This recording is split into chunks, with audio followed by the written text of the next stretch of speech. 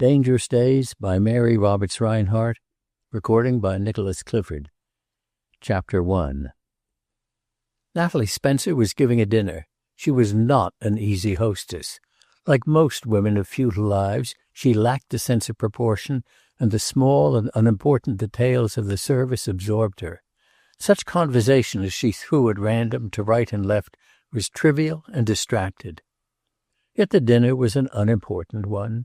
It had been given with an eye more to the menu than to the guest list, which was characteristic of Natalie's mental processes.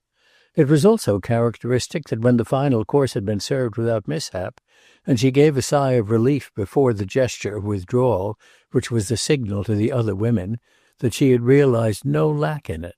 The food had been good, the service satisfactory. She stood up, slim and beautifully dressed, and gathered up the women with a smile.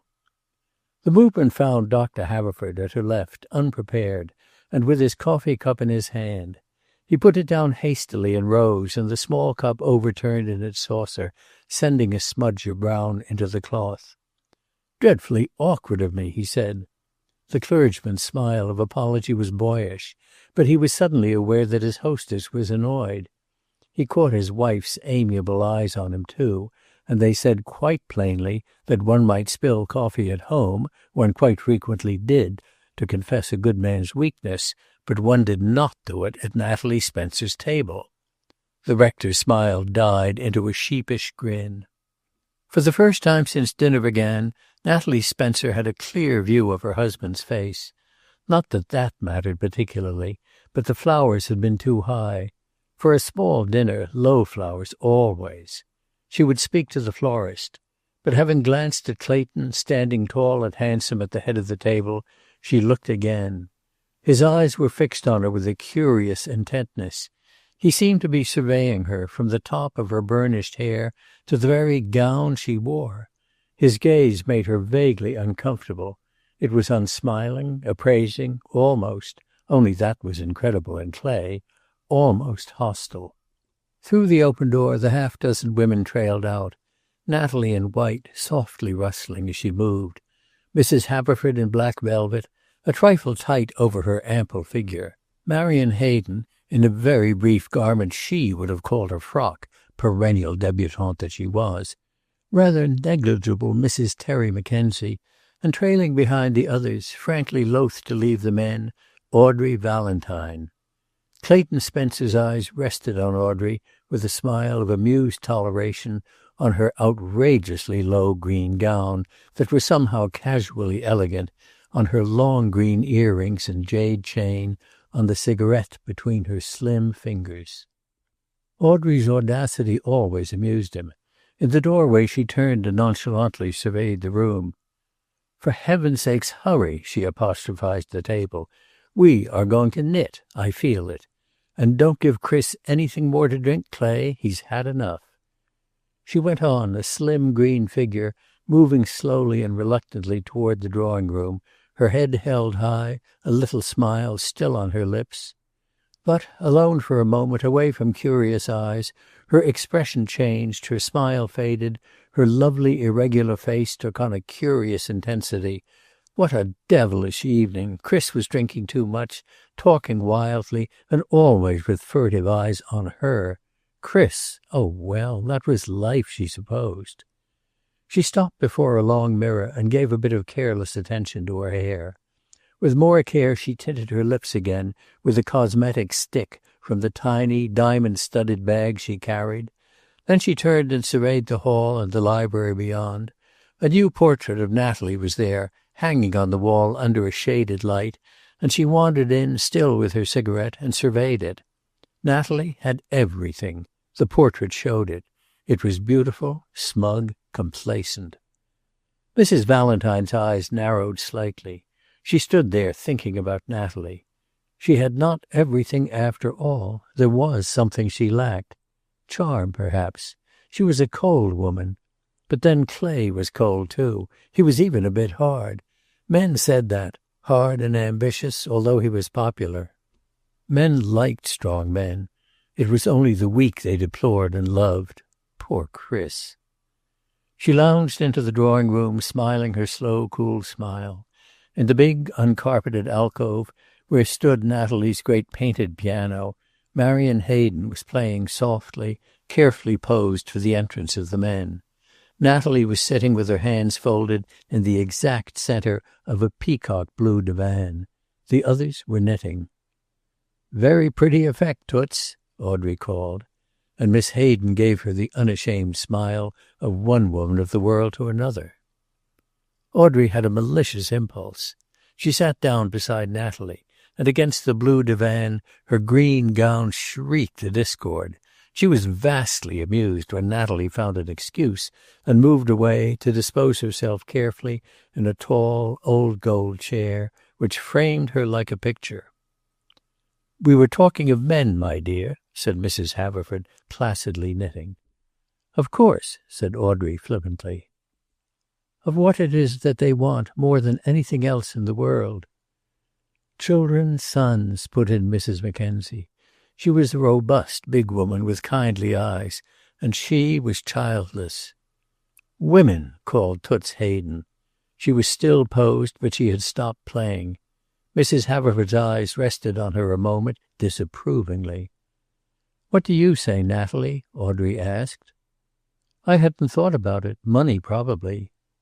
"You are all wrong," said Audrey, and lighted a fresh cigarette. "They want different things at different ages. That's why marriage is such a rotten failure. First they want women. Any woman will do, really. So they marry. Any woman. Then they want money. After that they want power and place. And when they've got that, they begin to want love." "Goodness gracious, Audrey, what a cynical speech," said Mrs. Mackenzie. "If they've been married all that time—" "Oh, tut," said Audrey rudely. She had the impulse of the unhappy woman to hurt, but she was rather ashamed of herself, too. These women were her friends. Let them go on believing that life was a thing of lasting loves, that men were true to the end, and that the relationships of life were fixed and permanent things. "I'm sorry," she said. "I was just being clever. Let's talk about the war. It's the only thing worth talking about, anyhow." In the dining room, Clayton Spencer, standing tall and erect, had watched the women go out. How typical the party was of Natalie, of her meticulous care in small things and her indifference or real ignorance as to what counted. Was it indifference, really? Or was it supreme craftiness, the stupidity of her dinners, the general unattractiveness of the women she gathered around her, the ill assortment of people who had little in themselves and nothing whatever in common? Of all the party, only Audrey and the rector had interested him even remotely. Audrey amused him. Audrey was a curious mixture of intelligence and frivolity. She was a good fellow. Sometimes he thought she was a nice woman posing as not quite nice. He didn't know. He was not particularly analytical, but at least she had been one bit of cheer during the endless succession of courses. The rector was the other, and he was relieved to find Dr. Haverford moving up to the vacant place at his right. "I've been wanting to see you, Clay," he said in an undertone. "It's rather stupid to ask you how you found things over there, but I'm going to do it." "You mean the war?" "There's nothing else in the world, is there?" "One wouldn't have thought so from the conversation here tonight." Clayton Spencer glanced about the table. Rodney Page, the architect, was telling a story clearly not for the ears of the clergy, and his own son, Graham, forced in at the last moment to fill a vacancy, was sitting alone, bored and rather sulky, and sipping his third cognac. "If you want my opinion, things are bad." "For the Allies or for us?" "Good heavens, man, it's the same thing. It's only the Allies who are standing between us and trouble now. The French are just holding their own. The British are fighting hard, but they're fighting at home, too. We can't sit by for long. We're bound to be involved." The rector lighted an excellent cigar. "Even if we are," he said hopefully, "I understand our part of it will be purely naval, and I believe our Navy will give an excellent account of itself." "Probably," Clay retorted, "if it had anything to fight. But with the German fleet bottled up and the inadvisability of attempting to bombard Berlin from the sea." The rector made no immediate reply, and Clayton seemed to expect none. He sat back, tapping the table with long, nervous fingers, and his eyes wandered from the table around the room. He surveyed it all with much the look he had given Natalie a few moments before, searching, appraising, vaguely hostile. Yet it was a lovely room, simple and stately. Rodney Page, who was by way of being decorator for the few, as he was architect for the many, had done the room, with its plainly paneled walls, the overmantel with an old painting inset, its lion chairs, its 2 console tables, with each its pair of porcelain jars. Clayton liked the dignity of the room, but there were times when he and Natalie sat at the great table alone, with only the candles for light, and the rest of the room in a darkness from which the butler emerged at stated intervals and retreated again, when he felt the oppression of it. For a dinner party, with the brilliant colors of the women's gowns, it was ideal. For Natalie and himself alone, with the long silences between them that seemed to grow longer as the years went on, it was inexpressibly dreary. He was frequently aware that both Natalie and himself were talking for the butler's benefit. From the room his eyes traveled to Graham, sitting alone, uninterested, dull, and somewhat flushed. And on Graham, too, he fixed that clear, appraising gaze that had vaguely disconcerted Natalie. The boy had had too much to drink, and unlike the group across the table, it had made him sullen and quiet. He sat there, staring moodily at the cloth and turning his glass around in fingers that trembled somewhat. Then he found himself involved in the conversation. "London as dark as they say?" inquired Christopher Valentine. He was a thin young man with a small, affectedly curled mustache. Clayton did not care for him, but Natalie found him amusing. "I haven't been over," he really said over, "for ages, 8 months or so." "Very dark, hard to get about." "Most of the fellows I know over there are doing something. I'd like to run over, but what's the use? Nobody's around, streets dark, no gaiety, nothing." "No, you'd better stay at home. They don't particularly want visitors anyhow." "Unless they go for war contracts, eh?" said Valentine pleasantly, a way he had of taking the edge off the frequent impertinence of his speech. "No, I'm not going over. We're not popular over there, I understand. Keep on thinking we ought to take a hand in the dirty mess." Graham spoke unexpectedly. "Well, don't you think we ought?" "If you want my candid opinion, no. We've been waving a red flag called the Monroe Doctrine for some little time, as a signal that we won't stand for Europe coming over here and grabbing anything. If we're going to be consistent, we can't do any grabbing in Europe, can we?" Clayton eyed him rather contemptuously. "We might want to grab, as you term it, a share in putting the madmen of Europe into chains," he said. "I thought you were pro-British, Chris." "Only as to clothes, women, and filet of sole," Chris returned flippantly. Then, seeing Graham glowering at him across the table, he dropped his affectation of frivolity. "What's the use of our going in now?" he argued. "This Somme push is the biggest thing yet. They're going through the Germans like a hay cutter through a field. German losses 500,000 already." "And what about the Allies? Have they lost nothing?" This was Clayton's attorney, an Irishman named Dennis Nolan. There had been 2 N's in Dennis originally, but although he had disposed of a part of his birthright, he was still belligerently Irish. "What about Romania? What about the Russians at Lemberg? What about Saloniki?" "You Irish," said the rector genially, "always fighting the world and each other. Tell me, Nolan, why is it that you always have individual humor and collective ill humor?" He felt that was rather neat, but Nolan was regarding him acrimoniously, and Clayton apparently had not heard at all. The dispute went on, Chris Valentine alternately flippant and earnest, the rector conciliatory, Graham glowering and silent. Nolan had started on the Irish question, and Rodney baited him with the prospect of conscription there. Nolan's voice, full and mellow and strangely sweet, dominated the room. But Clayton was not listening. He had heard Nolan air his views before. He was a trifle acid, was Nolan. He needed mellowing, a woman in his life. But Nolan had loved once, and the girl had died. With the curious constancy of the Irish, He had remained determinedly celibate. Strange race, Clayton reflected idly as Nolan's voice sang on. Don't know what they want, but want it like the devil. One-woman men, too. Curious. It occurred to him, then, that his own reflection was as odd as the fidelity of the Irish. He had been faithful to his wife. He had never thought of being anything else. He did not pursue that line of thought.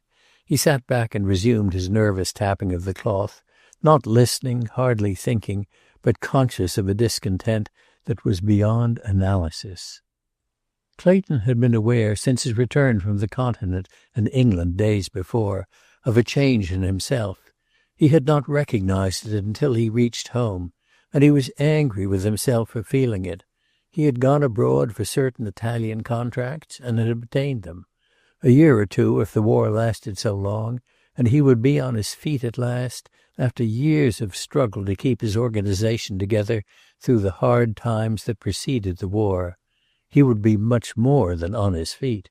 Given 3 more years of war, and he would be a very rich man. And now that the goal was within sight, he was finding that it was not money he wanted. There were some things money could not buy. He had always spent money. His anxieties had not influenced his scale of living. Money, for instance, could not buy peace for the world, or peace for a man either. It had only one value for a man. It gave him independence of other men, made him free. 3 things, said the rector, apropos of something or other, and rather oratorically, are required by the normal man: work, play, and love. Assure the crippled soldier that he has lost none of these, and... Work, play, and love. Well, God knows he had worked. Play? He would have to take up golf again more regularly. He ought to play 3 times a week. Perhaps he could take a motor tour now and then, too. Natalie would like that. Love? He had not thought about love very much. A married man of 45 certainly had no business thinking about love. No, he certainly did not want love. He felt rather absurd even thinking about it. And yet in the same flash came a thought of the violent passions of his early 20s. There had been a time when he had suffered horribly because Natalie had not wanted to marry him. He was glad all that was over. No, he certainly did not want love. He drew a long breath and straightened up. "How about those plans, Rodney?" he inquired genially. "Natalie says you have them ready to look over." "I'll bring them round any time you say." "Tomorrow, then. Better not lose any time. Building is going to be a slow matter at the best." "Slow and expensive," Page added. He smiled at his host, but Clayton Spencer remained grave. "I've been away," he said, "and I don't know what Natalie and you have cooked up between you. But just remember this. I want a comfortable country house. I don't want a public library." Page looked uncomfortable. The move into the drawing room covered his uneasiness, but he found a moment later on to revert to the subject. "I have tried to carry out Natalie's ideas, Clay," he said.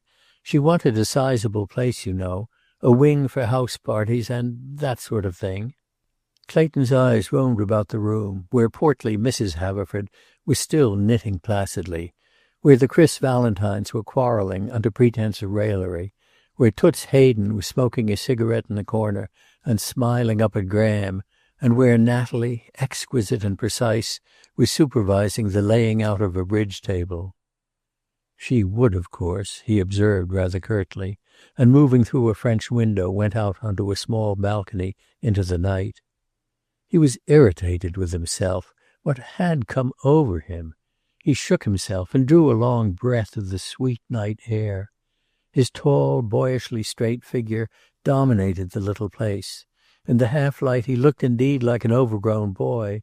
He always looked like Graham's brother, anyhow. It was one of Natalie's complaints against him. But he put the thought of Natalie away, along with his new discontent.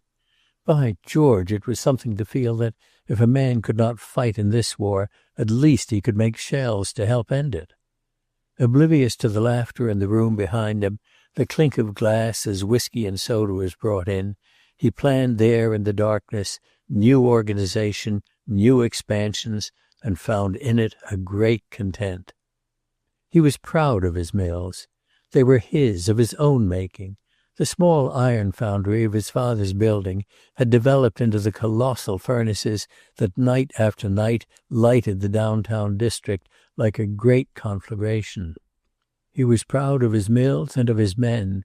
He liked to take men and see them work out his judgment of them. He was not often wrong. Take that room behind him. Rodney Page, dilettante, liked by women, who called him Roddy. A trifle unscrupulous, but not entirely a knave. The sort of man one trusted with everything but one's wife. Chris, too, only he let married women alone and forgot to pay back the money he borrowed. There was only one man in the room about whom he was beginning to mistrust his judgment, and that was his own son. Perhaps it was because he had so recently come from lands where millions of boys like Graham were pouring out their young lives like wine that Clayton Spencer was seeing Graham with a new vision.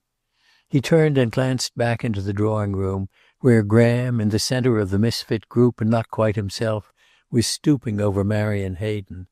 They would have to face that, of course, the woman urge in the boy. Until now his escapades had been boyish ones, a few debts frankly revealed and as frankly regretted, some college mischiefs, a rather serious gambling fever quickly curbed, but never women, thank God.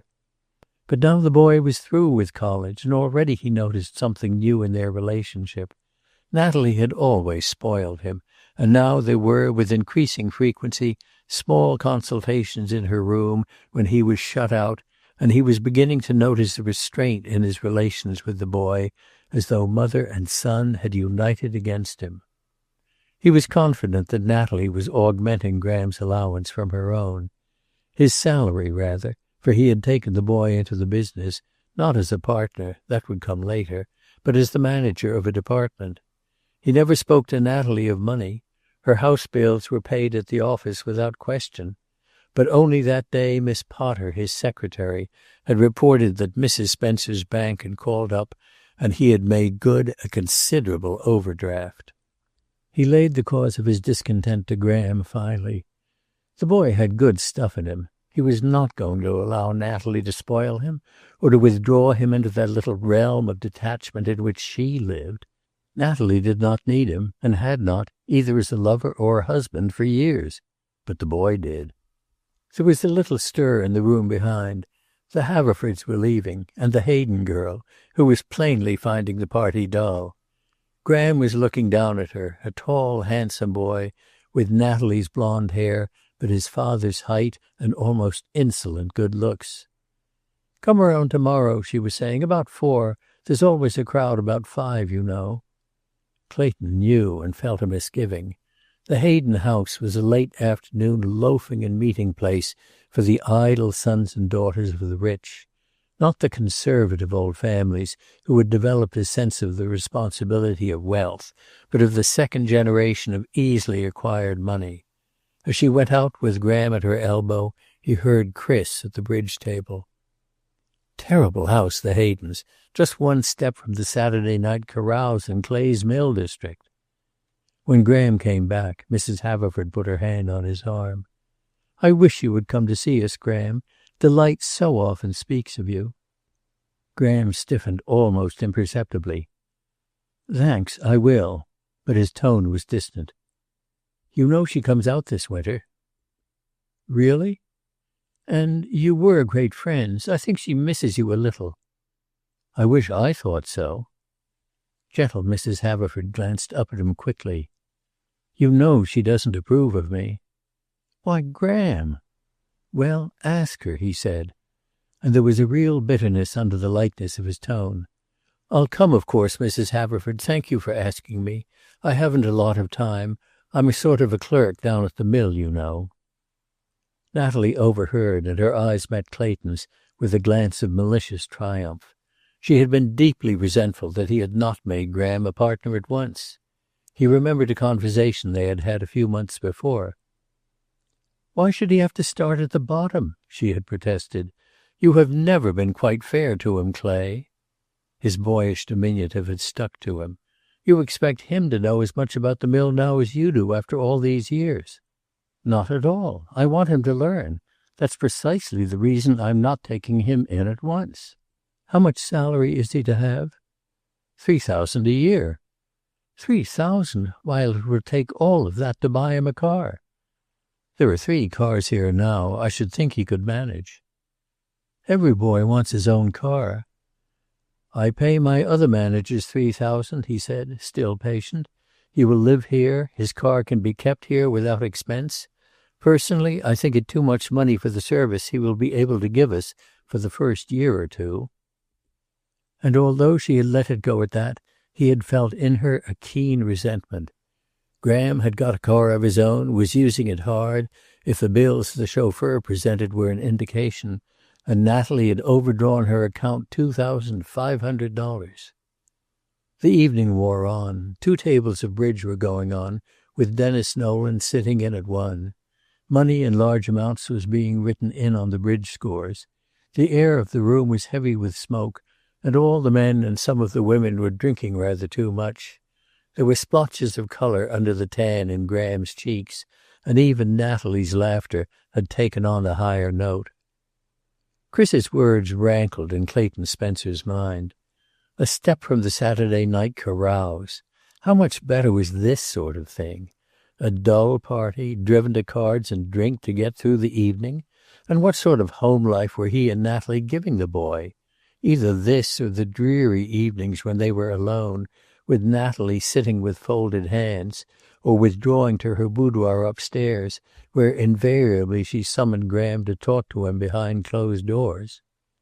He went into the library and shut the door. The room rested him after the babble across. He lighted a cigar and stood for a moment before Natalie's portrait. It had been painted while he was abroad, he suspected, Rodney's instigation. It left him quite cold, as did Natalie herself. He could look at it dispassionately, as he had never quite cared to regard Natalie. Between them personally, there was always the element she never allowed him to forget, that she had given him a son. This was Natalie herself, Natalie at 41, girlish, beautiful, fretful, and selfish. Natalie with whom he was to live the rest of his life, who was to share his wealth and his future, and with whom he shared not a single thought in common. He had a curious sense of disloyalty as he sat down at his desk and picked up a pad and pencil. But a moment later he had forgotten her, as he had forgotten the party across the hall. He had work to do. Thank God for work. Chapter 2. Natalie was in bed when he went upstairs. Through the door of his dressing room he could see her lying, surrounded by papers. Natalie's handsome bed was always covered with things, her handkerchief, a novel, her silk dressing gown flung over the footboard, sometimes bits of dress materials and lace. Natalie did most of her planning in bed. He went in and, clearing a space, sat down on the foot of the bed facing her. Her hair was arranged in a loose knot on top of her head, and there was a tiny space, perhaps a quarter of an inch, slightly darker than the rest. He realized with a little start that she had had her hair touched up during his absence. Still, she looked very pretty, her skin slightly glistening with its night's bath of cold cream, her slim arms lying out on the blue silk eiderdown coverlet. "I told Dr. Haverford tonight that we would like to give him a car, Natalie," he began directly. It was typical of him, the we. "A car? What for?" "To ride about in, my dear. It's rather a large parish, you know, and I don't feel exactly comfortable seeing him tramping along when most people are a wheel. He's not very young." "He'll kill himself, that's all." "Well, that's rather up to Providence, of course." "You are throwing us up to Providence, aren't you?" she asked shrewdly. "Throwing bread on the waters? I dare say he angled for it. You're easy, Clay. Give you a good dinner? It was a nice dinner, wasn't it?" "A very nice dinner," he assented, but at the tone she looked up. "Well, what was wrong?" she demanded. "I saw when I went out that you were angry about something. Your face was awful." "Oh, come now, Natalie," he protested. "It wasn't anything of the sort. The dinner was all right. The guests were all right. I may have unconsciously resented your attitude about Dr. Haverford. Certainly he didn't angle for it, and I had no idea of throwing a sop to Providence." That isn't what was wrong at dinner. Do you really want me to tell you? Not if it's too disagreeable. Good heavens, Natalie, one would think I bullied you. Oh, no, you don't bully. It's worse. It's the way you look. Your face sets. Well? I didn't feel unpleasant. It's rather my misfortune that my face. Didn't you like my gown? Very much. It seemed a trifle low, but you know I always like your clothes. He was almost pathetically anxious to make up to her for that moment's disloyalty in the library. There, she said, brushing the papers aside. Now we're getting at it. Was I anything like as low as Audrey Valentine? Of course not. Her back, you just drive me to despair, Clay. Nothing I do pleases you. The very tone of that secretary of yours today, when I told her about that overdraft, it was positively insulting. I don't like overdrafts, he said without any irritation. When you want extra amounts, you have only to let me know. You are always finding fault with me, she complained. It's either money or my clothes or Graham or something. Her eyes filled. She looked young and absurdly childish. But a talk he had had with the rector was still in his mind. It was while they were still at the table, and Nolan had been attacking the British government. We get out of this world largely what we put into it, he had said. You give largely, Clay, and you receive largely. I rejoice in your prosperity because you have earned it. You think, then, he had asked, that we only receive as we give? I don't mean material things, of course. The rector had fixed him with kindly, rather faded old eyes. That has been my experience, he said. Happiness, for instance, only comes when we forget our eternal search for it and try to make others happy. Even religion is changing. The old selfish idea of saving our own souls has given way largely to the saving of others by giving them a chance to redeem themselves. Decent living conditions. He had gone on, but Clayton had not listened very intently. He had been wondering if happiness was not the thing he had somehow missed. It was then that he had decided to give the car. If, after all, that would make for the rector's happiness. I don't want to find fault with you, Natalie, he said gravely. I would like to see you happy. Sometimes I think you are not. I have my business, but you have nothing to do, and I suppose you wouldn't be interested in war work, would you? There are a lot of committees, and since I've been in England, I realize what a vast amount is needed. Clothes, you know, and bandages, and, well, everything. Nothing to do, she looked up, her eyes wide and indignant. But of course you would think that. This house runs itself, I suppose. Let's be honest, Natalie, he said with a touch of impatience. Actually, how much time each day do you give to this house? You have plenty of trained servants. An hour? 2 hours? I'll not discuss it with you. She took up a typewritten sheet and pretended to read it carefully. Clayton had a half-humorous, half-irritated conviction that if he was actually hunting happiness, he had begun his search for it rather badly. He took the paper from her gently. What's this? He inquired. Anything I should not see? Decorators' estimates for the new house. Her voice was resentful. You'll have to see them sometime. Library curtains, gray Chippendale velvet, gold gimp, faced with colonial yellow. He read an item picked at random. $2,000. That's going some for curtains, isn't it? It's not too much for that sort of thing. But look here, Natalie, he expostulated. This is to be a country house, isn't it? I thought you wanted chinced and homey things. This looks like a city house in the country. He glanced at the total. The hangings alone, with a tapestry or two, were to be $35,000. He whistled. Hangings alone? And what sort of a house has Rodney planned, anyhow? Italian, with a sunken garden. The landscape estimates are there, too. He did not look at them. It seems to me you and Rodney have been pretty busy while I've been away, he remarked. Well, I want you to be happy, my dear, only I don't want to tie up a fortune just now. We may get into this war, and if we do... He rose and yawned, his arms above his head. I'm off to bed, he said. Big day tomorrow. I'll want Graham at the office at 8:30.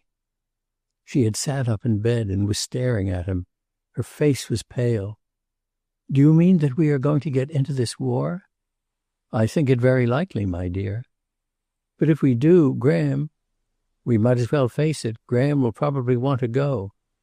"He'll do nothing of the sort," she said sharply. "He's all I have. All. Do you think I'm going to send him over there to be cannon fodder? I won't let him go." She was trembling violently. "I won't want him to go, of course. But if the thing comes, he's of age, you know." She eyed him with thinly veiled hostility. "You're hard, Clay," she accused him. "You're hard all the way through. You're proud, too. Proud and hard. You want to be able to say your son was in the army. It's not because you care anything about the war, except to make money out of it. What is the war to you, anyhow? You don't like the English, and as for the French, you won't even let me have a French butler." He was not the less angry because he realized the essential truth of part of what she said.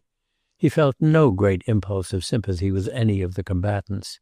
He knew the gravity of the situation rather than its tragedy. He did not like war, any war. He saw no reason why men should kill. But this war was a fact. He had had no hand in its making, but it was made. His first impulse was to leave her in dignified silence. But she was crying, and he disliked leaving her in tears. Dead as was his love for her, and that night, somehow, he knew that it was dead, she was still his wife. They had had some fairly happy years together long ago, and he felt the need, too, of justification. "Perhaps you are right, Natalie," he said after a moment. "I haven't cared about this war as much as I should. Not the human side of it, anyhow. But you ought to understand that by making shells for the Allies, I am not only making money for myself. They need the shells. And I'll give them the best. I don't intend only to profit by their misfortunes." She had hardly listened. "Then, if we get into it, as you say, you'll encourage Graham to go?" "I shall allow him to go if he feels it his duty." "Oh, duty, duty, I'm sick of the word." She bent forward and suddenly caught one of his hands. "You won't make him go, Clay," she begged. You'll let him make his own decision?" "If you will." "What do you mean?" "If you'll keep your hands off, too. We're not in it yet. God knows I hope we won't be. But if I promise not to influence him, you must do the same thing." "I haven't any more influence over Graham than that," she said, and snapped her finger. But she did not look at him. "Promise," he said steadily. "Oh, all right." Her voice and face were sulky. She looked much as Graham had that evening at the table. "Is that a promise?" "Good heavens, do you want me to swear to it?" "I want you to play fair, that's all." She leaned back again among her pillows and gathered her papers. "All right," she said indifferently. "Have you any preference as to color for your rooms in the new house?" He was sorry for his anger, and after all, these things which seemed so unimportant to him were the things that made up her life. He smiled. "You might match my eyes. I'm not sure what color they are. Perhaps you know." But she had not forgiven him. "I've never noticed," she replied, and small bundles of samples in her hand resumed her reading and her inspection of textiles. "Good night, Natalie." "Good night." She did not look up. Outside his wife's door he hesitated. Then he crossed and without knocking entered Graham's bedroom. The boy was lounging in a long chair by an open fire. He was in his dressing gown and slippers, and an empty whiskey and soda glass stood beside him on a small stand. Graham was sound asleep. Clayton touched him on the shoulder, but he slept on, his head to one side, his breathing slow and heavy. It required some little effort to waken him. "Graham," said Clayton sharply. "Yes." He stirred but did not open his eyes. "Graham, wake up, boy." Graham sat up suddenly and looked at him. The whites of his eyes were red, but he had slept off the dinner wine. He was quite himself. "Better get to bed," his father suggested. "I'll want you early tomorrow." "What time, sir?" He leaned forward and pressed a button beside the mantelpiece. "What are you doing that for?" "Ice water. Awfully thirsty." "The servants have gone to bed. Go down and get it yourself." Graham looked up at the tone. At his father's eyes he looked away. "Sorry, sir," he said. "Must have had too much champagne. Wasn't much else to do, was there? Mother's parties. My God, what a dreary lot." Clayton inspected the ice water carafe on the stand and found it empty. "I'll bring you some water from my room," he said, "and I don't want to see you this way again, Graham. When a man cannot take a little wine at his own table without taking too much, he fails to be entirely a gentleman." He went out. When he came back, Graham was standing by the fire in his pajamas, looking young and rather ashamed. Clayton had a flash of those earlier days when he had come in to bid the boy good night, and there had always been that last request for water, which was to postpone the final switching off of the light. "I'm sorry, Father." Clayton put his hand on the boy's shoulder and patted him. "We'll have to do better next time, that's all." For a moment the veil of constraint of Natalie's weaving lifted between them. "You'd better shove me off the dock and let me swim, or drown." "I'd hardly like to do that, you know. You are all I have." "I'm no good at the mill." "You haven't had very much time. I've been a good many years learning the business." "I'll never be any good, not there. If there was something to build up, it would be different, but it's all done. You've done it. I'm only a sort of sublimated clerk. I don't mean," he added hastily, "that I think I ought to have anything more. It's only that, well, the struggle's over, if you know what I mean." "I'll talk to you about that tomorrow. Go to bed now. It's 1:00. He moved to the doorway. Graham, carafe in hand, stood staring ahead of him. He had the courage of the last whiskey and soda and a sort of desperate contrition. "Father." "Yes, Graham." "I wish you'd let me go to France and fly." Something like a cold hand seemed to close around Clayton's heart. "Fly? Why?" "Because I'm not doing any good here, and because I'd like to see if I have any good stuff in me. All the fellows are going," he added rather weakly. "That's not a particularly worthy reason, is it?" "It's about as worthy as making money out of shells when we haven't any reason for selling them to the Allies more than the Germans, except that we can't ship to the Germans." He looked rather frightened then, but Clayton was not angry. He saw Natalie's fine hand there, and the boy's impressionable nature. "Think that over, Graham," he said gravely. "I don't believe you quite mean it. Good night." He went across to his own bedroom, where his silk pajamas, neatly folded, lay on his painted Louis XVI bed. Under his reading lamp there was a book. It was a part of Natalie's decorative scheme for the room. Its binding was mauve to match the hangings. For the first time since the room had been done over during his absence, he picked up the book. Rodney's idea for a cent, he reflected, looking rather grimly at the cover. He undressed slowly, his mind full of Graham and the problem he presented. Then he thought of Natalie and of the little things that made up her life and filled her days. He glanced about the room, beautiful, formal, exquisitely appointed. His father's portrait was gone from over the mantel, and an old French watercolor hung there instead. That was too bad of Natalie. Or had it been Rodney? He would bring it back.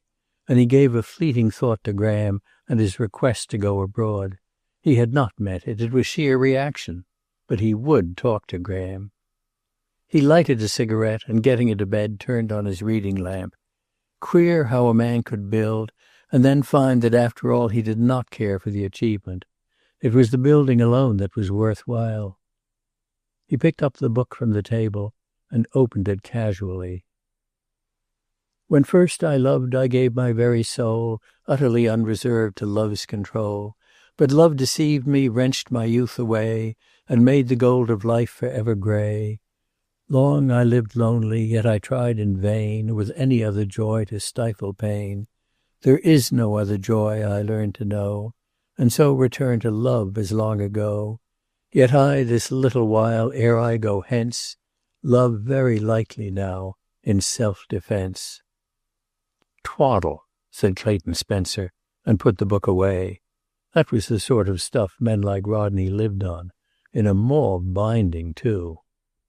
After he had put out the light, he lay for a long time, staring into the darkness. It was not love he wanted. He was through with all that. Power was the thing. Integrity and power. To yield to no man, to achieve independence for one's soul. Not that he put it that way. He formulated it drowsily. Not to give a damn for anyone so long as you're right. Of course, it was not always possible to know if one was right. He yawned. His conscious mind was drowsing, and from the depths below, released of the sentry of his waking hours, came the call of his starved imagination. Chapter 3. There was no moral to be adduced from Graham's waking the next morning. He roused, reluctantly enough, but blithe and hungry. He sang as he splashed in his shower, chose his tie whistling, and went down the staircase 2 steps at a time to a ravenous breakfast. Clayton was already at the table in the breakfast room, sitting back with the newspaper, his coffee at his elbow, the first cigarette of the morning half smoked. He looked rather older in the morning light. Small fine threads had begun to show themselves at the corners of his eyes. The lines of repression from the nostrils to the corners of the mouth seemed deeper, but his invincible look of boyishness persisted at that. There was no awkwardness in Graham's "Morning, Dad." He had not forgotten the night before, but he had already forgiven himself. He ignored the newspaper at his plate and dug into his grapefruit. "Anything new?" he inquired casually. "You might look and see," Clayton suggested good-naturedly. "I'll read going down in the car. Can't stand war news on an empty stomach. Mother all right this morning?" "I think she is still sleeping." "Well, I should say she needs it after last night. How in the world we managed, with all the interesting people in the world, to get together such a dreary lot as that. Lord, it was awful." Clayton rose and folded his paper. "The car's waiting," he said. "I'll be ready in 5 minutes." He went slowly up the stairs. In her pink bedroom Natalie had just wakened. Madeleine, her elderly French maid, had brought her breakfast, and she was lying back among the pillows, the litter of the early mail about her and a morning paper on her knee. He bent over and kissed her, perfunctorily, and he was quick to see that her resentment of the evening before had survived the night. "Sleep well?" he inquired, looking down at her. She evaded his eyes. "Not particularly." "Any plans for today?" "I'll just play around. I'm lunching out, and I may run out with Rodney to Lindale. The landscape men are there today." She picked up the newspaper as though to end the discussion. He saw then that she was reading the society news, and he rather more than surmised that she had not even glanced at the black headings which on the first page announced the hideous casualties of the Somme. "Then you've given the planting contract?" "Some things have to go in the fall, Clay. For heaven's sakes, don't look like a thundercloud." "Have you given the landscape contract?" "Yes, and please go out. You make my head ache." "How much is it to be?" "I don't know. Ask Rodney." "I'll do nothing of the sort, my dear. This is not Rodney's investment." "Nor mine, I suppose." "All I want you to do, Natalie, is to consult me. I want you to have a free hand, but someone with a sense of responsibility ought to check up these expenditures. But it isn't only that. I'd like to have a hand in the thing myself. I've rather looked forward to the time when we could have the sort of country place we wanted." "You don't like any of the strings to get out of your fingers, do you?" "I didn't come up to quarrel, Natalie. I wish you wouldn't force it on me." "I force it on you!" she cried, and laughed in a forced and high-pitched note. "Just because I won't be overridden without a protest? I'm through, that's all. I shan't go near the place again." "You don't understand," he persisted patiently. "I happen to like gardens. I had an idea, I told you about it, of trying to duplicate the old garden at home. You remember it, when we went there on our honeymoon?"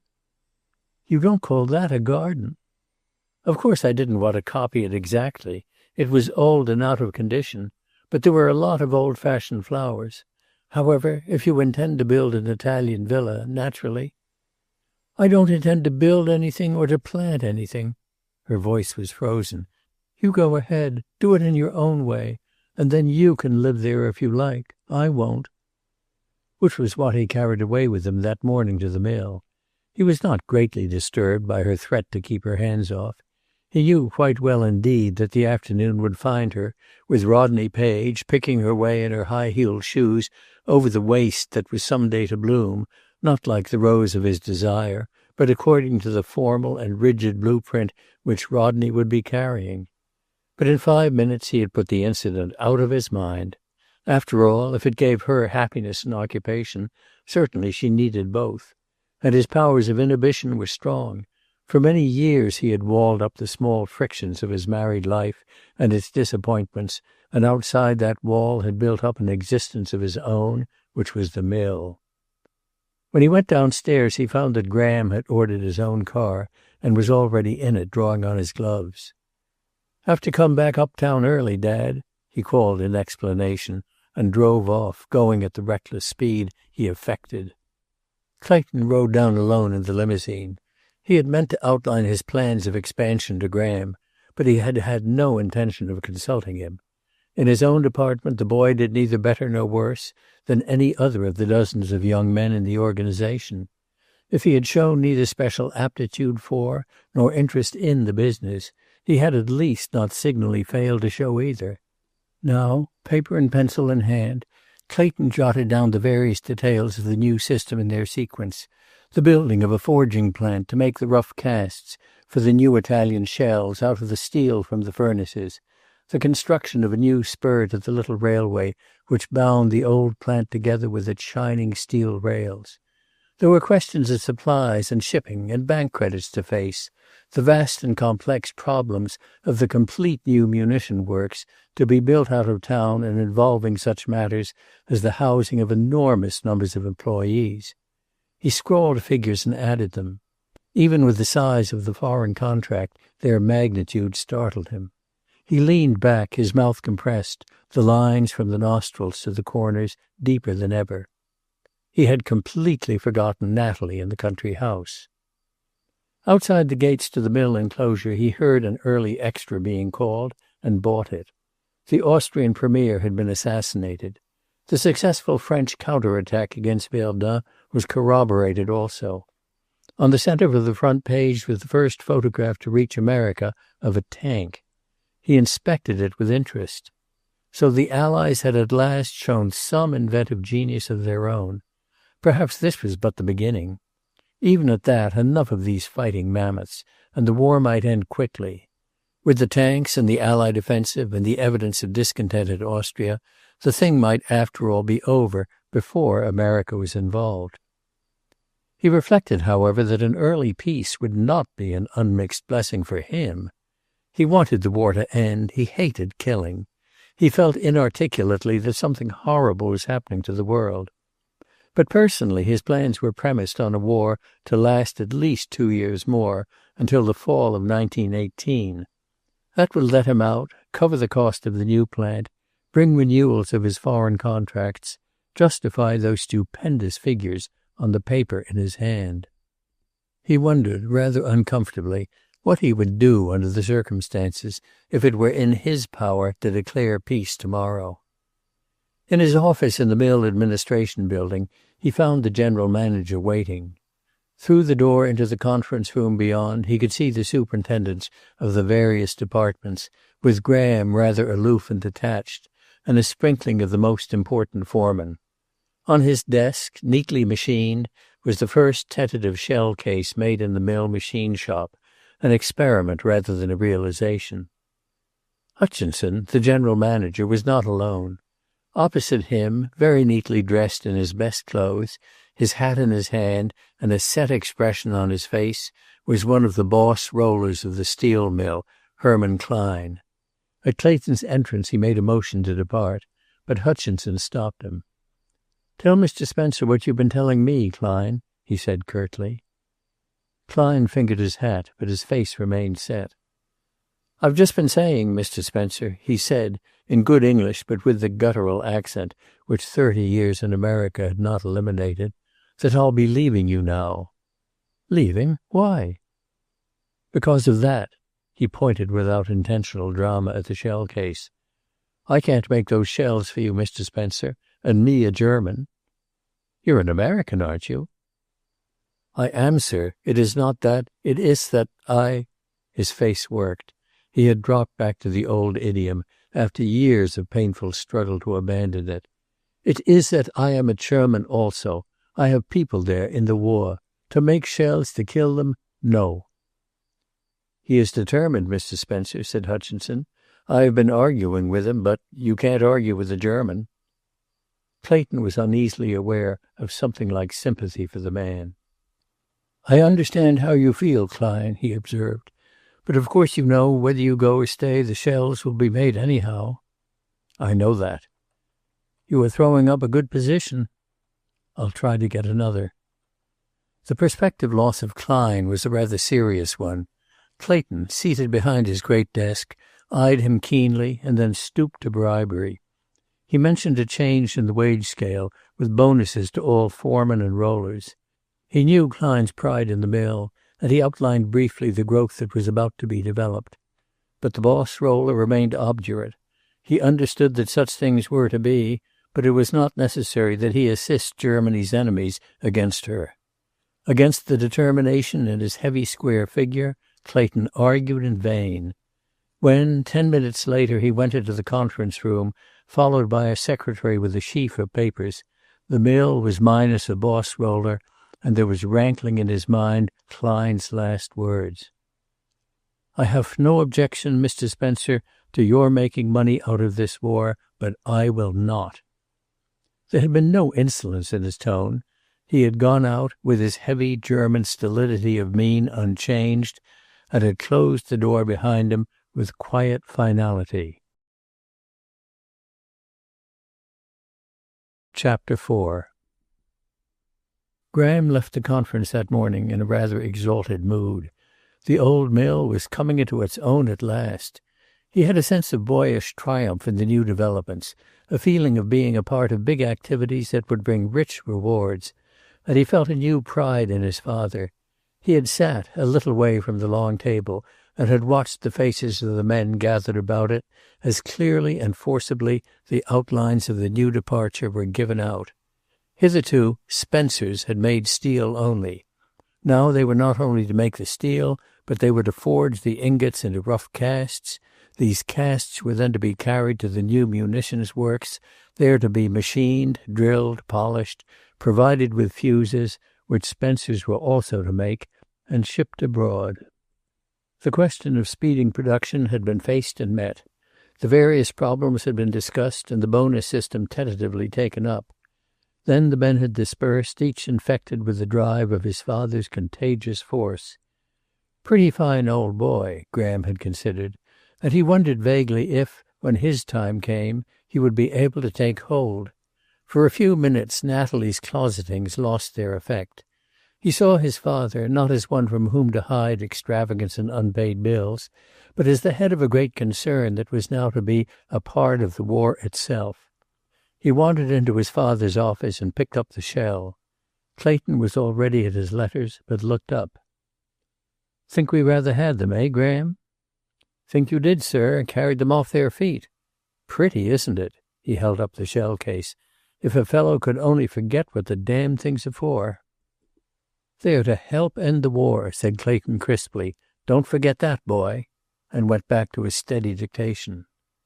Graham went out of the building into the mill yard. The noise always irritated him. He had none of Clayton's joy and understanding of it. To Clayton each sound had its corresponding activity.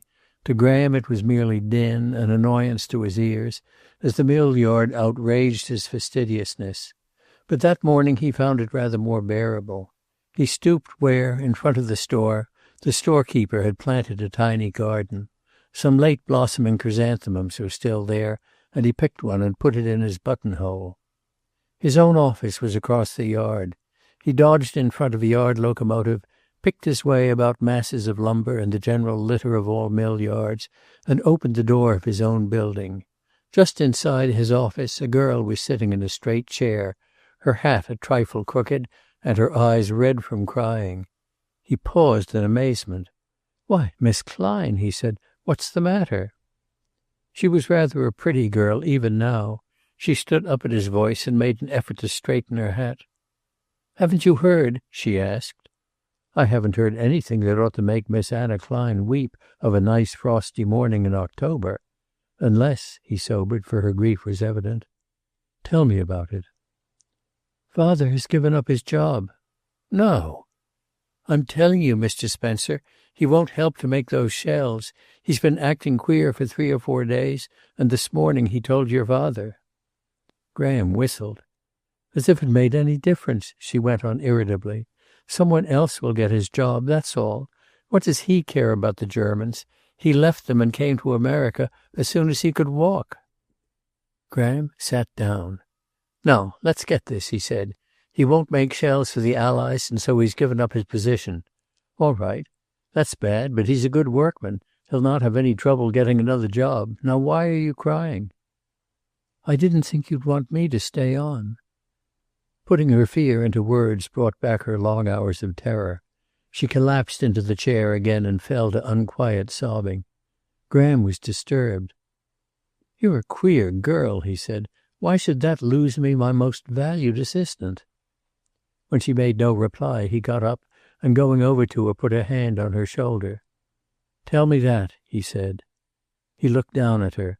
The hair grew very soft and blonde at the nape of her neck, and he ran a finger lightly across it. "Tell me that." "I was afraid it would." "And even if it had, which you are a goose for thinking, you're just as good in your line as your father is in his. I've been expecting any time to hear of your leaving me for a handsomer man." He had been what he would have termed jollying her back to normality again. But to his intense surprise she suddenly leaned back and looked up into his face. There was no doubting what he saw there. Just for a moment the situation threatened to get out of hand. Then he patted her shoulders and put the safety of his desk between them. "Run away and bathe your eyes," he said, "and then come back here looking like the best secretary in the state and not like a winter thaw. We have the deuce of a lot of work to do." But after she had gone, he sat for some little time idly rapping a pencil on the top of his desk. By Jove, Anna Klein! Of all girls in the world!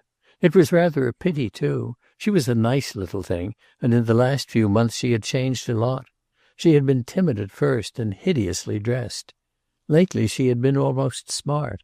Those earrings now, they changed her a lot. Queer, how things went on in a girl's mind, and a fellow didn't know until something happened. He settled his tie and smoothed back his heavy hair. During the remainder of the day he began to wonder if he had not been a fatuous idiot. Anna did her work with the thoroughness of her German blood plus her American training. She came back minus her hat, and with her eyes carefully powdered, and not once during the morning was he able to meet her eyes fully. By the middle of the afternoon, sex vanity and curiosity began to get the better of his judgment, and he made an excuse, when she stood beside him over some papers, her hand on the desk, to lay his fingers over hers. She drew her hand away quickly, and when he glanced up boyishly smiling, her face was flushed. "Please," she said, and he felt hurt and rebuffed. He had no sentiment for her whatever, but the devil of mischief of 22 was behind him, urging him on to the eternal experiment. He was very formal with her for the rest of the day, and had the satisfaction of leaving her at 4 o'clock, white-faced and miserable over her machine in the little office next to his. He forgot her immediately in the attempt to leave the mill without encountering his father. Clayton, he knew, would be staying late, and would be exacting similar tribute to the emergency from the entire force. Also, he had been going about the yard with contractors most of the afternoon. But Graham made his escape safely. It was 2 hours later when his father, getting into the limousine, noticed the absence of the boy's red car and asked the gateman how long it had been gone. "Since about 4 o'clock, Mr. Spencer." Suddenly Clayton felt a reaction from the activities of the day. He sank back in the deeply padded seat and felt tired and, in some odd fashion, lonely. He would have liked to talk to Graham on the way uptown, if only to crystallize his own thoughts. He would have liked to be going home to review with Natalie the day's events, the fine spirit of his men, the small difficulties. But Natalie hated the mention of the mill. He thought it probable, too, that they were dining out. Yes, he remembered. They were dining at the Chris Valentines. Well, that was better than it might have been. They were not dull, anyhow. His mind wandered to the Valentine house. Small, not too well ordered, frequently noisy, but always gay and extremely smart. He thought of Audrey and her curious friendship with Natalie. Audrey, the careless, with her dark, lazy charm, her deep and rather husky contralto, her astonishing little French songs, which she sang with nonchalant grace, and her crowds of boyish admirers whom she alternately petted and bullied. Surely she and Natalie had little enough in common. Yet in the last year or so he had been continually coming across them together, at the club, at luncheon in the women's dining room, at his own house. Natalie always perfectly and expensively dressed, Audrey in the casual garments which somehow her wearing made effective. He smiled a little. Certain of Audrey's impertinences came to his mind. She was an amusing young woman. He had an idea that she was always in debt, and that the fact concerned her very little. He fancied that few things concerned her very deeply, including Chris. But she knew about food. Her dinners were as casual as her house as to service, but they were worth eating. She claimed to pay for them out of her bridge winnings, and indeed her invitation for tonight had been frankness itself. "I'm going to have a party, Clay," she had said. "I've made 2 killings at bridge, and somebody has shipped Chris some ducks. If you'll send me some cigarettes like the last, I'll make it Tuesday." He had sent the cigarettes, and this was Tuesday. The pleasant rolling of the car soothed him. The street flashed by, brilliant with lights that in far perspective seemed to meet. The shop windows gleamed with color. From curb to curb were other cars like the one in which he rode, carrying home other men like himself to whatever the evening held in store. He remembered London at this hour, already dark and quiet, its few motors making their cautious way in the dusk, its throngs of clerks, nearly all women now, hurrying home to whatever dread the night might hold, and it made him slightly more complacent. These things that he had taken for granted before had, since his return, assumed the quality of luxury. "Pray God we won't get into it," he said to himself. He reviewed his unrest of the night before and smiled at it. Happiness. Happiness came from a sense of achievement. Integrity and power, that was the combination. The respect of one's fellow men, the day's work well done. Romance was done at his age, but there remained the adventure of success. A few years more and he would leave the mill to Graham and play a while. After that, he had always liked politics. They needed business men in politics. If men of training and leisure would only go in for it, there would be some chance of cleaning up the situation. Yes, he might do that. He was an easy speaker and... The car drew up at the curb and the chauffeur got out. Natalie's car had drawn up just ahead, and the footman was already opening the door. Rodney Page got out and assisted Natalie to alight. Clayton smiled. So she had changed her mind. He saw Rodney bend over her hand and kiss it after his usual ceremonious manner. Natalie seemed a trifle breathless when she turned and saw him. "You're early, aren't you?" she said. "I fancy it is you who are late."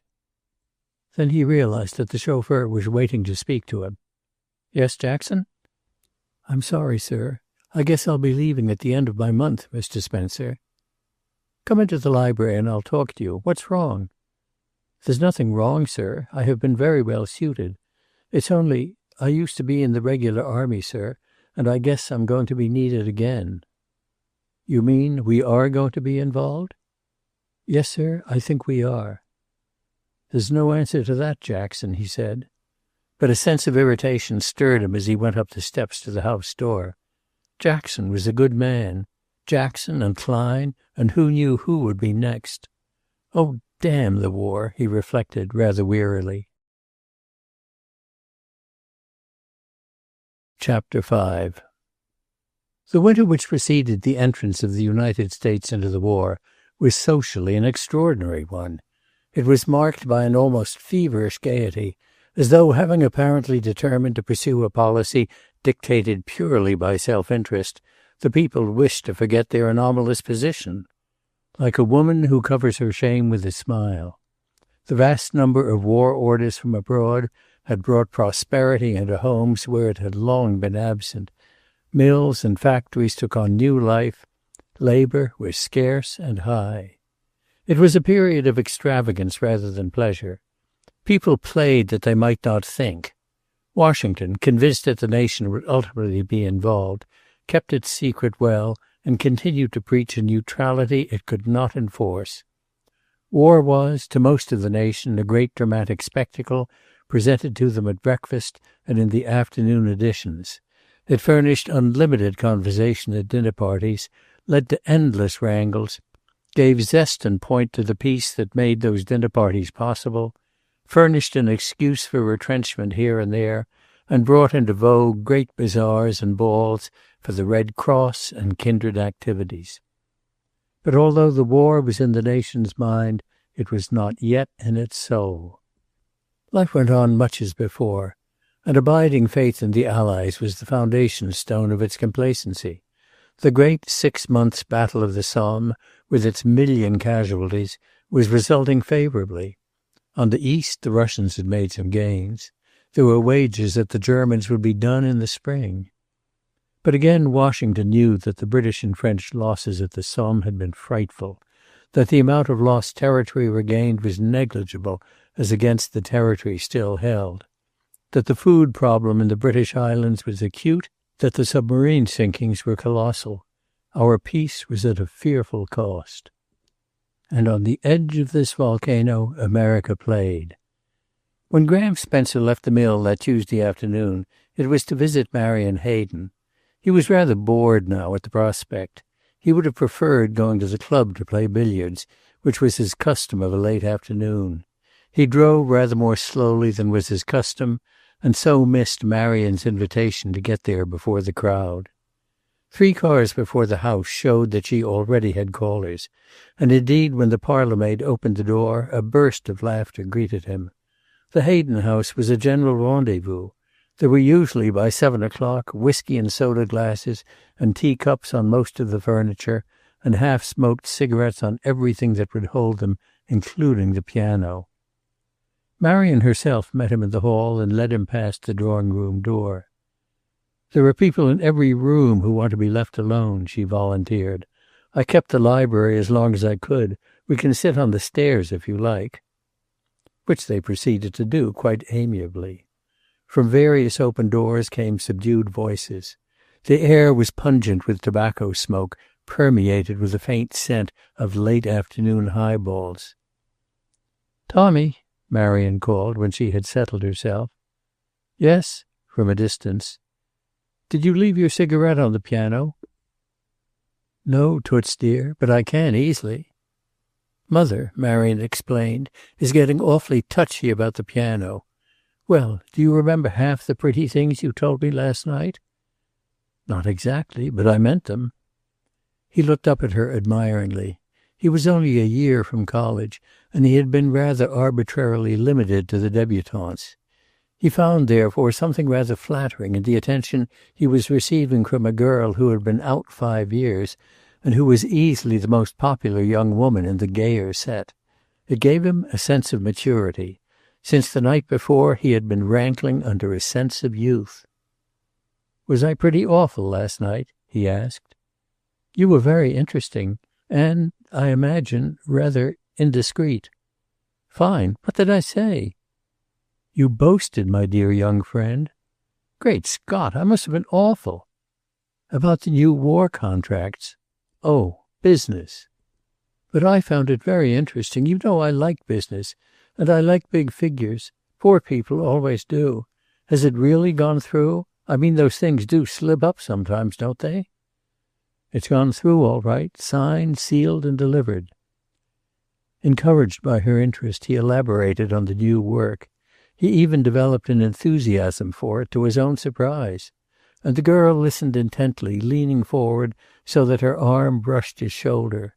Her eyes, slightly narrowed, watched him closely. She knew every move of the game she was determining to play.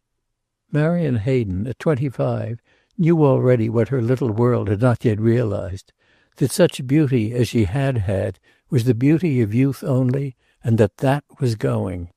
Late hours, golf, perhaps a little more champagne than was necessary at dinners, and the mornings found her almost plain. And, too, she had the far vision of the calculating mind. She knew that if the country entered the war, every eligible man she knew would immediately volunteer. At 25, she already noticed a change in the personnel of her followers. The unmarried men who had danced with her during her first 2 winters were now sending flowers to the debutantes and cutting in on the younger men at balls. Her house was still a rendezvous, but it was for couples like the ones who had preempted the drawing room, the library, and the music room that afternoon. They met there, smoked their cigarettes, made love in a corner, occasionally became engaged. But she was of the game, no longer in it. Men still came to see her, a growing percentage of them married. They brought or sent her tribute, flowers, candy, and cigarettes. She was enormously popular at dances, but more and more her dinner invitations were from the older crowd, like Natalie Spencer's stupid party the night before. So she watched Graham and listened. He was a nice boy and a handsome one. Also, he promised to be sole heir to a great business. If the war only lasted long enough. "Imagine your knowing all those things," she said admiringly. "You're a partner, aren't you?" He flushed slightly. "Not yet, but of course I shall be." "When you really get going, I wonder if you will take me round and show me how shells are made. I'm the most ignorant person you ever knew." "I'd be awfully glad to." "Very well. For that promise you shall have a highball. You're an awful dear, you know." She placed a slim hand on his shoulder and patted it. Then, leaning rather heavily on him for support, she got to her feet. "We'll go in and stir up some of the lovers," she suggested. "And if Tommy Hale hasn't burned up the piano, we can dance a bit. You dance divinely, you know." It was after 7 when he reached home. He felt every inch a man. He held himself very straight as he entered the house, and the boyish grin with which he customarily greeted the butler had given place to a dignified nod. Natalie was in her dressing room. At his knock she told the maid to admit him and threw a dressing gown over her bare shoulders. Then she sent the maid away and herself cautiously closed the door into Clayton's room. "I've got the money for you, darling," she said. From her jewel case she took a roll of bills and held them out to it. 500. "I hate to take it, Mother." "Never mind about taking it. Pay those bills before your father learns about them. That's all." He was divided between gratitude and indignation. His newfound maturity seemed to be slipping from him. Somehow, here at home, they always managed to make him feel like a small boy. "Honestly, Mother, I'd rather go to Father and tell him about it. He'd make a row, probably, but at least you'd be out of it." She ignored his protest, as she always ignored protests against her own methods of handling matters. "I'm accustomed to it," was her sole reply. But her resigned voice brought her, as it always had, the ready tribute of the boy's sympathy. "Sit down, Graham. I want to talk to you." He sat down, still uneasily fingering the roll of bills. Just how far Natalie's methods threatened to undermine his character was revealed when, at a sound in Clayton's room, he stuck the money hastily into his pocket. "Have you noticed a change in your father since he came back?" Her tone was so ominous that he started. "He's not sick, is he?" "Not that. But he's different, Graham. Your father thinks we may be forced into the war." "Good for us. It's time, that's sure." "Graham!" "Why, good heavens, Mother," he began. "We should have been in it last May. We should—" She was holding out both hands to him piteously. "You wouldn't go, would you?" "I might have to go," he evaded. "You wouldn't, Graham. You're all I have left to live for. You wouldn't need to go. It's ridiculous. You're needed here. Your father needs you." "He needs me the hell of a lot," the boy muttered. But he went over and, stooping down, kissed her trembling face. "Don't worry about me," he said lightly. "I don't think we've got spine enough to get into the mix-up anyhow. And if we have—" "You won't go. Promise me you won't go." When he hesitated, she resorted to her old methods with both Clayton and the boy. She was doing all she could to make them happy. She made no demands, none. But when she asked for something that meant more than life to her, it was refused, of course. She had gone through all sorts of humiliation to get him that money, and this was the gratitude she received. Graham listened. She was a really pathetic figure, crouched in her low chair and shaken with terror. She must have a rather bad time. There were so many things she dared not take to his father. She brought them to him instead, her small grievances, her elaborate extravagances, her disappointments. It did not occur to him that she transferred to his young shoulders many of her own burdens. He was only grateful for her confidence and a trifle bewildered by it. And she had helped him out of a hole just now. "All right, I promise," he said at last. "But you are worrying yourself for nothing, Mother." She was quite content then, cheered at once, consulted the jeweled watch on her dressing table, and rang for the maid. "Heavens, how late it is!" she exclaimed. "Run out now, dear. And Graham, tell Buckham to do up a dozen dinner napkins and paper. Audrey Valentine has telephoned that she has just got in and finds she hasn't enough. If that isn't like her." Chapter 6. Months afterward, Clayton Spencer, looking back, realized that the night of the dinner at the Chris Valentines marked the beginning of a new epoch for him. Yet he never quite understood what it was that had caused the change. All that was clear was that in retrospect he always commenced with that evening, when he was trying to trace his own course through the months that followed, with their various changes, to the momentous ones of the following summer. Everything pertaining to the dinner, save the food, stood out with odd distinctness. Natalie's silence during the drive, broken only by his few questions and her brief replies. Had the place looked well? Very. And was the planting going on all right? She supposed so. He had hesitated, rather discouraged. Then, "I don't want to spoil your pleasure in the place, Natalie," he had said rather awkwardly. "After all, you will be there more than I shall. You'd better have it the way you like it." She had appeared mollified at that, and had relaxed somewhat. He fancied that the silence that followed was no longer resentful, that she was busy planning. But when they had almost reached the house, she turned to him. "Please don't talk war all evening, Clay," she said. "I'm so ghastly sick of it."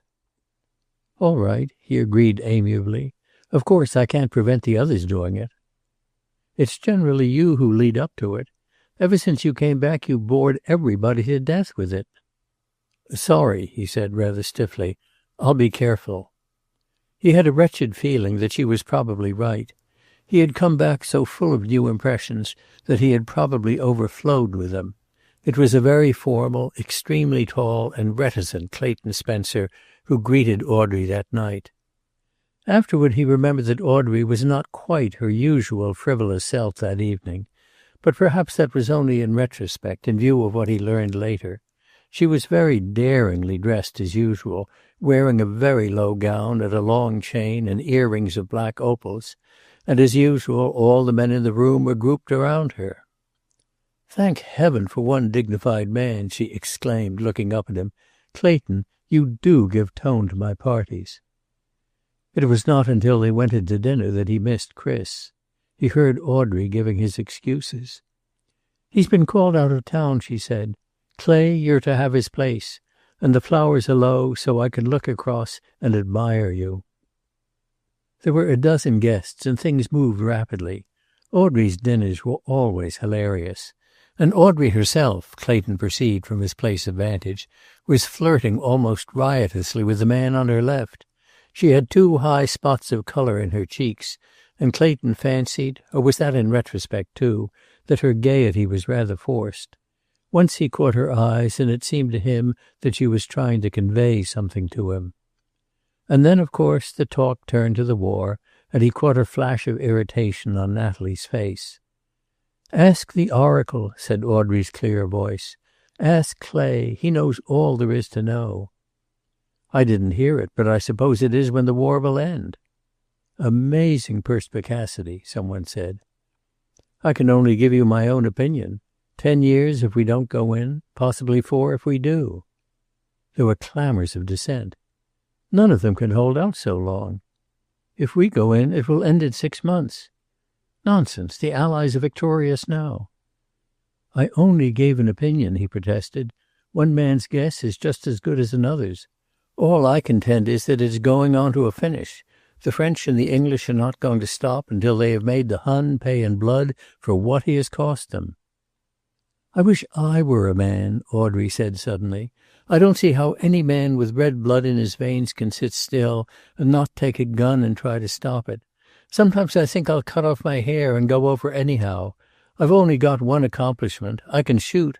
I'd like to sit in a tree somewhere and pick them off, the butchers." There was a roar of laughter, not so much at the words as at the fierceness with which she delivered them. Clayton, however, felt that she was in earnest, and liked her the better for it.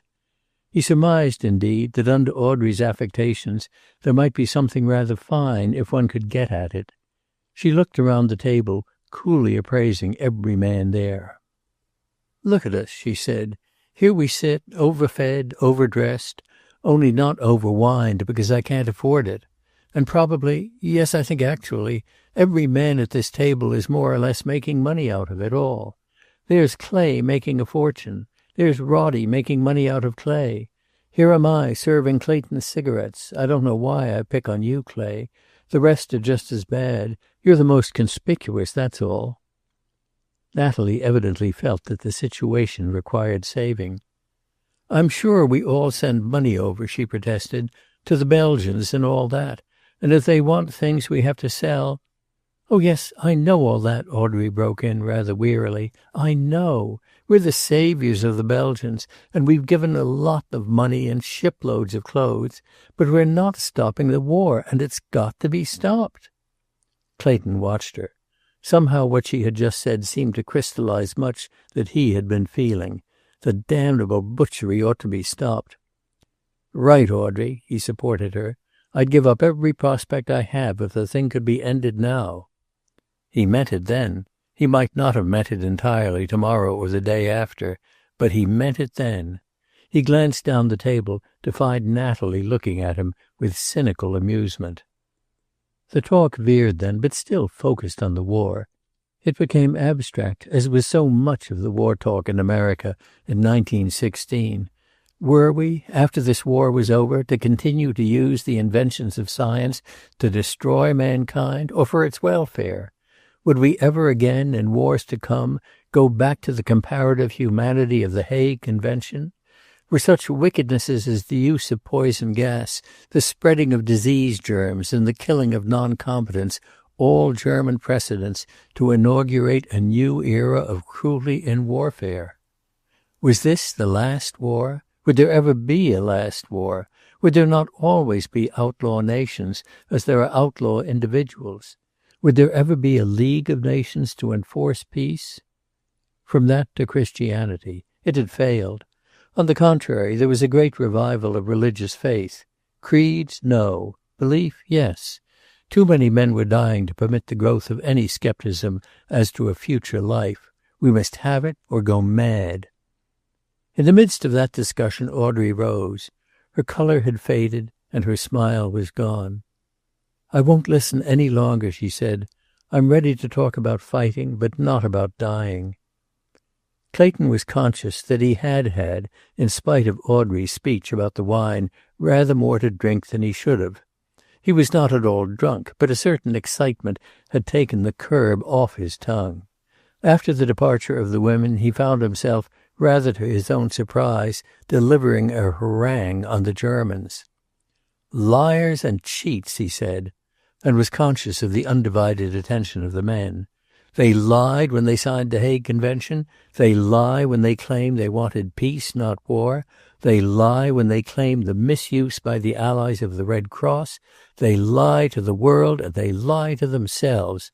And their peace offers will be lies, always lies. Then, conscious that the table was eyeing him curiously, he subsided into silence. "You're a dangerous person, Clay," somebody said. "You're the kind who develops a sort of general hate and will force the president's hand if he can. You're too old to go yourself, but you're willing to send 1 million or 2 boys over there to fight a war that is still none of our business." "I've got a son," Clayton said sharply, and suddenly remembered Natalie. He would want to boast, she had said, that he had a son in the army. Good God, was he doing it already? He subsided into the watchful silence of a man not entirely sure of himself. He took no liquor, and with his coffee he was entirely himself again.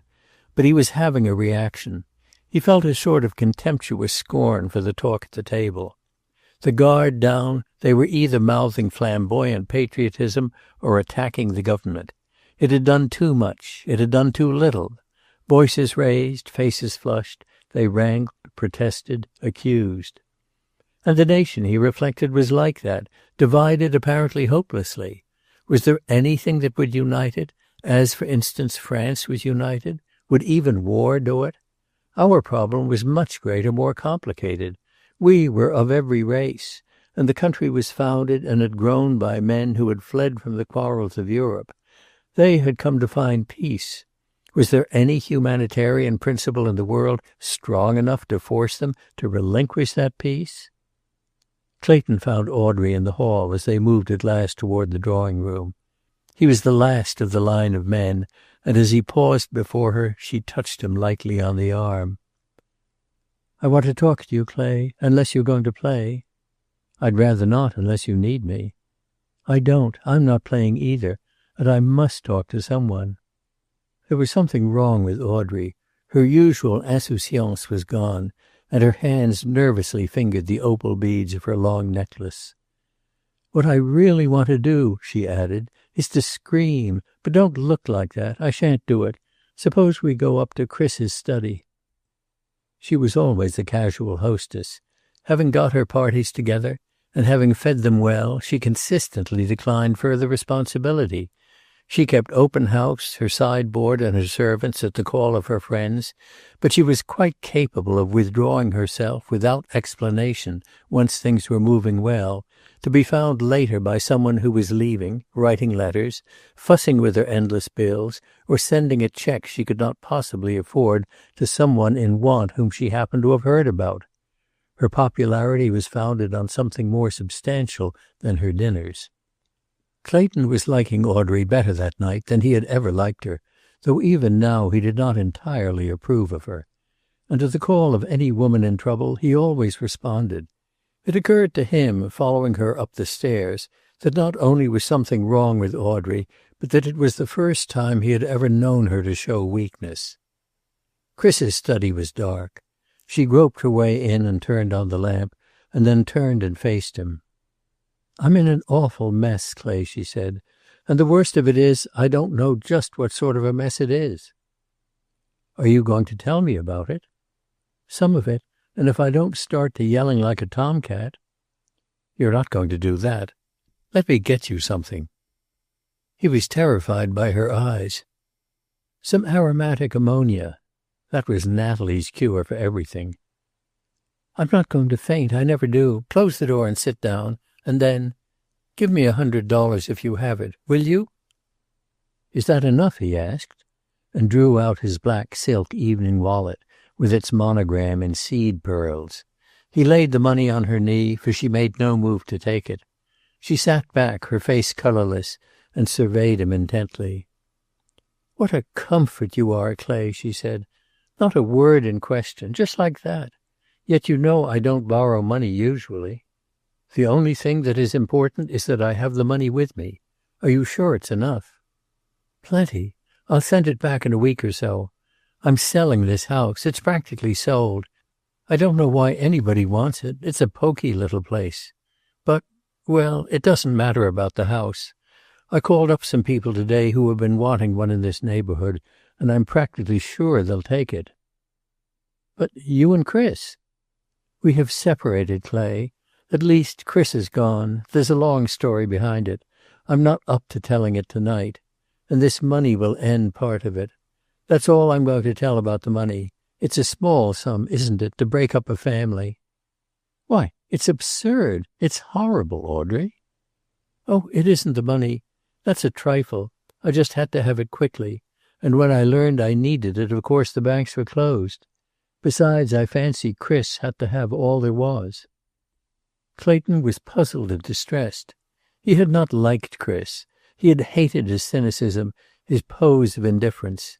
His very fastidiousness had never seemed entirely genuine. And this going away and taking all Audrey's small reserve of money? Where is he? I don't know. I believe on his way to Canada. Do you mean? Oh, no, he didn't steal anything. He's going to enlist in the Canadian Army. Or he said so when he left.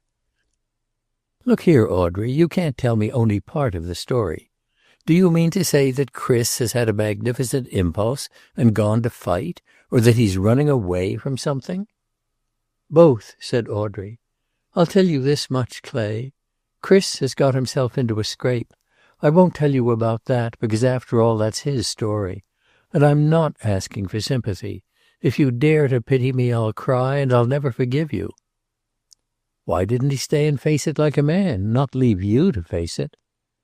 Because the only person that greatly concerned was myself. He didn't want to face me.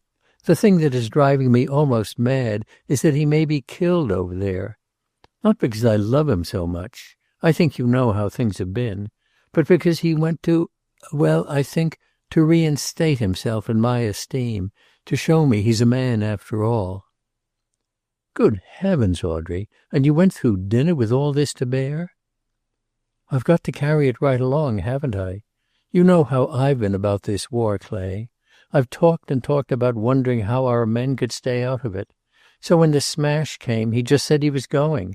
He would show me that there was some good stuff in him still. You see, I've really driven him to it. And if he's killed... A surge of resentment against the absent man rose in Clayton Spencer's mind. How like the cynicism of Chris's whole attitude that he should thrust the responsibility for his going onto Audrey. He had made her unhappy while he was with her, and now his death, if it occurred, would be a horror to her. I don't know why I burden you with all this, she said rather impatiently. I dare say it is because I knew you'd have the money. No, I don't mean that. I'd rather go to you in trouble than to anyone else, that's why. I hope you always will. Oh, I shall, don't worry. But her attempt at gaiety felt flat. She lighted a cigarette from the stand beside her and fell to studying his face. What's happened to you, she asked.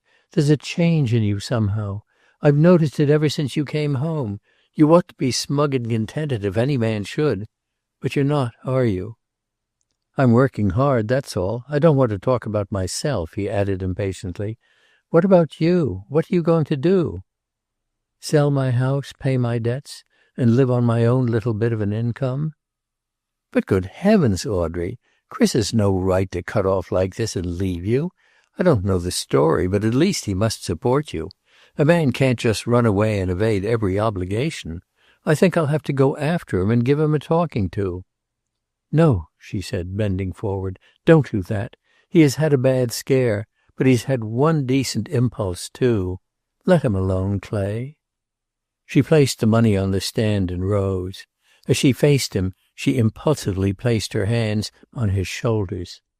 I wish I could tell you, Clay, she said in her low, slightly husky voice, how very, very much I admire you. You're pretty much of a man, you know, and there aren't such a lot of them. For an uneasy moment he thought she was going to kiss him, but she let her hands fall and, smiling faintly, led the way downstairs. Once down, however, she voiced the underlying thought in her mind. If he comes out, Clay, he'll never forgive me, probably. And if he doesn't, I'll never forgive myself. So I'm damned either way.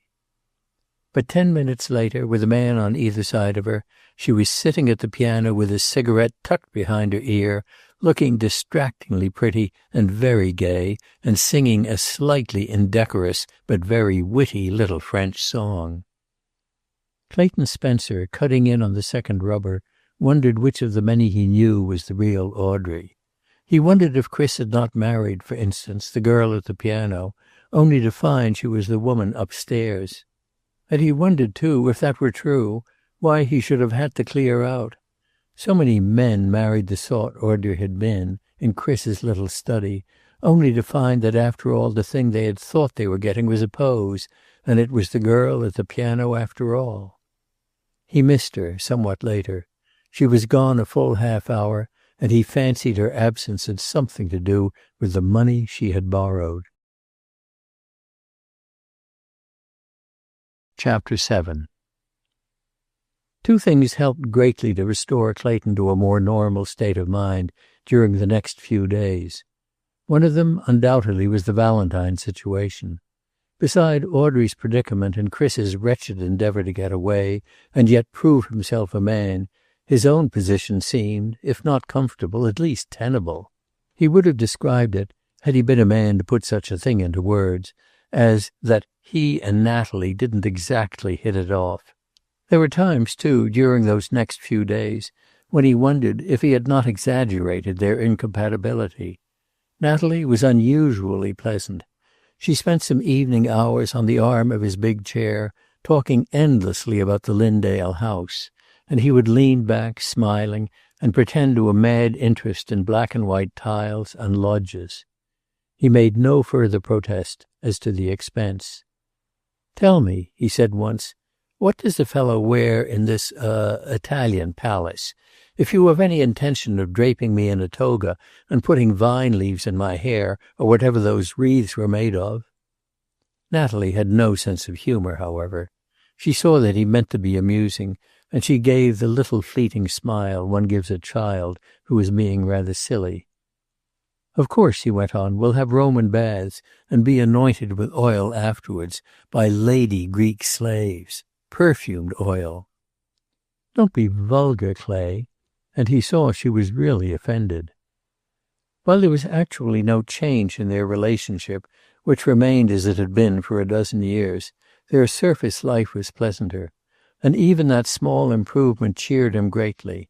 He was thankful for such a peace, even when he knew that he had bought it at a heavy price. The other was his work. The directorate for the new munition plant had been selected, and on Thursday of that week he gave a dinner at his club to the directors. It had been gratifying to him to find how easily his past reputation carried the matter of the vast credits needed, how absolutely his new board deferred to his judgment. The dinner became, in a way, an ovation. He was vastly pleased and a little humbled. He wanted terribly to make good, to justify their faith in him.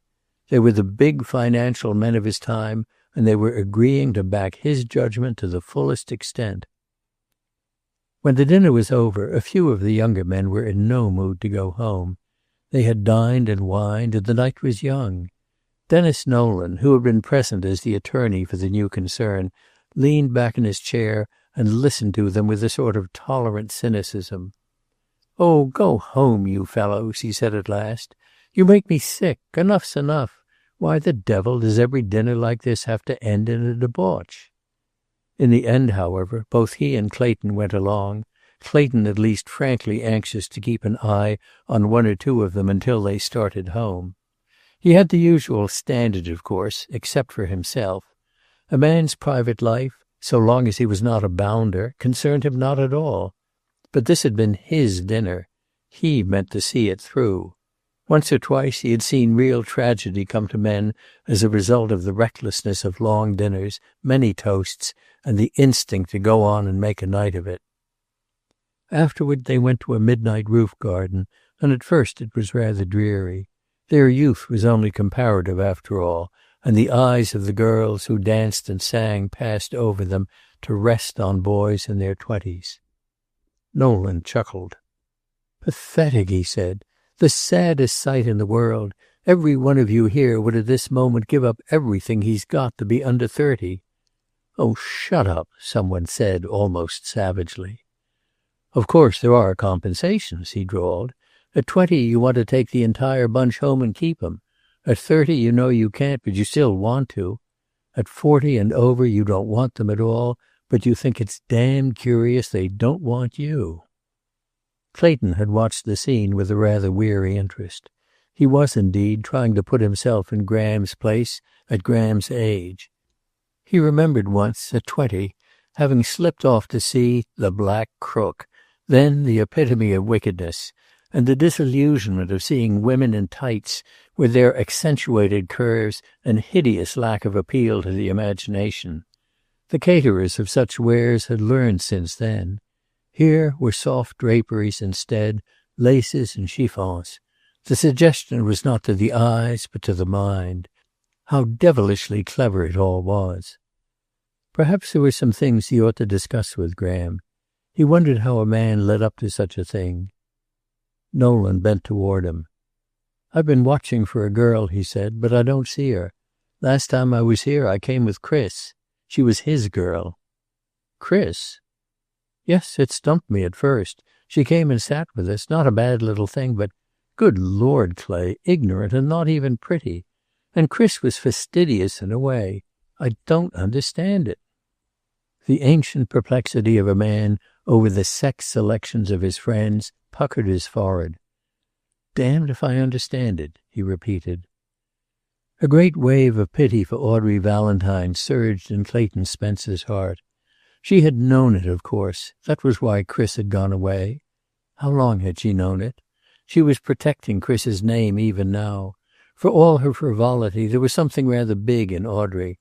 The way she had held up at her dinner, for instance, and he rather fancied that the idea of his going into the army had come from her, directly or indirectly. So Chris, from being a fugitive, was already by way of being a hero to his friends. Poor Audrey.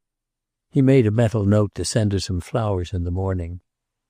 He ordered them on his way downtown, and for some curious reason she was in his mind most of the day. Chris had been a fool to throw away a thing so worth having. Not every man had behind him a woman of Audrey's sort. Chapter 8. That afternoon, accompanied by a rather boyishly excited elderly clergyman, he took 2 hours off from the mill and purchased a new car for Dr. Haverford. The rector was divided between pleasure at the gift and apprehension at its cost, but Clayton, having determined to do a thing, always did it well. "Nonsense," he said. "My dear man, the church has owed you this car for at least 10 years. If you get half the pleasure out of using it that I'm having in presenting it to you, it will be well worth while. I only wish you'd let me endow the thing. It's likely to cost you a small fortune." Dr. Haverford insisted that he could manage that. He stood off, surveying with pride, not unmixed with fear, its bright enamel, its leather linings, the complicated system of dials and bright levers which filled him with apprehension. "Delight says I must not drive it," he said. "She is sure I would go too fast and run into things. She is going to drive for me." "How is Delight?" "I wish you could see her, Clayton. Well, all young girls are lovely, but sometimes I think Delight is lovelier than most. She is much older than I am in many ways. She looks after me like a mother. But she has humor, too. She has been drawing the most outrageous pictures of me arrested for speeding, and she has warned me most gravely against visiting roadhouses. But Delight will have to be taught if she is to run the car." "The salesman says they will send someone."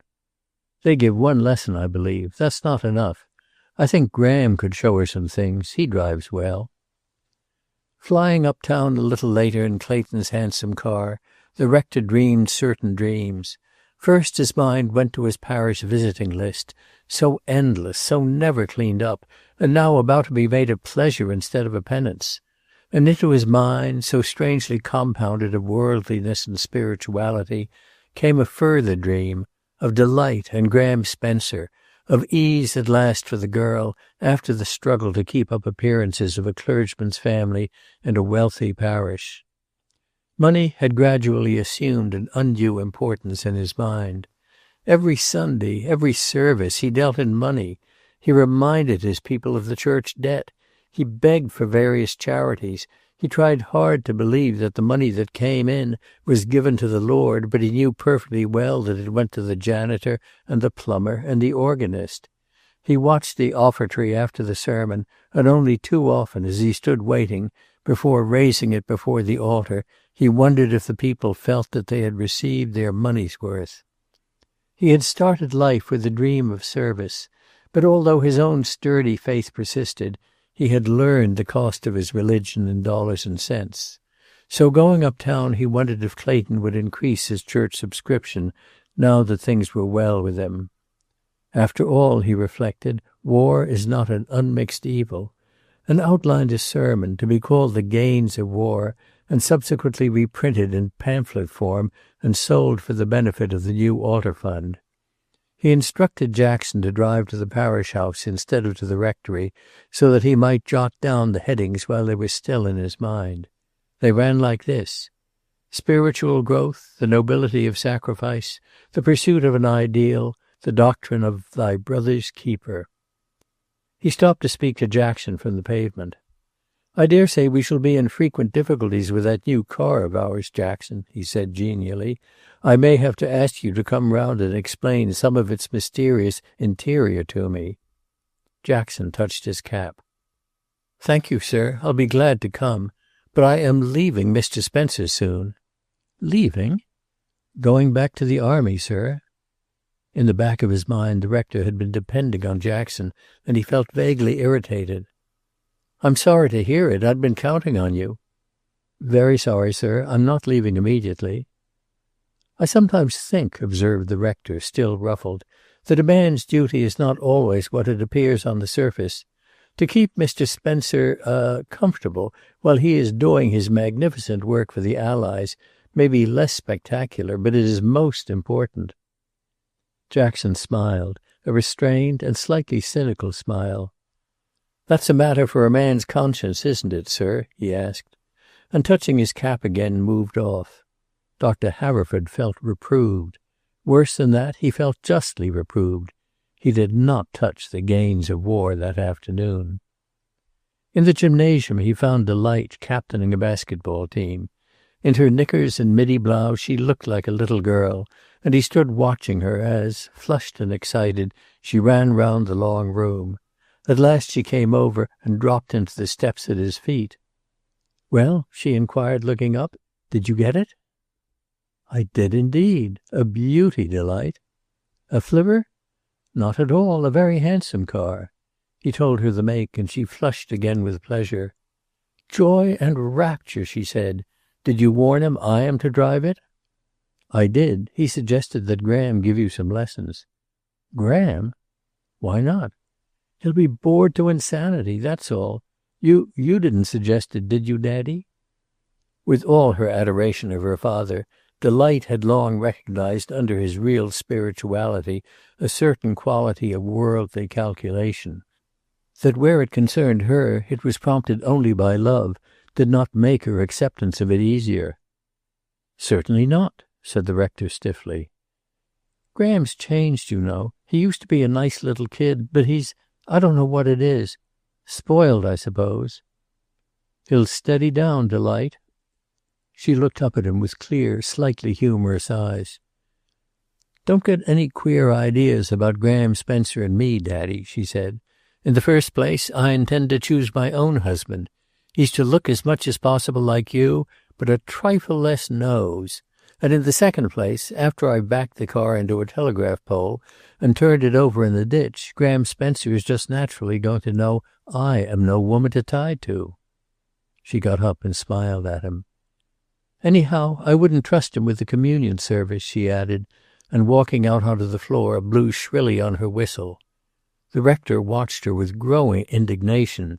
These snap judgments of youth, the easy damning of the young, they left no room for argument. They condemned and walked away, leaving careful plans in ruin behind them.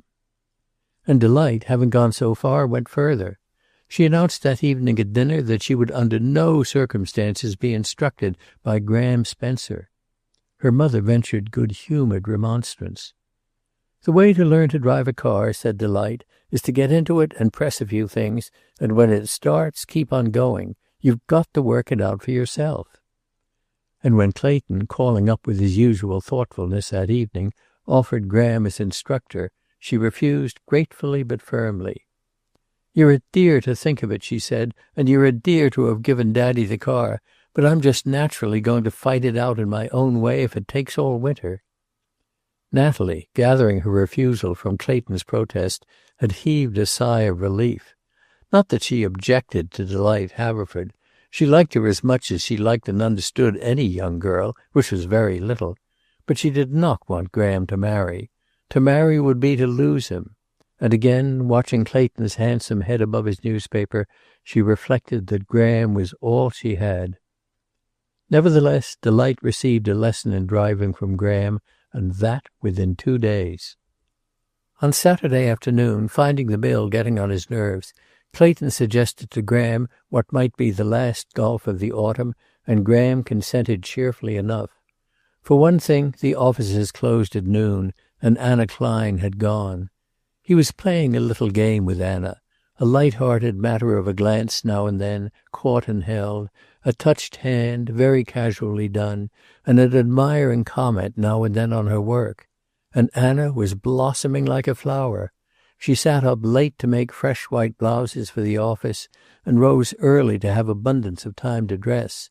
She had taken to using a touch of rouge, too, although she put it on after she reached the mill, and took it off before she started for home. Her father, sullen and irritable these days, would have probably beaten her for using it. But Anna had gone, and a telephone call to Marion Hayden had told him that she was not at home. He thought it possible she had gone to the country club, and accepted his father's suggestion of golf willingly. From the moment he left the mill, Anna had left his mind. He was at that period when always in the back of his mind there was a girl. During the mill hours the girl was Anna, because she was there. In the afternoon it was Marion, just then, but even at that there were entire evenings when, at the theater, a pretty girl in the chorus held and absorbed his entire attention, or at a dance a debutante, cloudy and mysterious in white chiffon, bounded his universe for a few hours. On this foundation of girl he built the superstructure of his days, not evil, but wholly irresponsible. The urge of vital youth had caught him and held him, and Clayton, sitting that day beside him in the car, while Graham drove and the golf clubs rattled in their bags at his feet, remembered again the impulses of his own adolescence, and wondered.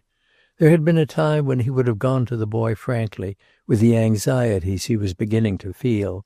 There were so many things he wanted to tell the boy, so many warnings he should have. But Natalie had stolen him. That was what it amounted to.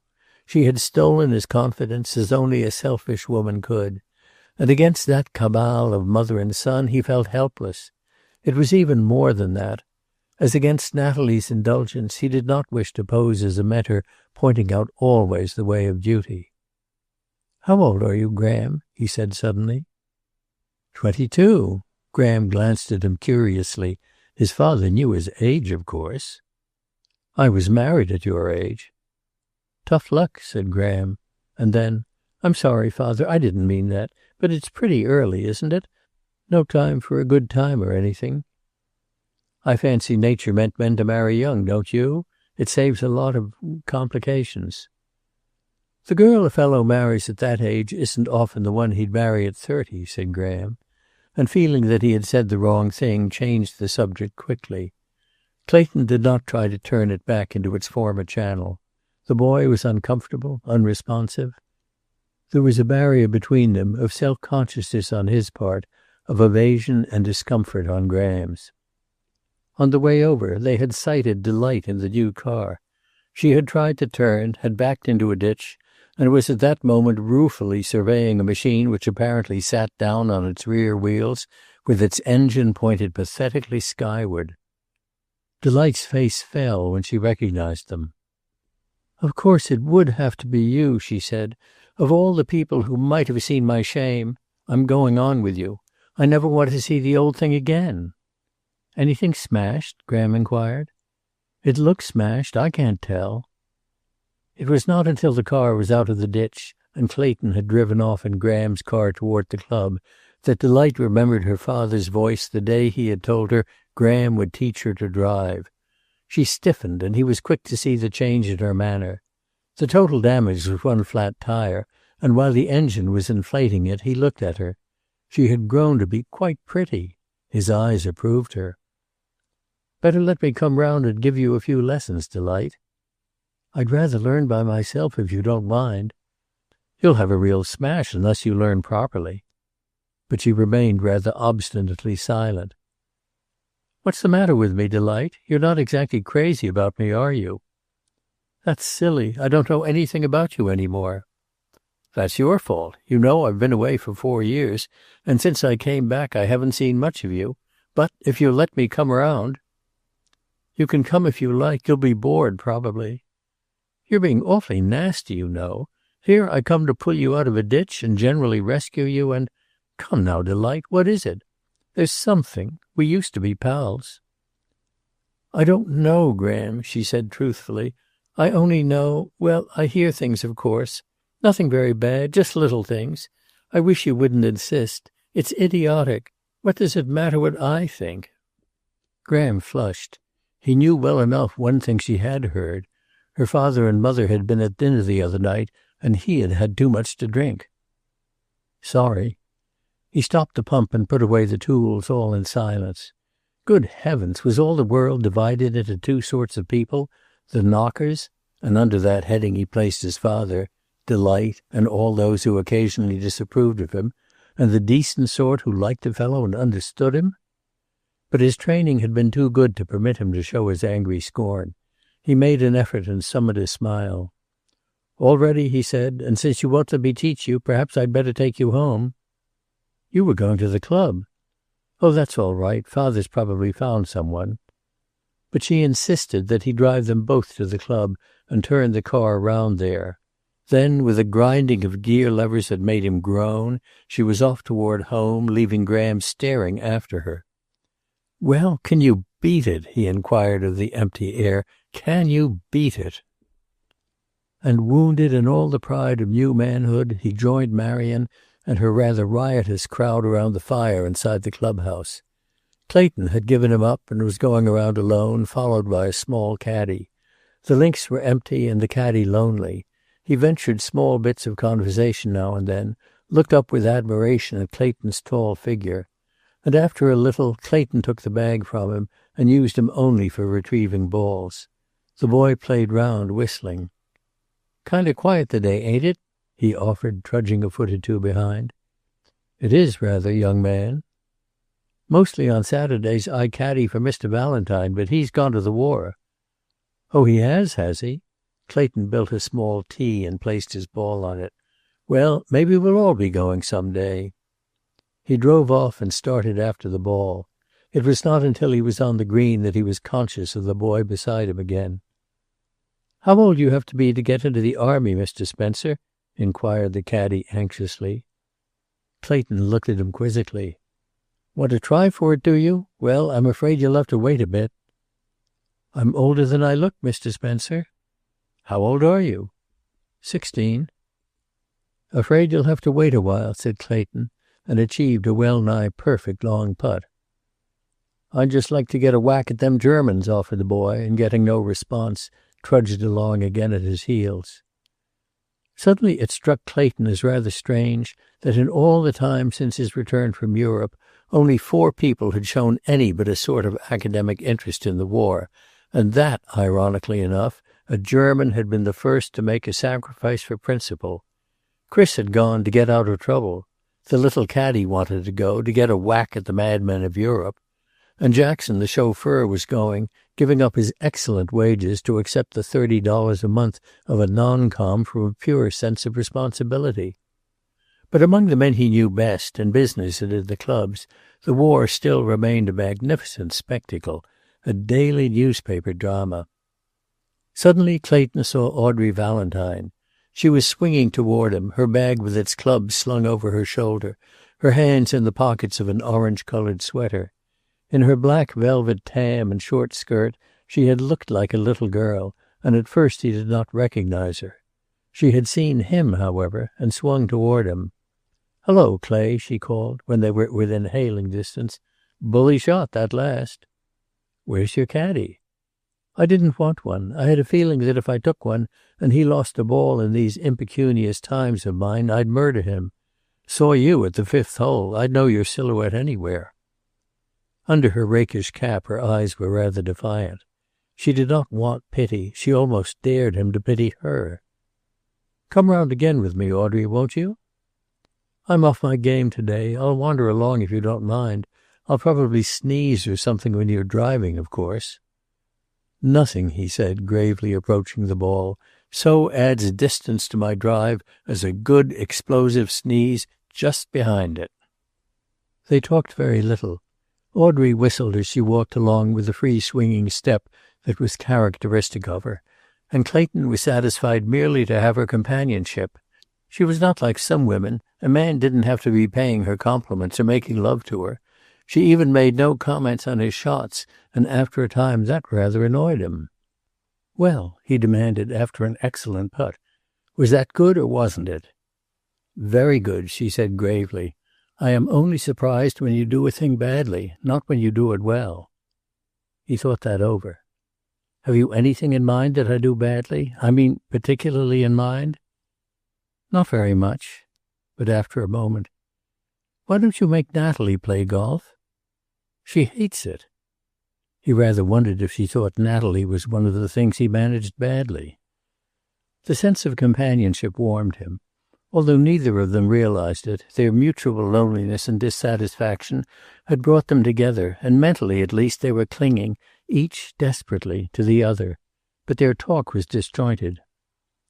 "I'll return that 100 soon. I've sold the house." "I wish you wouldn't worry about it. It's ridiculous, Audrey."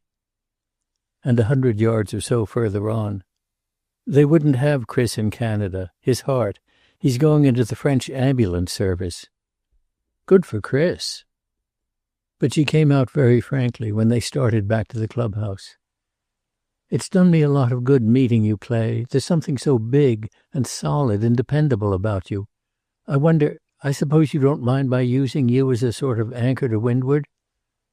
"Good heavens, Audrey, if I could only do something." "You don't have to do a thing." She smiled up at him, and her old audacity was quite gone. "You've just got to be. And you don't have to send me flowers, you know. I mean, I understand that you're sorry for me without that. You're the only person in the world I'd allow to be sorry for me." He was touched. There was no coquetry in her manner. She paid her little tribute quite sincerely and frankly. "I've been taking stock today," she went on, "and I put you among my assets.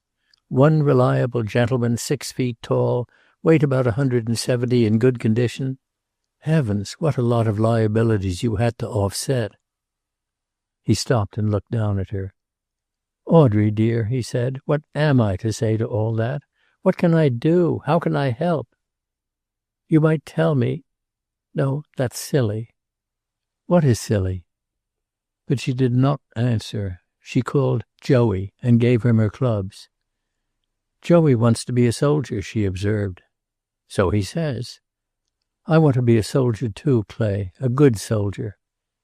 He suspected that she was rather close to unusual tears. As they approached the clubhouse, they saw Graham and Marion Hayden standing outside. Graham was absently dropping balls and swinging at them. It was too late when Clayton saw the danger and shouted sharply. A ball caught the caddy on the side of the head, and he dropped like a shot. All through that night, Clayton and Audrey Valentine sat by the boy's white bed in the hospital. Clayton knew Graham was waiting outside, but he did not go out to speak to him. He was afraid of himself, afraid in his anger that he would widen the breach between them. Early in the evening Natalie had come, in a great evening coat that looked queerly out of place. But she had come, he knew, not through sympathy for the thin little figure on the bed, but as he had known she would come, to plead for Graham. And her cry of joy when the surgeons had said that the boy would live was again for Graham. She had been too engrossed to comment on Audrey's presence there, and Audrey had gone out immediately and left them together. Clayton was forced that night to an unwilling comparison of Natalie with another woman. On the surface of their lives, where only they met, Natalie had always borne comparison well. But here was a new standard to measure by, and another woman, a woman with hands to serve and watchful, intelligent eyes, outmeasured her. Not that Clayton knew all this. He felt in a vague way that Natalie was out of place there, and he felt even more strongly that she had not the faintest interest in the still figure on its white bed, save as it touched Graham and herself. He was resentful, too, that she felt it necessary to plead with him for his own boy. Good God, if she felt that way about him, no wonder Graham... She had placed a hand on Clayton's arms as he sat in that endless vigil, and bent down to whisper, although no sound would have penetrated that death-like stupor. "It was an accident, Clay," she pled. "You know Graham's the kindest soul in the world. You know that, Clay." He had been drinking. His voice sounded cold and strained to his own ears. "Not much. Almost nothing, Toots says positively." "Then I'd rather he had been, Natalie. If he drove that ball out of wanton indifference." "He didn't see the boy." "He should have looked." In her anger she ceased her sibilant whispering and stood erect. "I told him you'd be hard," she said. "He's outside half sick with fright because he is afraid. Afraid of you," she added, and went out, her silks rustling in the quiet corridor. She had gone away soon after that, the nurse informed him, and toward dawn Clayton left Audrey in the sick room and found Graham.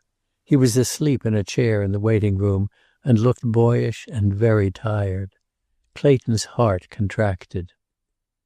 He went back to his vigil and let Graham sleep on. Sometime later he roused from a doze in his chair. Graham was across the bed from him, looking down. Audrey was gone, and the injured boy stirred and opened his eyes. "Hello, Joey," said Graham with a catch in his voice. Joey lay still, his eyes taking in his new surroundings. Then he put out a hand and touched the bandage on his head. "What I got on?" he demanded faintly. Graham caught his father's eyes across the bed and smiled a shaky, tremulous smile. "I guess he's all right, Father," he said, and suddenly crumpled up beside the bed and fell into a paroxysm of silent sobbing. With his arm around the boy's shoulders, Clayton felt in that gray dawn the greatest thankfulness of his life. Joey would live. That cup was taken from his boy's lips. And he and Graham were together again, close together. The boy's grip on his hand was tight. Please God, they would always be together from now on. Chapter 9. Clayton did not care to tell Natalie of Chris's flight. She would learn it soon enough, he knew, and he felt unwilling to discuss the affair as Natalie would want to discuss it. Not that he cared about Chris, but he had begun to feel a protective interest in Audrey Valentine, an interest that had in it a curious aversion to hearing her name in connection with Chris's sordid story.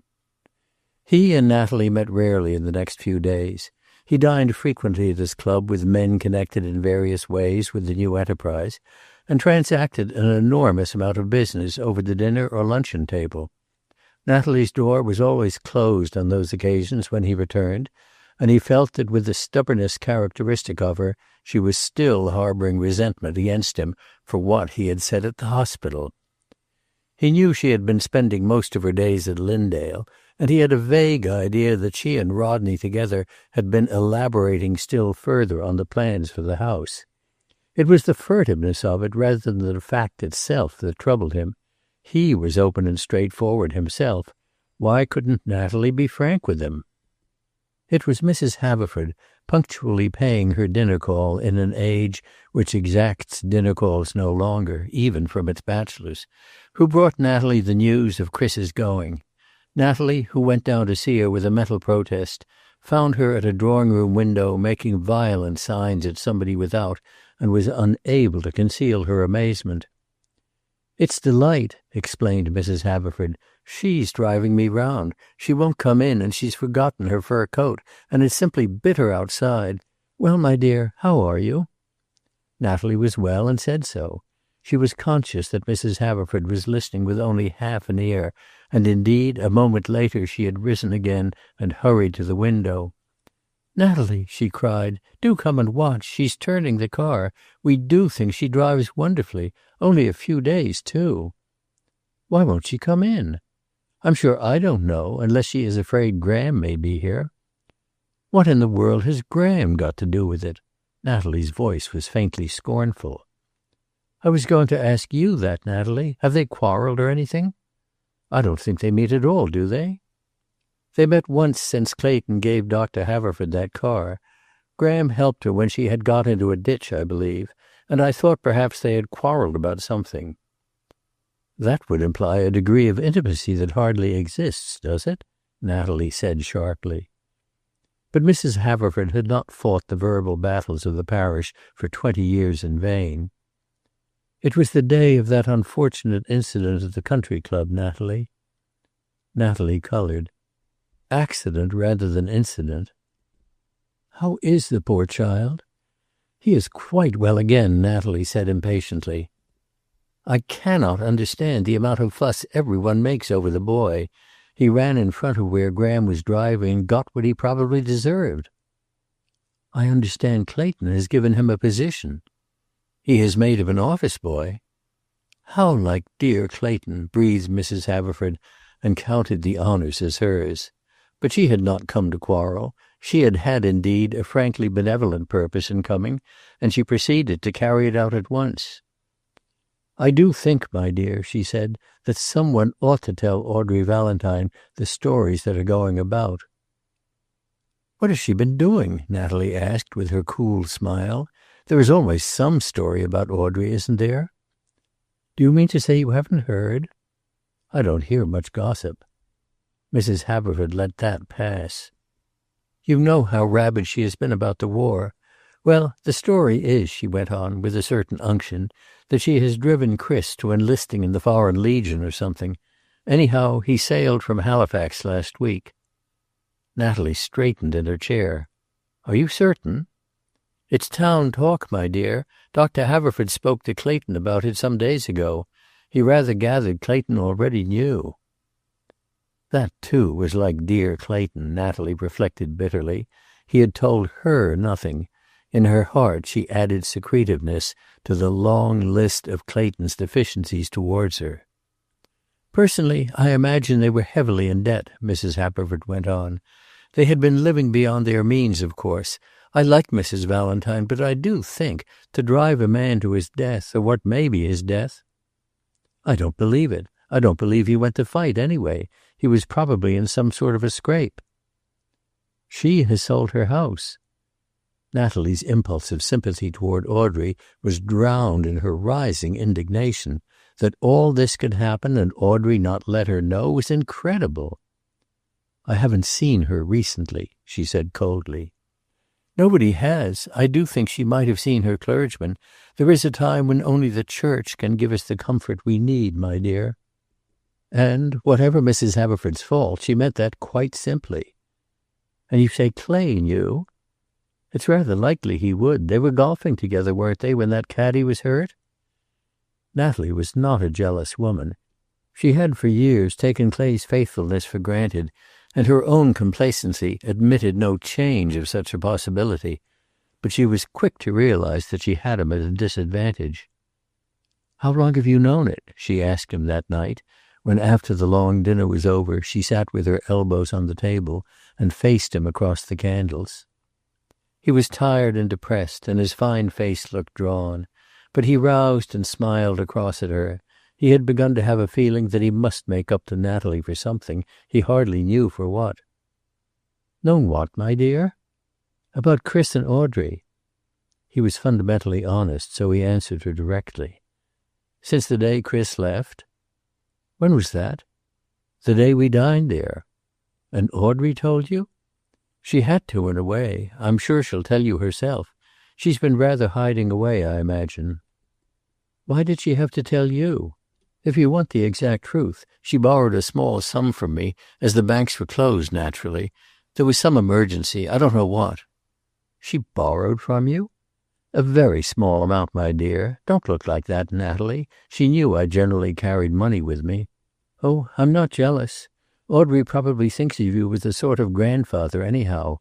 It's not that. It's your keeping the thing from me." "It was not my secret." But Natalie was jealous.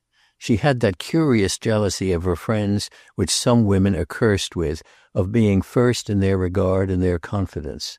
A slow and smoldering anger against Audrey, which had nothing whatever to do with Clayton, darkened her eyes. "I'm through with Audrey, that's all," she said. And the man across regarded her with a sort of puzzled wonder. Her indignation against Clayton took the form of calculation, and she was quick to pursue her advantage. In the library she produced the new and enlarged plans for the house. Roddy says he has tried to call you at the mill, but you are always out of your office. So we sent these around today." True to the resolution he had made that night in the hospital, he went over them carefully. And even their magnitude, while it alarmed him, brought no protest from him. After all, the mill and the new plant were his toys to play with. He found there something to fill up the emptiness of his life. If a great house was Natalie's ambition, if it gave her pleasure and something to live for, she ought to have it. She had prepared herself for a protest, but he made none, even when the rather startling estimate was placed before him. "I just want you to be happy, my dear," he said, "but I hope you'll arrange not to run over the estimate. It is being pretty expensive as it is. But after all, success doesn't mean anything unless we are going to get something out of it." They were closer together that evening than they had been for months, and at last he fell to talking about the mill. Natalie, curled up on the chaise longue in her boudoir, listened attentively, but with small comprehension as he poured out his dream, for himself now, for Graham later. A few years more and he would retire. Graham could take hold then. He might even go into politics. He would be 50 then, and a man of 50 should be in his prime. And to retire and do nothing was impossible. A fellow went to seed. Eyes on the wood fire, he talked on until at last, roused by Natalie's silence, he glanced up. She was sound asleep. Sometime later, in his dressing room in slippers, he came and roused her. She smiled up at him like a drowsy child. "Awfully tired," she said. "Is Graham in?" "Not yet." She held up her hands, and he drew her to her feet. "You've been awfully dear about the house," she said. And standing on tiptoe, she kissed him on the cheek. Still holding both her hands, he looked down at her gravely. "Do you really think that, Natalie?" "Of course." "Then, will you do something in return?" Her eyes became shrewd, watchful. "Anything in reason." Don't, dear, make Graham afraid of me." "As if I did. If he is afraid of you, it's your own fault." "Perhaps it is. But I try. Good God, Natalie, I do try. He needs a curb now and then. All boys do. But if we could only agree on it. Don't you see how it is now?" he asked, trying to reason gently with her. "All the discipline comes from me, all the indulgence from you. And I don't want to lose my boy, my dear." She freed her hands. "So we couldn't even have one happy evening," she said. "I won't quarrel with you, Clay. And I won't be tragic over Graham. If you'll just be human to him, he'll come out all right." She went into her bedroom, the heavy lace of her negligee trailing behind her, and closed the door. Clayton had a visitor the next morning at the mill, a man named Dunbar, who marked on his visitor's slip, under the heading of his business with the head of the concern, the words, "Private and confidential." Clayton, looking up, saw a small man in a suit too large for him and with ears that projected wide on either side of a shrewd, rather humorous face. "Mr. Spencer?" "Yes, sit down, please." Even through the closed window the noise of the mill penetrated.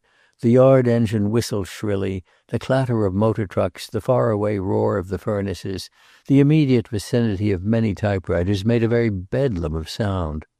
Mr. Dunbar drew his chair closer and laid a card on the desk. "My credentials," he explained. Clayton read the card. "Very well, Mr. Dunbar. What can I do for you?" Dunbar fixed him with shrewd, light eyes and bent forward. "Have you had any trouble in your mill, Mr. Spencer?" "None whatever." "Are you taking any measures to prevent trouble?" "I had expected to. Not that I fear anything, but of course no one can tell. We have barely commenced to get lined up for our new work." "May I ask the nature of the precautions?" Clayton told him with an uneasy feeling that Mr. Dunbar was finding them childish and inefficient. "Exactly," said his visitor. "And well enough as far as they go. They don't go far enough. The trouble with you manufacturers is that you only recognize one sort of trouble, and that's a strike. I suppose you know that the Kaiser has said if we enter the war that he need not send an army here at all, that his army is here already, armed and equipped." "Bravado," said Clayton. "I wonder." Mr. Dunbar reached into his breast pocket and produced a long typed memorandum. "You might just glance at that." Clayton read it carefully. It was a list of fires, mostly in granaries and warehouses, and the total loss was appalling. "All German work," said his visitor. "Arson for the fatherland. All supplies for the Allies, you see. I've got other similar lists here, all German deviltry, and they're only commencing. If we go into the war." The immediate result of the visit was that Clayton became a member of a protective league which undertook, with his cooperation, to police and guard the mill. But Mr. Dunbar's last words left him thinking profoundly. "We're going to be in it, that's sure, and soon. And Germany's army is here. It's not only Germans either. It's the IWW for one thing. We've got a list through the British Post Office censor of a lot of those fellows who are taking German money today. They're against everything, not only work, they're against law and order, and they're likely to raise hell." He rose to leave. "How do your Germans like making shells for the Allies?" he asked. "We haven't a great many. We've had no trouble. One man resigned, a boss roller, that's all." "Watch him. He's got a grievance." "He's been here a long time. I haven't an idea he'd do us any harm. It was a matter of principle with him." "Oh, it's a matter of principle with all of them. They can justify themselves 7 ways to the ace. Keep an eye on him, or let us do it for you." Clayton sat for some time after Dunbar had gone. Was it possible that Klein, or men like Klein, old employees and faithful for years, could be reached by the insidious wickedness of Germany? It was incredible. But then the whole situation was incredible, that a peaceful and home-loving people, to all appearances, should suddenly shed the sheepskin of years of dissimulation and appear as wolves of the world. One of his men had died on the Lusitania, a quiet little chap with a family in the suburbs and a mania for raising dahlias. He had been in the habit of bringing in his best specimens and putting them in water on Clayton's desk. His pressed glass vase was still there, empty. Then his mind went back to Herman Klein. He had a daughter in the mill. She was earning the livelihood for the family now temporarily, and the Germans were thrifty. If for no other reason, he thought Klein would not imperil either his daughter's safety or her salary. There was a good bit of talk about German hate, but surely there was no hate in Klein. Something else Dunbar had said stuck in his mind. "We've got to get wise, and soon. It's too big a job for the regular departments to handle. Every city in the country and every town ought to have a civilian organization to watch and to fight if it has to. They're hiding among us everywhere, and every citizen has got to be a sleuth if we're to counter their moves. Every man his own detective." He had smiled as he said it, but Clayton had surmised a great earnestness and considerable knowledge behind the smile. Chapter 10. Delight Haverford was to come out in December, but there were times when the doctor wondered if she was really as keen about it as she pretended to be. He found her once or twice, her usually active hands idle in her lap, and a pensive droop to her humorous young mouth. "Tired, honey?" he asked on one of those occasions. "No, just talking to myself." "Say a few nice things for me while you're about it, then." "Nice things? I don't deserve them." "What awful crime have you been committing? Break it to me gently. You know my weak heart." "Your tobacco heart," she said severely. "Well, I've been committing a mental murder, if you want to know the facts. Don't protest. It's done. She's quite dead already." "Good gracious, and I have reared this young viper? Who is she?" "I don't intend to make you an accessory, Daddy." But behind her smile he felt a real hurt. He would have given a great deal to have taken her in his arms and tried to coax out her trouble so he might comfort her. But that essential fineness in him, which his worldliness only covered like a veneer, told him not to force her confidence. Only he wandered off rather disconsolately to hunt his pipe and to try to realize that Delight was now a woman grown and liable to a woman's heartaches. "What do you think it is?" he asked that night, when after her nightly custom Mrs. Haverford had reached over from the bed beside his, and with a single competent gesture had taken away his book and switched off his reading lamp, and he had, with the courage of darkness, voiced a certain uneasiness. "Who do you think it is, you mean?" "Very well, only the word is whom." Mrs. Haverford ignored this. "It's that Hayden girl," she said. "Toots. And Graham Spencer." "Do you think that Delight—" "She always has, for years." Which was apparently quite clear to them both. "If it had only been a nice girl," Mrs. Haverford protested plaintively. "But Toots, she's fast, I'm sure of it." "My dear!" "And that boy needs a decent girl if anybody ever did. A shallow mother and a money-making father. All Toots Hayden wants is his money. She's ages older than he is. I hear he is there every day and all of Sundays." The rector had precisely as much guile as a turtle dove, and long after Mrs. Haverford gave unmistakable evidences of slumber, he lay with his arms above his head and plotted. He had no conscience whatever about it.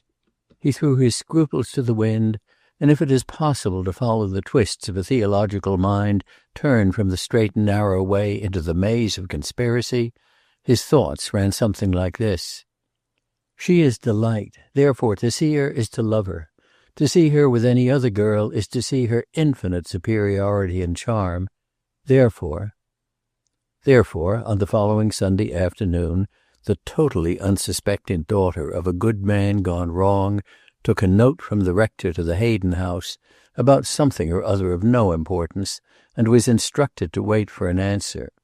And the rector, vastly uneasy and rather pleased with himself, took refuge in the parish house and waited 10 eternities, or 1 hour by the clock. Delight herself was totally unsuspicious. The rectory on a Sunday afternoon was very quiet, and she was glad to get away. She drove over, and being in no hurry, she went by the Spencer house. She did that now and then, making various excuses to herself, such as liking the policeman at the corner, or wanting to see the river from the end of the street. But all she saw that day was Rodney Page going in a top hat and very bright gloves. "Precious," said Delight to herself. Her bump of reverence was very small.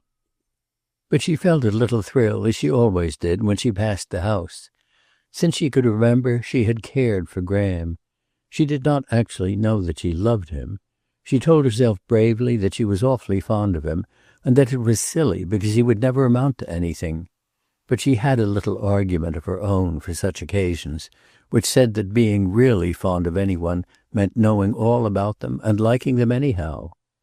She stopped the car at the Hayden house and carried her note to the door. When she went in, however, she was instantly uncomfortable. The place reeked with smoke, and undeniably there was dancing going on somewhere. A phonograph was scraping noisily. Delight's small nose lifted a little. What a deadly place! Coming in from the fresh outdoors, the noise and smoke and bar-room reek stifled her. Then a door opened, and Marion Hayden was drawing her into a room. "How providential, Delight," she said. "You'll take my hand, won't you? It's Graham's dummy, and we want to dance." The 2 connecting rooms were full of people, and the air was heavy. Through the haze she saw Graham and nodded to him, but with a little sinking of the heart. She was aware, however, that he was looking at her with a curious intentness and a certain expectancy. Maybe he only hoped she would let him dance with Toots. "No, thanks," she said. "Sorry." "Why not, Delight? Just a hand, anyhow." "3 good reasons. I don't play cards on Sunday. I don't ever play for money. And I'm stifling for breath already in this air." She was indeed a little breathless. There was, had she only seen it, relief in Graham's face. She did not belong there, he felt.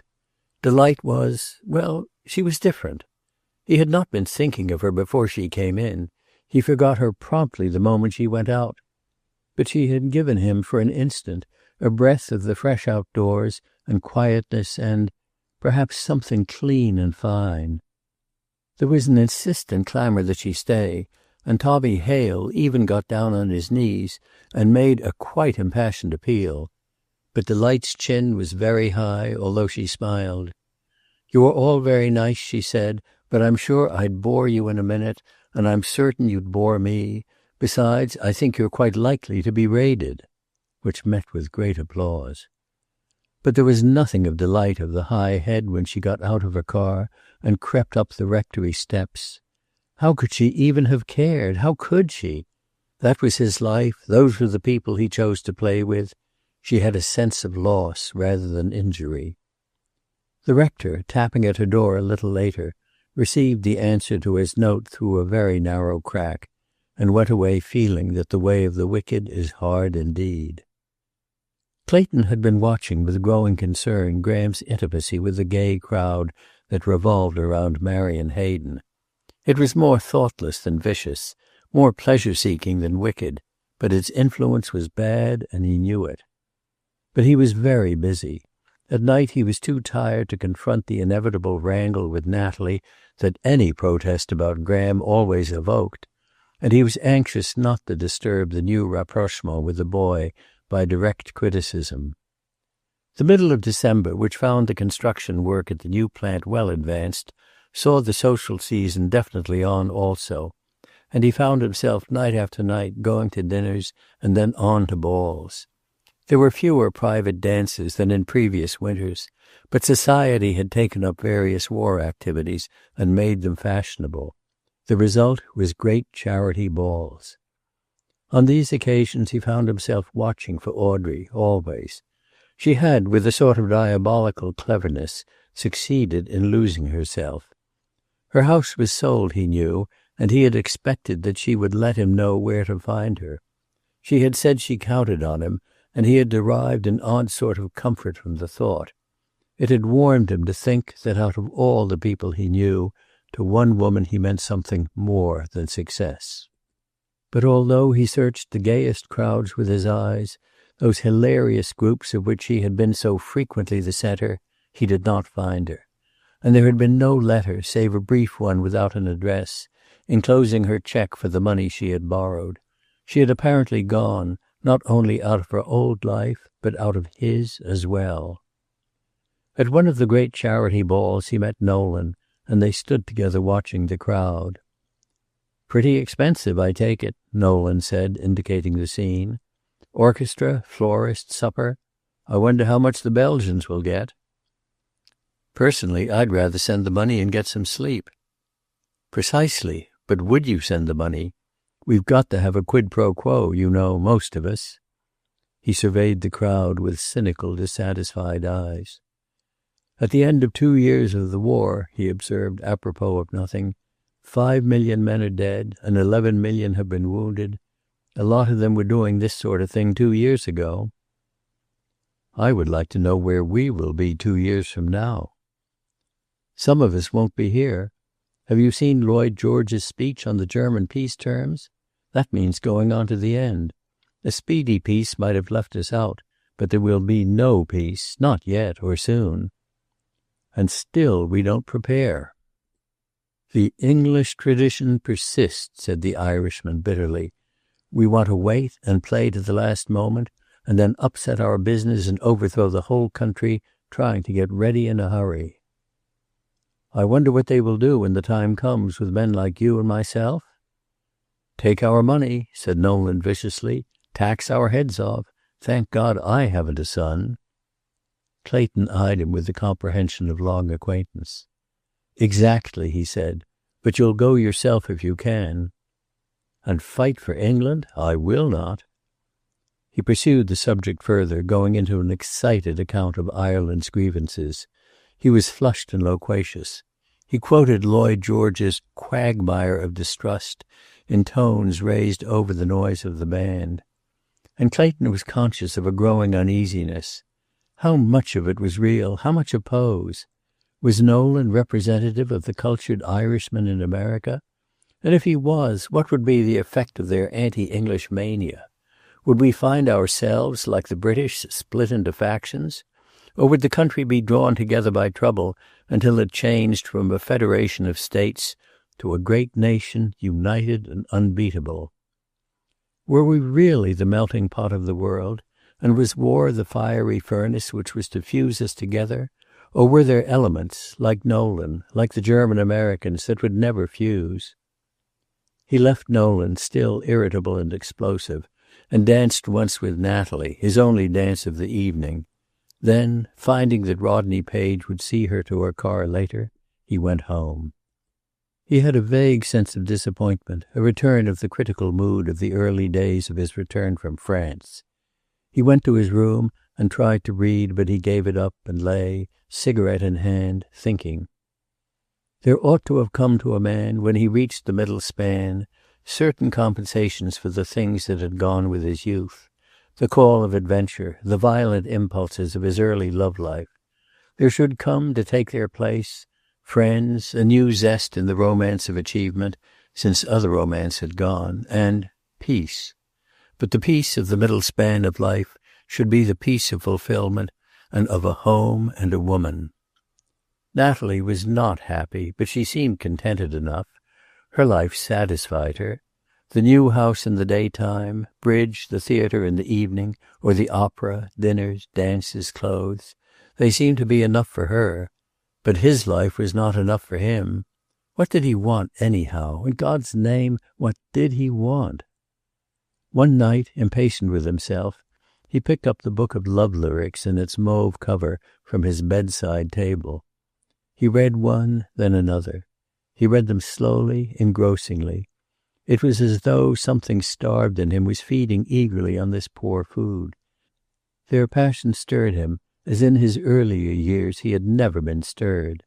For just a little time, while Natalie danced that night, Clayton Spencer faced the tragedy of the man in his prime, still strong and lusty with life, with the deeper passions of the deepening years, who has outgrown and outloved the woman he married. A man's house must be built on love. Without love, it cannot stand. Natalie, coming in much later and seeing his light on, found him sleeping with one arm under his head and a small black hole burned in the monogrammed linen sheet. The book of poems had slipped to the floor. The next day she missed it from its place, and Clayton's man, interrogated, said he had asked to have it put away somewhere. He did not care for it. Natalie raised her eyebrows. She had thought the poems rather pretty. One resolution Clayton made as a result of that night. He would not see Audrey again if he could help it. He was not in love with her, and he did not intend to be. He was determinedly honest with himself. Men in his discontented state were only too apt to build up a dream woman, compounded of their own starved fancy, and translate her into terms of the first attractive woman who happened to cross the path. He was not going to be a driveling idiot like Chris and some of the other men he knew. Things were bad, but they could be much worse. It happened then that when Audrey called him at the mill a day or so later, it was a very formal voice that came back to her over the wire. She was quick to catch his tone. "I suppose you hate being called in business hours, Clay?" "Not at all." "That means yes, you know. But I'm going even further. I'm coming down to see you." "Why, is anything wrong?" He could hear her laughter and a warm little chuckle. "Don't be so urgent," she said gaily. "I want to consult you, that's all. May I come?" There was a second's pause. Then, "Don't you think I'd better come to see you?" "I've only a little flat. I don't think you'll like it." "That's nonsense. Where is it?" She gave him the address. "When shall I come?" "Whenever it suits you. I have nothing to do. Say this afternoon about 4?" That nothing to do was an odd change in itself, for Audrey had been in the habit of doling out her time like sweetmeats. "Where in the world have you been all this time?" he demanded almost angrily. To his own surprise, he was suddenly conscious of a sense of indignation and affront. She had said she depended on him, and then she had gone away and hidden herself. It was ridiculous. "Just getting acquainted with myself," she replied, with something of her old airy manner. "Goodbye." His irritation passed as quickly as it came. He felt calm and very sure of himself, and rather light-hearted. Joey, who was by now installed as an office adjunct, and who commonly referred to the mill as ours, heard him whistling blithely and cocked an ear in the direction of the inner room. Guess we've made another $1 million, he observed to the pencil sharpener. Clayton was not in the habit of paying afternoon calls on women. The number of such calls that he had paid without Natalie during his married life could have been numbered on the fingers of his 2 hands. Most of the men he knew paid such visits, dropping in somewhere for tea or a highball on the way uptown. He had preferred his club when he had a little time, the society of other men. He wondered if he should call Natalie and tell her, but he decided against it. It was possible, for one thing, that Audrey still did not wish her presence in town known. If she did, she would tell Natalie herself. And it was possible, too, that she wanted to discuss Chris and the reason for his going. He felt a real sense of relief when at last he saw her, to find her looking much the same as ever. He hardly knew what he had expected. Audrey, having warned him as to the apartment, did not mention its poverty again.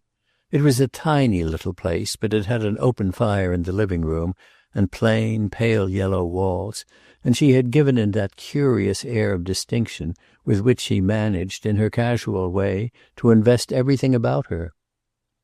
"I hope you observe how neat I am," she said as she gave him her hand. "My rooms, of course." "Frightfully so." He towered in the low room. Audrey sat down and surveyed him as he stood by the fire. "It is nice to have a man about again. Do you mean to say you have been living here without even visitors for 2 months?" "You'll laugh. Clay, I'm studying." "Studying what?" "Stenography. Oh, it's not as bad as that. I don't have to earn my living. I've just got to do something for my soul's sake. I went all over the ground, and I saw I was just a cumberer of the earth. And then I thought—" She hesitated. "What did you think?" "If some time or other I could release a man to go and fight, it would be the next best thing to giving myself. Not here necessarily. I don't believe we will ever go in. But in England, anywhere." "You've released Chris." "He released himself, and he's not fighting. He's driving an ambulance." He waited, hoping she would go on. He was not curious, but he thought it might be good for her to talk Chris and the troubles over with someone. But she sat silent and suddenly asked him if he cared for tea. He refused. "How's Natalie?" "Very well." "And the house?" "Held up by cold weather now. It should be finished by the end of April." "Clay," she said after a moment, "are you going to employ women in the new munition works?" "In certain departments, yes." "I have a girl I want work for. She's not trained, of course." "None of them are. We have to teach them. I can give you a card to the employment department if you want it." "Thanks." There was a short silence. She sat looking at the fire, and he had a chance to notice the change in her. She had visualized it herself. Her long earrings were gone, and with them some of the insolence they had seemed to accentuate. She was not rouged, and he had thought at first, for that reason, that she looked ill. She was even differently dressed, in something dark and girlish, with a boyish white Eton collar. "I wonder if you think I'm hiding, Clay," she said finally. "Well, what are you doing?" He smiled down at her from the hearthrug. "Paying my bills. That's not all the truth either. I'll tell you, Clay, I just got sick of it all. When Chris left, I had a chance to burn my bridges, and I burned them. The same people, the same talk, the same food, the same days filled with the same silly things that took all my time and gave me nothing." "How long have you been feeling like that?" "I don't know. Ever since the war, I suppose. I just got to thinking—" Her voice trailed off. "I have some of Chris's scotch if you want a highball." "Thanks, no. Audrey, do you hear from Chris?" "Yes, he's in a dangerous place now. And sometimes at night. I suppose I did force him in a way. He was doing no good here, and I thought he would find himself over there. But I didn't send him. Tell me about making shells." He was a little bit disappointed. Evidently she did not depend on him enough to tell him Chris's story. But again, she was being loyal to Chris. He told her about the mill, phrasing his explanation in the simplest language. The presses drilling on white-hot metal, The great anvils, the forge, the machine shop with its lathes, where the rough surfaces of the shells were first rough-turned and then machined to the most exact measurements. And finding her interested, he told her of England's women workers in their khaki-colored overalls and caps, and of the convent-like silence and lack of movement in the filling sheds, where one entered with rubber-shod feet, and the women, silent and intent, sat all day and all night, with queer veils over their faces, filling shells with the death load. Audrey listened, her hands clasped behind her head. "If other women can do that sort of thing, why can't I, Clay?" "Nonsense." "But why? I'm intelligent." "It's not work for a lady." "Lady? How old-fashioned you are. There are no ladies anymore, just women.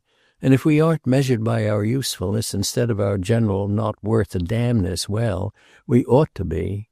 Oh, I've had time to think lately." He was hardly listening.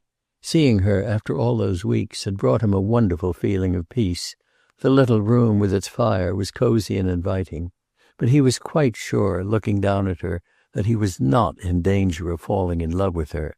There was no riot in him, no faint stirring of the emotions of that hour with the mauve book. There was no suspicion in him that the ways of love change with the years, that the passions of the 40s, when they come, are to those of the early years as the deep sea to a shallow lake, less easily roused, infinitely more terrible. "This girl you spoke about, that was the business you mentioned?" "Yes." She hesitated. "I could have asked you that over the telephone, couldn't I? The plain truth is that I've had 2 bad months, never mind why, and Christmas was coming, and I just wanted to see your perfectly sane and normal face again." "I wish you'd let me know sooner where you were." She evaded his eyes. "I was getting settled and studying and learning to knit, and, oh, I'm the most wretched knitter, Clay. I just stick at it doggedly. I say to myself that hands that can play golf and use a pen and shoot and drive a car have got to learn to knit. But look here." She held up a forlorn-looking sock to his amused gaze. "And I think I'm a clever woman." "You're a very brave woman, Audrey," he said. "You'll let me come back, won't you?" "Heavens, yes, whenever you like. And I'm going to stop being a recluse. I just wanted to think over some things." On the way home he stopped at his florist's and ordered a mass of American Beauties for her on Christmas morning. She had sent her love to Natalie, so that night he told Natalie he had seen her, and such details of her life as he knew. "I'm glad she's coming to her senses," Natalie said. "Everything's been deadly dull without her. She always made things go. I don't know just how," she added, as if she had been turning her over in her mind. "What sort of business did she want to see you about?" "She has a girl she wants to get into the mill." "Goodness gracious, she must be changed," said Natalie. And proceeded, she was ready to go out to dinner, to one of her long and critical surveys of herself in the cheval mirror. Recently those surveys had been getting rather on Clayton's nerves. She customarily talked not to him, but to his reflection over her shoulder, when, indeed, she took her eyes from herself. "I wonder," she said, fussing with the shoulder strap, "who Audrey will marry if anything happens to Chris." She saw his face and raised her eyebrows. "You needn't scowl like that. He's quite as likely as not never to come back, isn't he? And Audrey didn't care a pin for him." "We're talking rather lightly of a very terrible thing, aren't we?" "Oh, you're not," she retorted. "You think just the same things as I do, but you're not so open about them. That's all." Chapter 11. Graham was engaged. He hardly knew himself how it had come about. His affair with Marion had been, up to the very moment of his blurted out, "I want you," as light-hearted as that of any of the assorted young couples who flirted and kissed behind the closed doors of that popular house. The crowd which frequented the Hayden home was gay, tolerant, and occasionally nasty. It made ardent love semi-promiscuously, it drank rather more than it should, and its desire for a good time often brought it rather close to the danger line. It did not actually step over, but it hovered gaily on the brink. And Toots remained high priestess of her little cult. The men liked her, the girls imitated her, and Graham, young as he was, seeing her popularity, was vastly gratified to find himself standing high in her favor. Marion was playing for the stake of the Spencer money. In her intimate circle, everyone knew it but Graham. "How's every little millionaire?" was Tommy Hale's usual greeting. She knew only one way to handle men, and with the stake of the Spencer money she tried every lure of her experience on Graham. It was always Marion who on cold nights sat huddled against him in the back seat of the Haydens' rather shabby car, her warm, ungloved hand in his.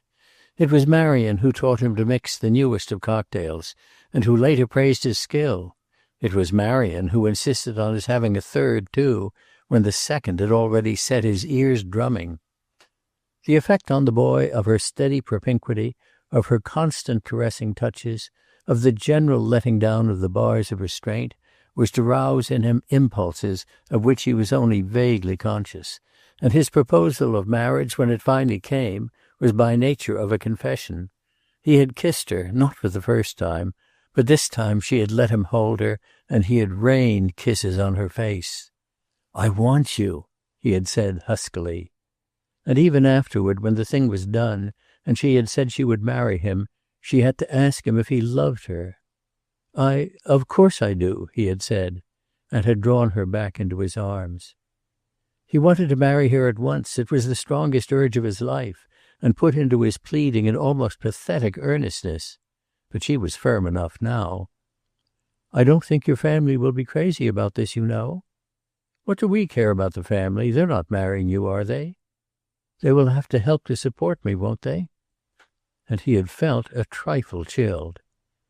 It was not a part of Marion's program to enter the Spencer family unwelcomed. She had a furtive fear of Clayton Spencer, the fear of the indirect for the direct, of the designing woman for the essentially simple and open male. It was not on her cards to marry Graham and to try to live on his salary.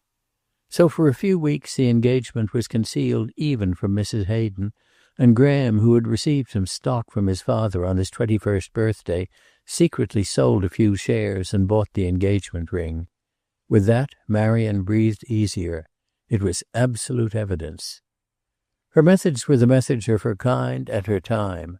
To allure a man by every wile she knew, and having won him to keep him uncertain and uneasy, was her perfectly simple creed. So she reduced love to its cheapest terms, passion and jealousy, played on them both, and made Graham alternately happy and wretched. Once he found Rodney Page there, lounging about with the manner of a habitué. It seemed to Graham that he was always stumbling over Rodney those days, either at home with drawings and color sketches spread out before him, or at the Hayden house. "What's he hanging around here for?" he demanded when Rodney, having bent over Marion's hand and kissed it, had gone away. "If he could see that bare spot on the top of his head, he'd stop all that kowtowing." "You're being rather vulgar, aren't you?" Marion had said. "He's a very old friend and a very dear one." "Probably in love with you like all the rest?" He had expected denial from her, but she had held her cigarette up in the air and reflectively regarded its small gilt tip. "I'm afraid he's rather unhappy. Poor Rod." "About me?" "About me." "Look here, Toots," he burst out. "I'm playing square with you. I never go anywhere but here. I'm perfectly straight with you. But every time here I find some of your old guard hanging around. It makes me wild." "They've always come here, and as long as our engagement isn't known, I can't very well stop them." "Then let me go to father." "He'll turn you out, you know. I know men, dear old thing. And father is going to raise a merry little hell about us. He's the sort who wants to choose his son's wife for him. He'd like to play Providence." She watched him now, smiling, but with slightly narrowed eyes. "I rather think he has somebody in mind for you now." "I don't believe it." "Of course you don't, but he has." "Who?" "Delight. She's exactly the sort he thinks you'll need. He still thinks you are a little boy, Graham, so he picks out a nice little girl for you. Such a nice little girl." The amused contempt in her voice made him angry, for Delight rather than himself. He was extremely grown up and dignified the rest of the afternoon. He stood very tall and straight, and spoke in his deepest voice. It became rather an obsession in him to prove his manhood, and added to that was the effect of Marion's constant, insidious appeal to the surging blood of his youth, and day after day he was shut in his office with Anna Klein. He thought he was madly in love with Marion. He knew that he was not at all in love with Anna Klein, but she helped to relieve the office tedium. He was often aware, sitting at his desk with Anna before him, notebook in hand, that while he read his letters her eyes were on him. More than once he met them, and there was something in them that healed his wounded vanity. He was a man to her. He was indeed almost a god, but that he did not know. In his present frame of mind he would have accepted even that, however. Then, one day he kissed her. She was standing very close, and the impulse was quick and irresistible. She made no effort to leave his arms, and he kissed her again. "Like me a little, do you?" he had asked, smiling into her eyes. "Oh, I do," she had replied hoarsely. It was almost an exact reversal of his relationship with Marion. There the huskiness was his, the triumphant smile was Marion's, and the feeling of being adored without stint or reservation warmed him. He released her then, but their relationship had taken on a new phase. He would stand against the outer door to prevent its sudden opening, and she would walk toward him, frightened and helpless, until his arms closed about her. It was entirely a game to him. There were days when Marion was trying, or the work of his department was nagging him, when he scarcely noticed her at all. But again the mischief in him, the idler, the newly awakened hunting male, took him to her with arms outheld, and the look of triumph in his eyes that she mistook for love. On one such occasion Joey came near to surprising a situation, so near that his sophisticated young mind guessed rather more than the truth. He went out whistling. He waited until Graham had joined the office force in the mill lunchroom and invented an errand back to Graham's office. Anna was there, powdering her nose with the aid of a mirror fastened inside her purse. Joey had adopted Clayton with a sort of fierce passion, hidden behind a pose of patronage. "He's all right," he would say to the boys gathered at noon in the mill yard. "He's kind of short-tempered sometimes, but me, I understand him. And there ain't many of these here money kings that would sit up in a hospital the way he did with me." The mill yard had had quite enough of that night in the hospital. It would fall on him in one of those half-playful, half-vicious attacks that are the humor of the street, and sometimes it was rather a battered Joey who returned to Clayton's handsome office to assist him in running the mill. But it was a very cool and slightly scornful Joey who confronted Anna that noon hour. He lost no time in preliminaries. "What do you think you're doing, anyhow?" he demanded. "Powdering my nose, if you insist on knowing." They spoke the same language. Anna knew what was coming and was on guard instantly. "You cut it out, that's all." "You cut out of this office, and that's all." Joey sat down on Graham's desk and folded his arms. "What are you going to get out of it, anyhow?" he said with a shift from bullying to argument. "Out of what?" "You know, all right." She whirled on him. "Now, see here, Joey," she said, "you run out and play. I'll not have any little boys meddling in my affairs." Joey slid off the desk and surveyed her with an impish smile. "Your affairs," he repeated. "What the hell do I care about your affairs? I'm thinking of the boss. It's up to him if he wants to keep German spies on the place, but it's up to some of us here to keep our eyes open so that they don't do any harm."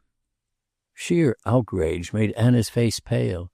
She had known for some time that the other girls kept away from her, and she had accepted it with the stolidity of her blood. She had no German sympathies. Her sympathies in the war lay nowhere. But she a spy? "You get out of here," she said furiously, "or I'll go to Mr. Spencer and complain about you. I'm no more a spy than you are. Not as much, the way you come sneaking around listening and watching. Now you get out." And Joey had gone, slowly to show that the going was of his own free will, and whistling. He went out and closed the door. Then he opened it and stuck his head in. "You be good," he volunteered, "and when the little old U.S. gets to mixing it up with the swine over there, I'll bring you a nice fat Hun as a present." Chapter 12. 2 days before Christmas, Delight came out. There was an afternoon reception at the rectory, and the plain old house blossomed with the debutante's bouquets and baskets of flowers. For weeks before, the house had been getting ready. The rector, looking about for his accustomed chair, had been told it was at the upholsterer's, or had found his beloved and ragged old books relegated to dark corners of the bookcases. There were always step-ladders on the landings, and paper-hangers waiting until a man got out of bed in the morning. And once he put his ecclesiastical heel into a pail of varnish and slid down an entire staircase, to the great imperilment of his kindly old soul. But he had consented without demur to the coming-out party, and he had taken, during all the morning of the great day, a most mundane interest in the boxes of flowers that came in every few minutes. He stood inside a window, under pretense of having no place to sit down, and called out regularly, "6 more coming, Mother, and a boy with 3 ringing across the street. I think he's made a mistake. Yes, he has. He's coming over." When all the stands and tables were overflowing, the bouquets were hung to the curtains in the windows, and Delight, taking a last survey from the doorway, expressed her satisfaction. "It's heavenly," she said. "Imagine all those flowers for me. It looks," she squinted up her eyes critically, "it looks precisely like a highly successful funeral." But a part of her satisfaction was pure pose, for the benefit of that kindly pair who loved her so. Alone in her room, dressed to go downstairs, Delight drew a long breath and picked up her flowers which Clayton Spencer had sent. It had been his kindly custom for years to send to each little debutante, as she made her bow, a great armful of white lilacs and trailing tiny white rosebuds. $50 probably, Delight reflected, and the Belgians needing flannels. It's dreadful.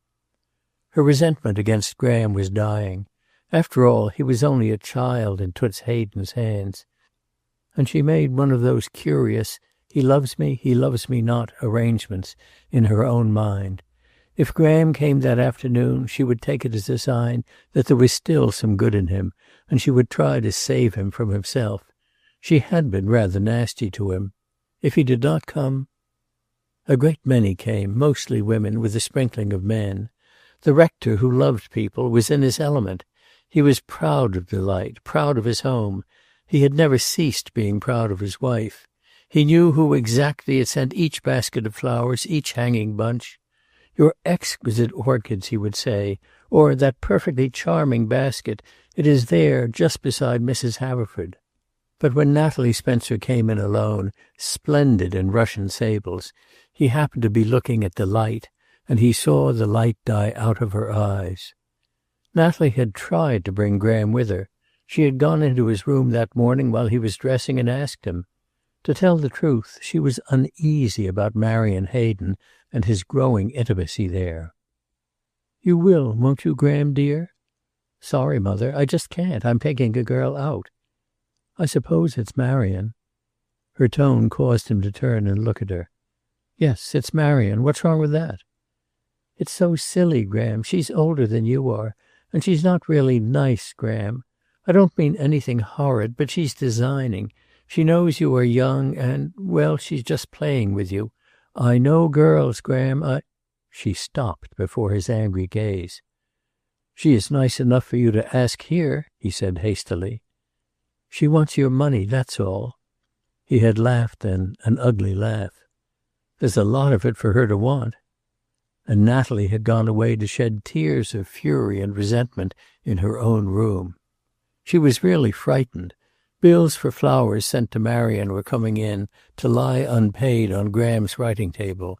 She had overdrawn once again to pay them, and other bills for theater tickets, checks signed at restaurants, overdue club accounts.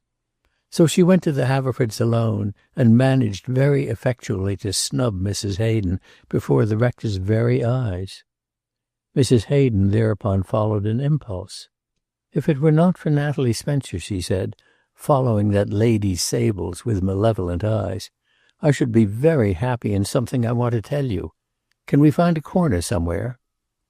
And Dr. Haverford had followed her uneasily behind some palms.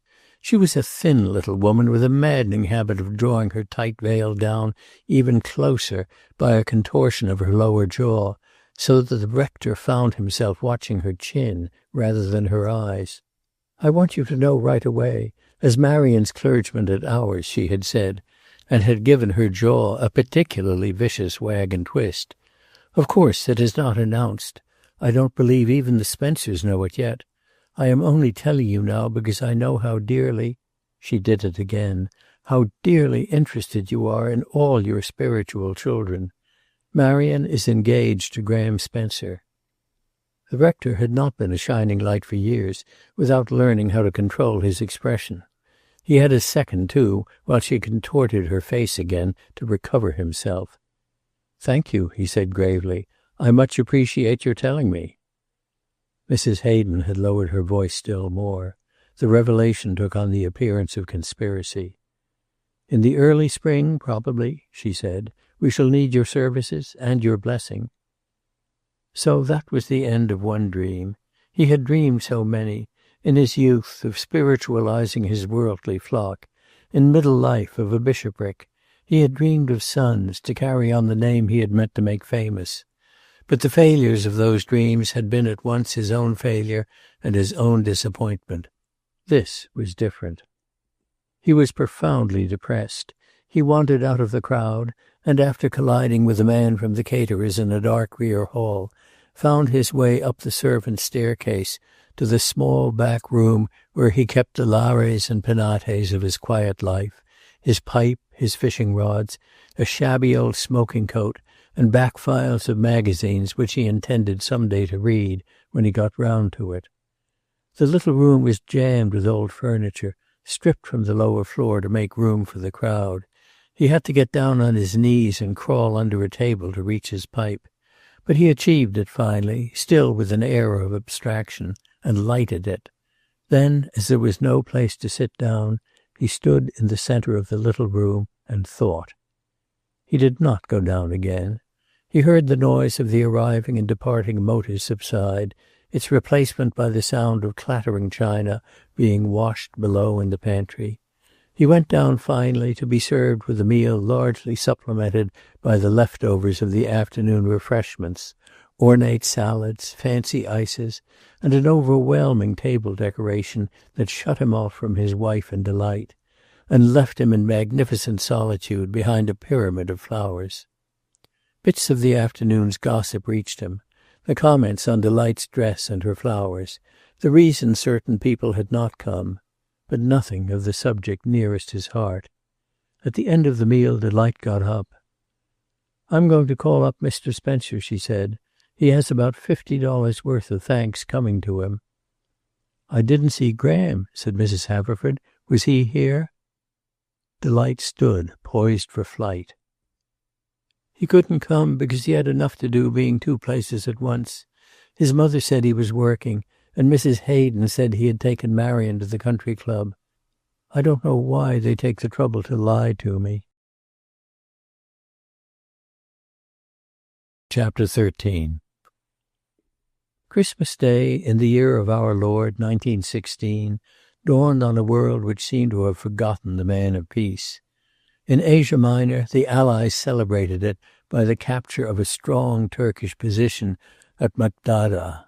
The Germans spent it concentrating at Dead Man's Hill. The British were ejected from enemy positions near Arras. There was no Christmas truce. The death grip had come.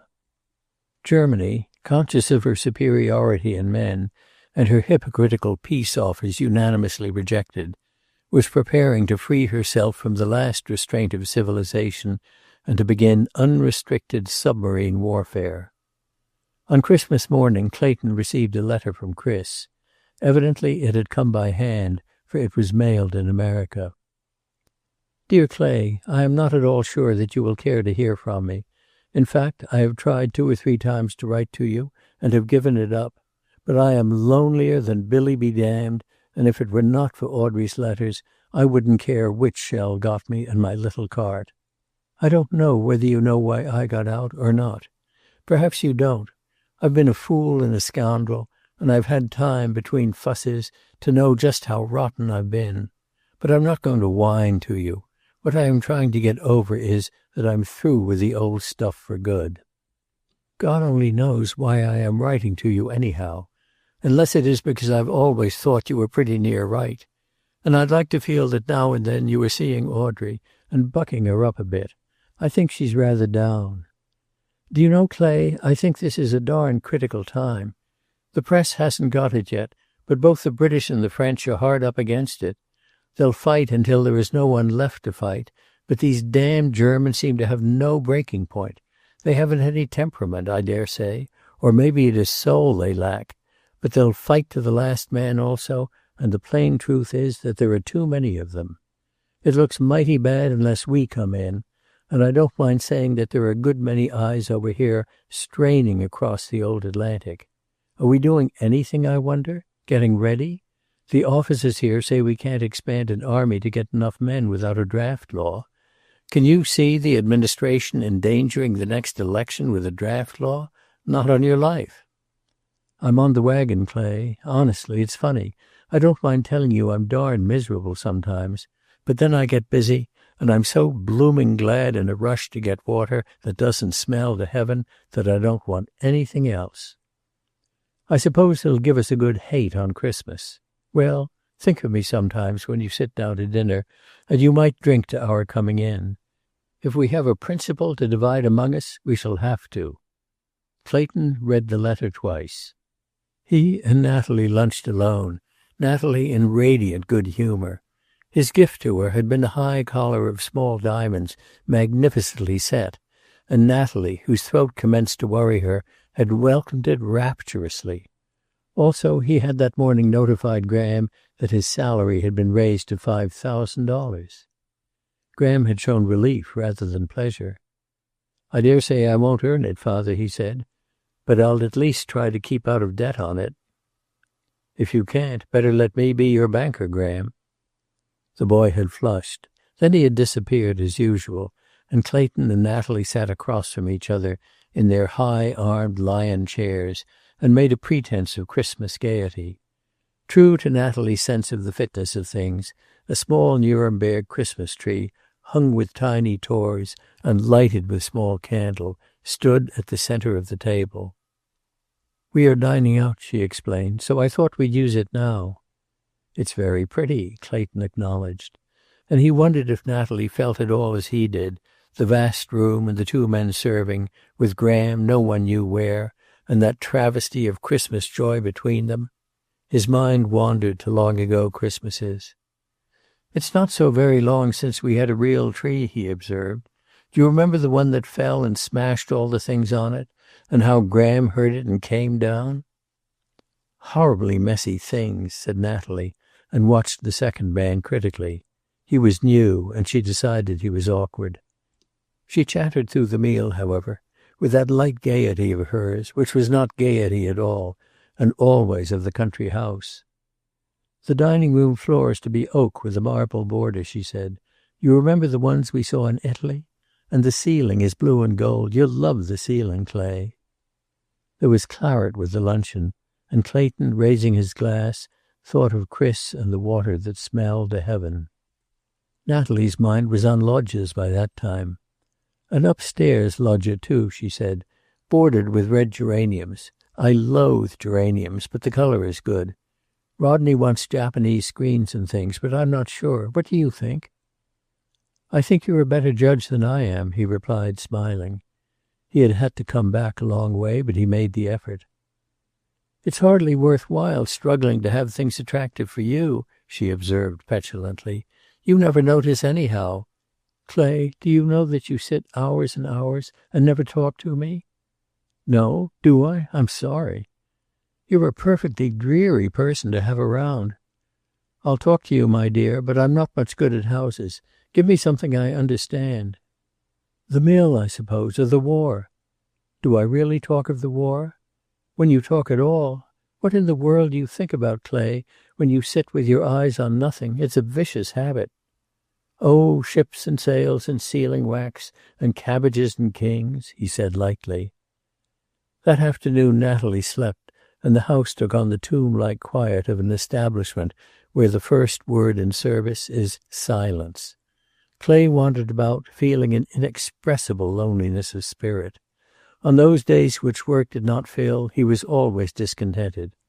He thought of the club, but the vision of those disconsolate groups of homeless bachelors who gathered there on all festivals that centered about a family focus was unattractive.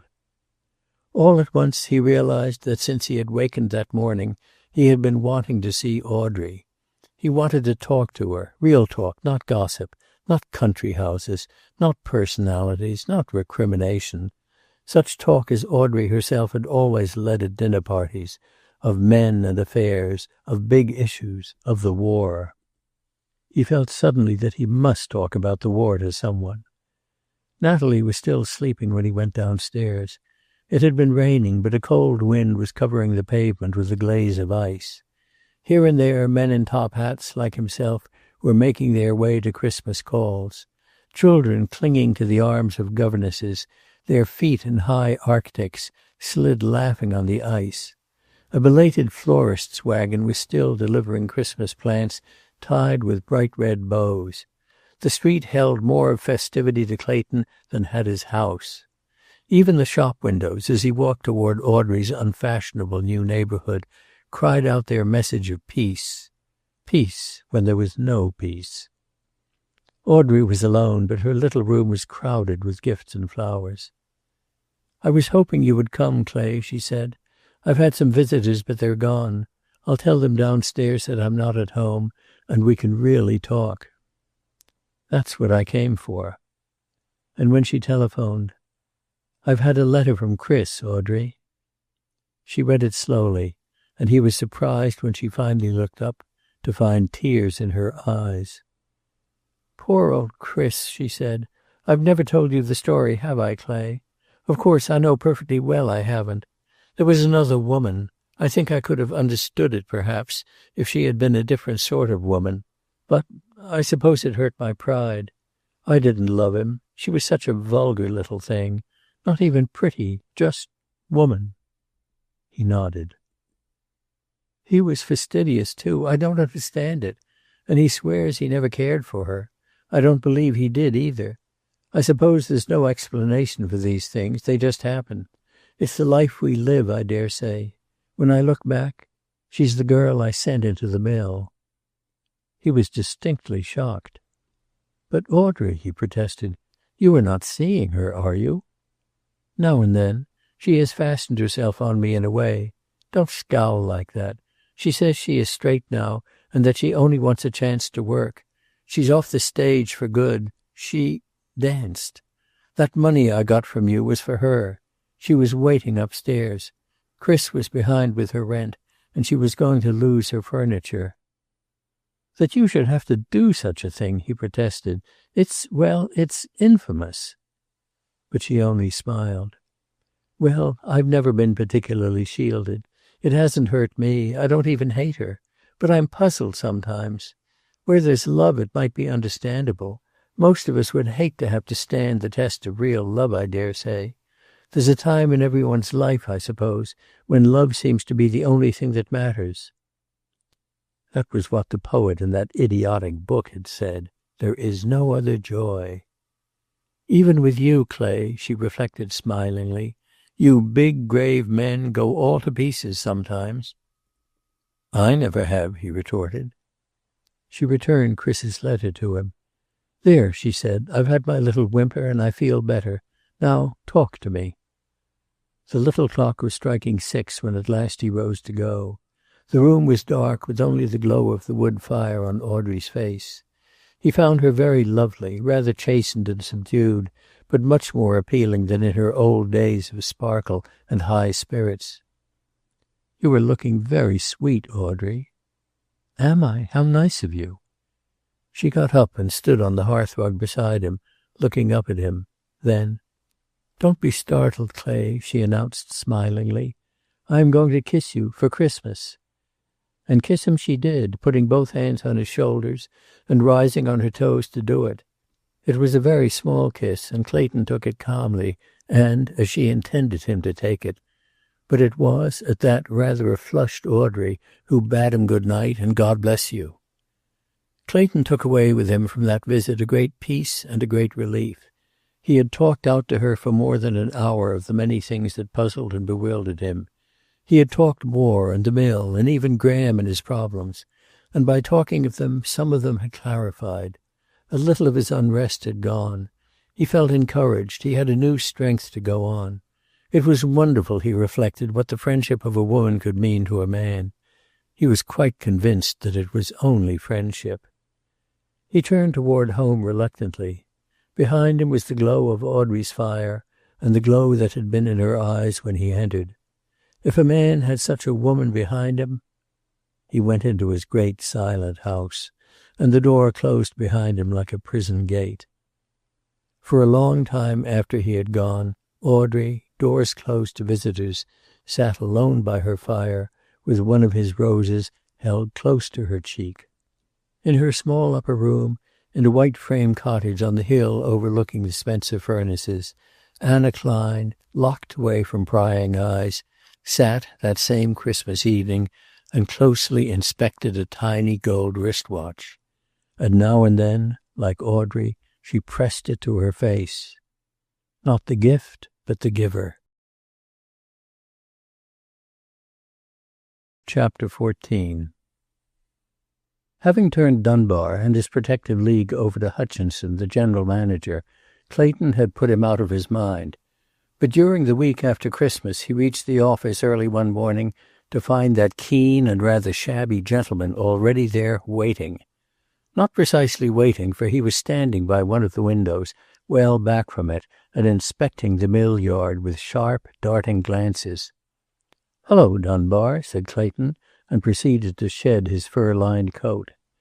Dunbar turned and surveyed him with the grudging admiration of the undersized man for the tall one. "Cold morning," he said, coming forward. "Not that I suppose you know it." He glanced at the coat. "I thought Hutchinson said that you'd gone away." "Been to Washington. I brought something back that will interest you."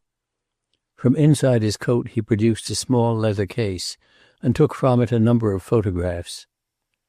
"I rather gathered, Mr. Spencer," he said dryly, "when I was here last, that you thought me an alarmist. I don't know that I blame you. We always think the other fellow may get it, but that we are safe. You might glance at those photographs." He spread them out on the desk.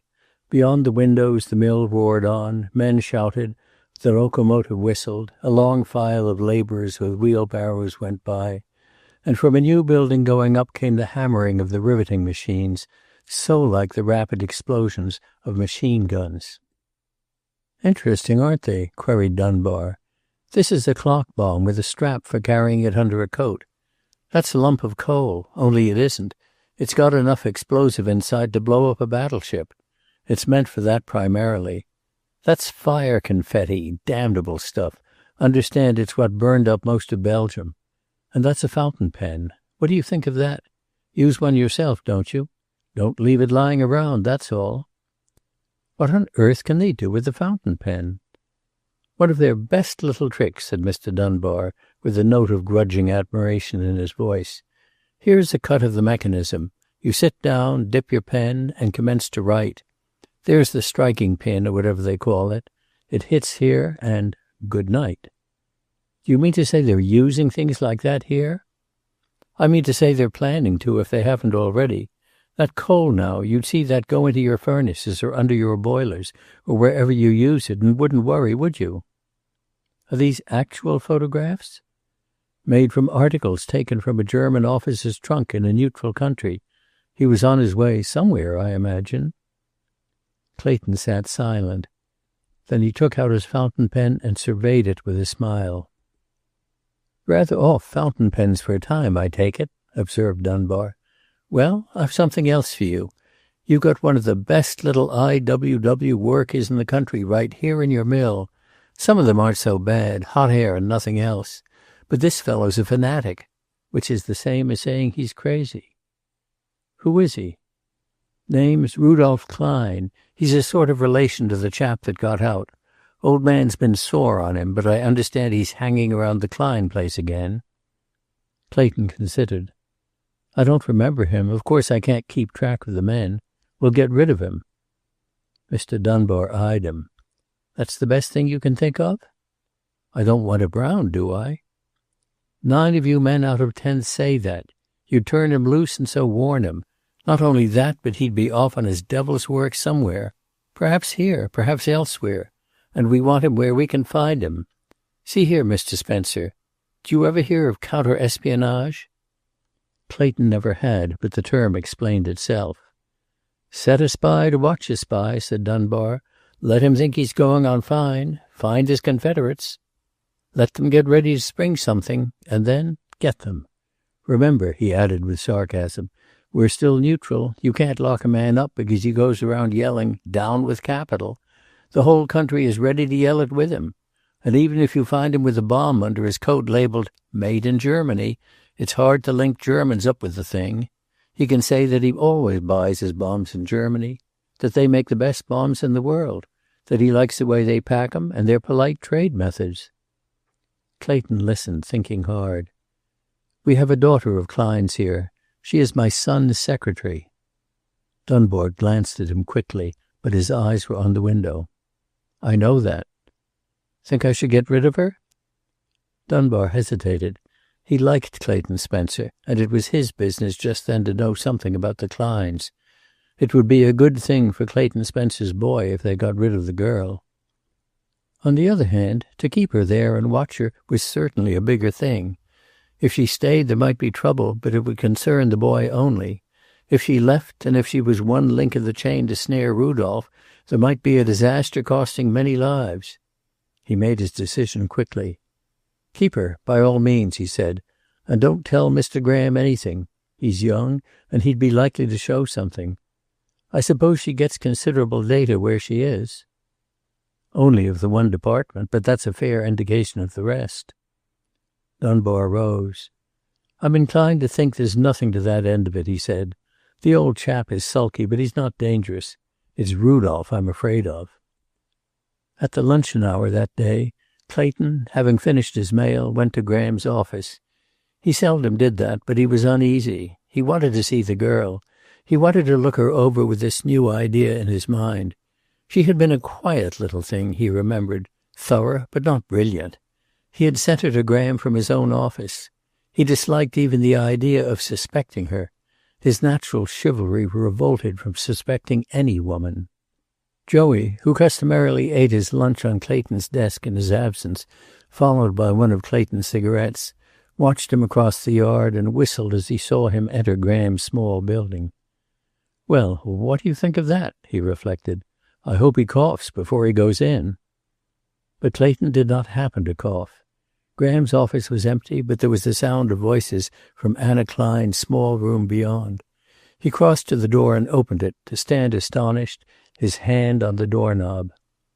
Anna Klein was seated at her desk with her luncheon spread out before her on a newspaper, and seated on the desk, a sandwich in one hand, the other resting on Anna's shoulder, was Graham. He was laughing when Clayton opened the door, but the smile froze on his face. He slid off her desk. "Want me, Father?" "Yes," said Clayton curtly, and went out, leaving the door open. A sort of stricken silence followed his exit. Then Graham put down the sandwich and went out, closing the door behind him. He stood just inside it in the outer room, rather pale, but looking his father in the eyes. "Sorry, Father," he said. "I didn't hear you. What has that to do with it?" The boy was silent. To Clayton, he looked furtive, guilty. His very expression condemned him far more than the incident itself. And Clayton, along with his anger, was puzzled as to his best course. Dunbar had said to leave the girl where she was. But was it feasible under these circumstances? He was rather irritated than angry. He considered a flirtation with one's stenographer rotten bad taste at any time. The business world, to his mind, was divided into 2 kinds of men, those who did that sort of thing and those who did not. It was a code rather than a creed that the boy had violated. Besides, he had had a surprise. The girl who sat laughing into Graham's face was not the Anna Klein he remembered, A shy, drab little thing, badly dressed, rather sallow and unsmiling. Here was a young woman undeniably attractive, slightly rouged, trim in her white blouse, and with an air of piquancy that was added, had he known it, by the large imitation pearl earrings she wore. "Get your hat and go to lunch, Graham," he said. "And you might try to remember that a slightly different standard of conduct is expected from my son here than may be the standard of some of the other men." "It doesn't mean anything, that sort of fooling." "You and I may know that. The girl may not." Then he went out, and Graham returned unhappily to the inner room. Anna was not crying. She was too frightened to cry. She had sat without moving, her hand still clutching her untouched sandwich. Graham looked at her and tried to smile. "I'm gone, I suppose?" "Don't you worry about that," he said with boyish bravado. "Don't you worry about that, little girl." "Father will kill me," she whispered. "He's queer these days, and if I go home and have to tell him—" She shuddered. "I'll see you get something else if the worst comes, you know." She glanced up at him with that look of dog-like fidelity that always touched him. "I'll find you something good," he promised. "Something good," she repeated with sudden bitterness. "And you'll get another girl here and flirt with her and make her crazy about you and— Honestly, do you like me like that?" "I'm just mad about you," she said miserably. Frightened though he was, her wretchedness appealed to him. The thought that she cared for him, too, was a salve to his outraged pride. A moment ago in the other room he had felt like a bad small boy. As with Marion, Anna made him feel every inch a man. But she gave him what Marion did not, the feeling of complete surrender. Marion would take. This girl would give. He bent down and put his arms around her. "Poor little girl," he said. "Poor little girl." Chapter 15. The gay and fashionable crowd of which Audrey had been the center played madly that winter. The short 6 weeks of the season were already close to an end. By mid-January the South and California would have claimed most of the women and some of the men. There were a few, of course, who saw the inevitable catastrophe. The Mackenzies had laid up their houseboat on the west coast of Florida. Dennis Nolan had let his little place at Pinehurst. The advance wave of the war tide, the increased cost of living, had sobered and made thoughtful the middle class, but above in the great businesses and below among the laboring people, money was plentiful and extravagance ran riot. And Audrey Valentine's world missed her. It refused to accept her poverty as an excuse and clamored for her. It wanted her to sit again at a piano, somewhere, anywhere, with a lighted cigarette on the music rack, and sing her husky, naive little songs. It wanted her cool audacity. It wanted her for weekend parties and bridge, and to canter on frosty mornings on its best horses and make slaves of the park policemen so that she might jump forbidden fences. It wanted to see her oust its grinning chauffeurs and drive its best cars at their best speed. Audrey Valentine leading a cloistered life. Impossible. Selfish. And Audrey was not cut out for solitude. She did not mind poverty. She found it rather a relief to acknowledge what had always been the fact. But she did mind loneliness. And her idea of making herself over into something useful was not working out particularly well. She spent 2 hours a day at a downtown school, struggling with shorthand, and her writing table was always littered with papers covered with queer hooks and curves, or with typed sheets beginning, Messrs. Smith & Co., Dear Sirs. Clayton Spencer met her late in December, walking feverishly along with a book under her arm and a half-desperate look in her eyes. He felt a little thrill when he saw her, which should have warned him, but did not. She did not even greet him. She stopped and held out her book to him. "Take it," she said. "I've thrown it away twice, and 2 wretched men have run after me and brought it back." He took it and glanced at it. "Spelling? Can't you spell?" "Certainly I can spell," she said with dignity. "I'm a very good speller. Clay, there isn't an I in business, is there?" "It is generally considered necessary to have 2 pretty good I's in business." But he saw then that she was really rather despairing. "There is one I," he said. "It seems foolish, doesn't it? Audrey, dear, what are you trying to do? For heaven's sakes, if it's money." "It isn't that. I have enough. Honestly, Clay, I just had some sort of an idea that I'd been playing long enough. But I'm only good for play. That man this morning said as much when we fussed about my spelling. He said I'd better write a new dictionary." Clayton threw back his head and laughed, and after a moment she laughed too. But as he went on his face was grave.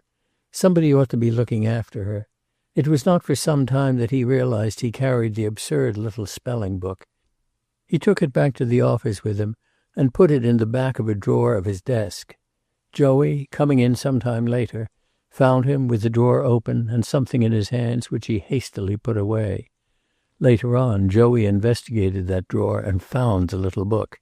He inspected it with a mixture of surprise and scorn.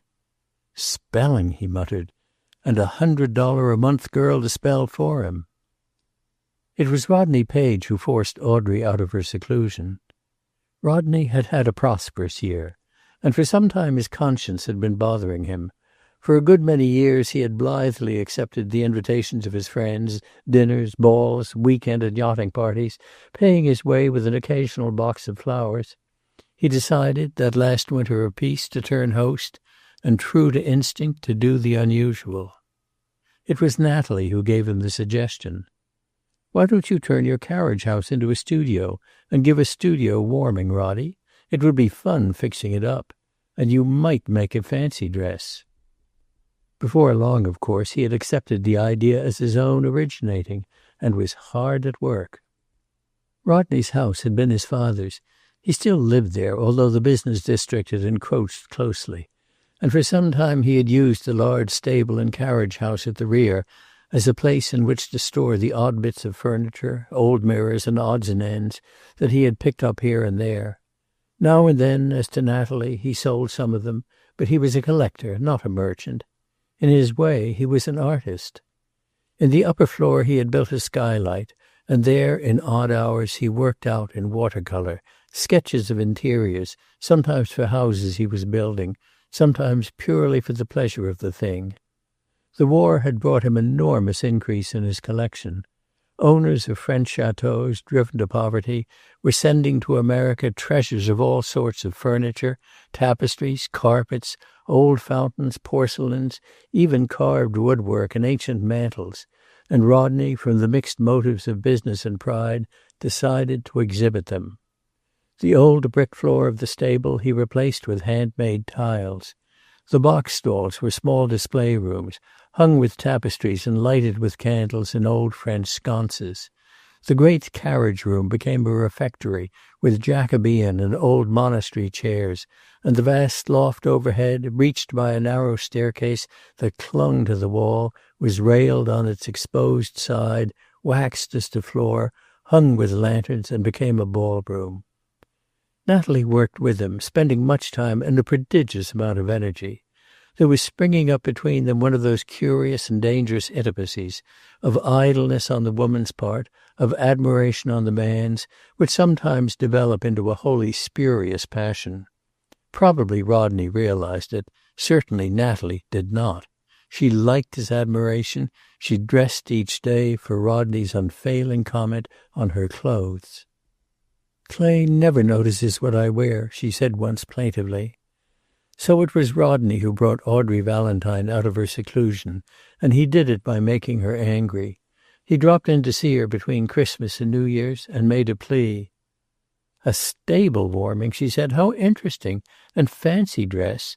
Are you going to have them come as grooms or jockeys? If I were going, I'd go as a circus rider.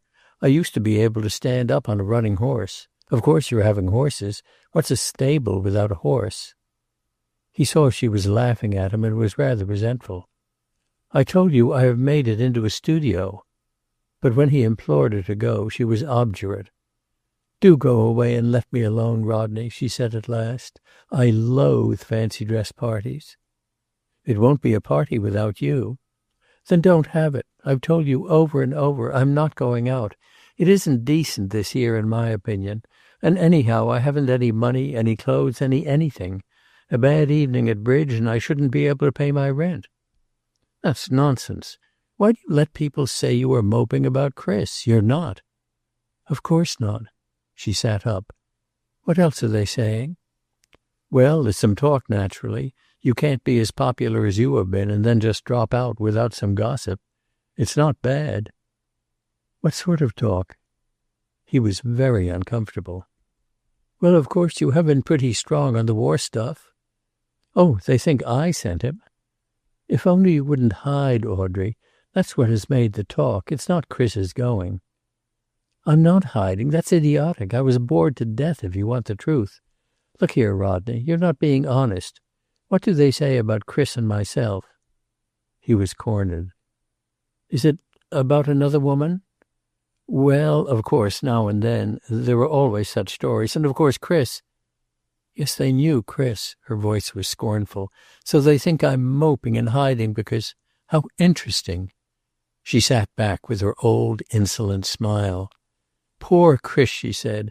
"The only man in the lot except Clay Spencer who is doing his bit for the war, and they— When is your party, Roddy?" "New Year's Eve." "I'll come," she said. And smiling again dangerously, "I'll come with bells on." Chapter 16. There had been once, in Herman Klein, the making of a good American. He had come to America not at the call of freedom, but of peace and plenty. Nevertheless, he had possibilities.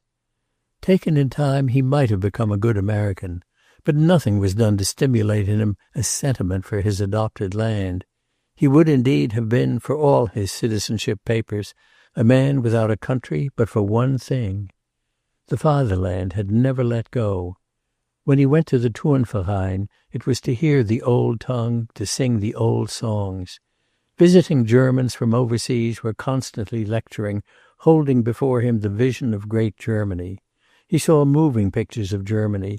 He went to meetings which commenced with Die Wacht am Rhein. One Christmas he received a handsome copy of a photograph of the Kaiser through the mail.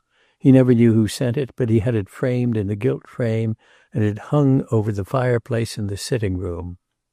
He had been adopted by America, but he had not adopted America, save his own tiny bit of it. He took what the new country gave him with no faintest sense that he owed anything in return beyond his small yearly taxes.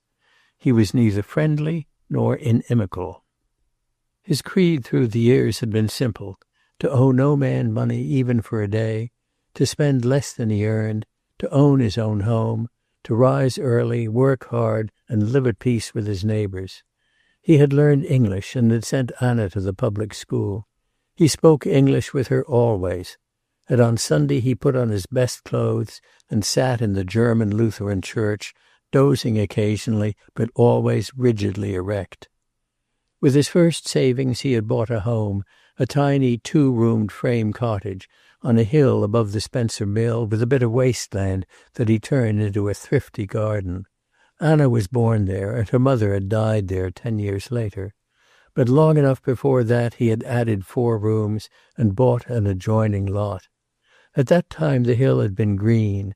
The way to the little white house had been along and up a winding path, where in the spring the early wildflowers came out on sunny banks, and the first buds of the neighborhood were on Klein's own lilac bushes. He had had a magnificent sense of independence those days, and of freedom. He voted religiously, and now and then in the evenings he had been the moderate member of a mild socialist group. Theoretically, he believed that no man should amass a fortune by the labor of others. Actually, he felt himself well paid, a respected member of society, and a property owner. In the early morning, winter and summer, he emerged from the small side porch of his cottage, and there threw over himself a pail of cold water from the well outside. Then he rubbed down, dressed in the open air behind the old awning hung there, took a dozen deep breaths and a cup of coffee, and was off for work. The addition of a bathroom with running hot water had made no change in his daily habits. He was very strict with Anna, and with the women who, one after another, kept house for him. "I'll have no men lounging around," was his first instruction on engaging them. And to Anna his solicitude took the form almost of espionage. The only young man he tolerated about the place was a distant relative, Rudolph Klein. On Sunday evenings Rudolph came in to supper, but even Rudolph found it hard to get a word with the girl alone. "What's eating him, anyhow?" he demanded of Anna one Sunday evening, when by the accident of a neighbor calling old Herman to the gate, he had the chance of a word. "He knows a lot about you fellows," Anna had said, "and the more he knows, the less he trusts you. I don't wonder." "He hasn't anything on me." But Anna had come to the limit of her patience with her father at last. "What's the matter with you?" she demanded angrily one night when Herman had sat with his pipe in his mouth and had refused her permission to go to the moving pictures with another girl. "Do you think I'm going on forever like this without a chance to play? I'm sick of it, that's all." "You will not run around with the girls on this hill." He had conquered all but the English W. He still pronounced it like a V. "What's the matter with the girls on this hill?" And when he smoked on in imperturbable silence, she had flamed into a fury. "This is free America," she reminded him. "It's not Germany, and I've stood about all I can. I work all day and I need a little fun. I'm going." And she had gone, rather shaky as to the knees, but with her head held high, leaving him on the little veranda with his dead pipe in his mouth and his German-American newspaper held before his face. She had returned, still terrified, to find the house dark and the doors locked, and rather than confess to anyone, she had spent the night in a chair out of doors. At dawn she had heard him at the side of the house, drawing water for his bath. He had gone through his morning program as usual, by the sounds, and had started off for work without an inquiry about her. Only when she heard the gate click had she hammered at the front door and been admitted by the untidy servant. "Fine way to treat me," she had stormed, and for a better part of that day she was convinced that she would never go back home again.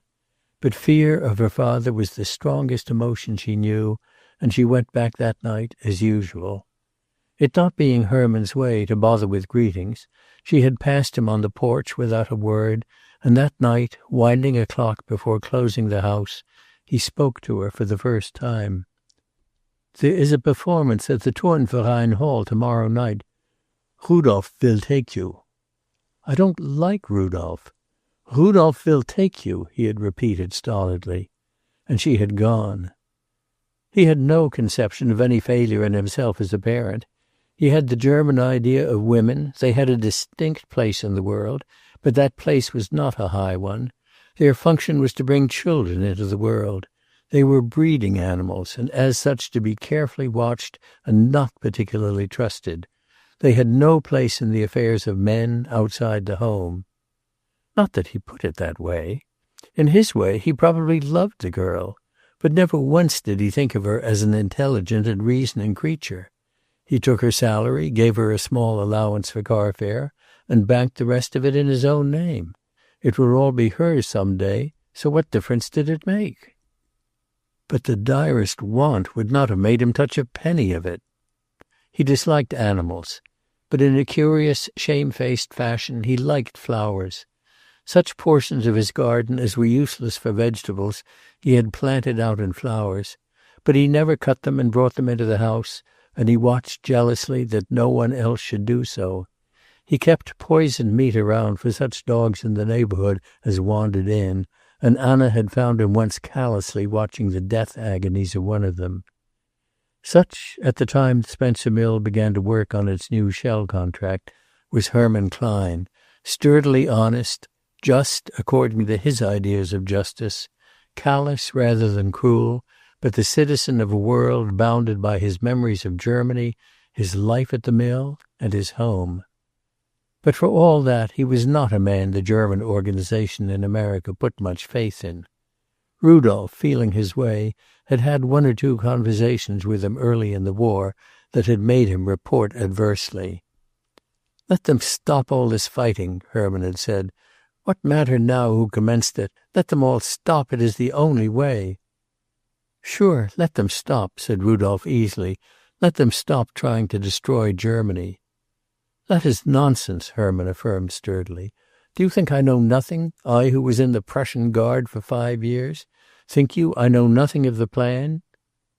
The report of the German atrocities, however, found him frankly incredulous, and one noon hour in the mill, having read the Belgian king's statement that the German army in Belgium had protected its advance with women and children, Rudolph found him tearing the papers to shreds furiously.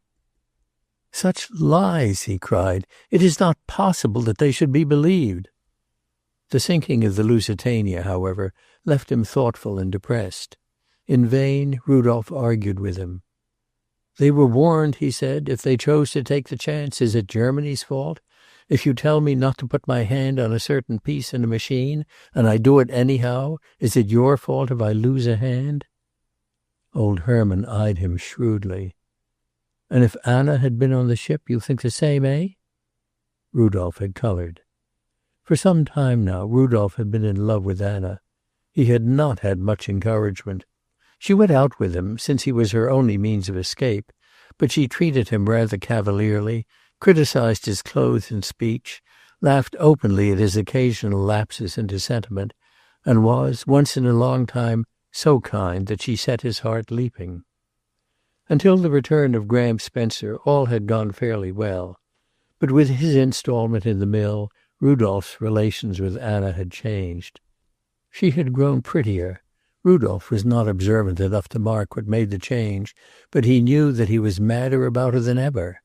And she had assumed toward him an attitude of almost scornful indifference. The effect on his undisciplined young mind was bad. He had no suspicion of Graham. He only knew his own desperate unhappiness.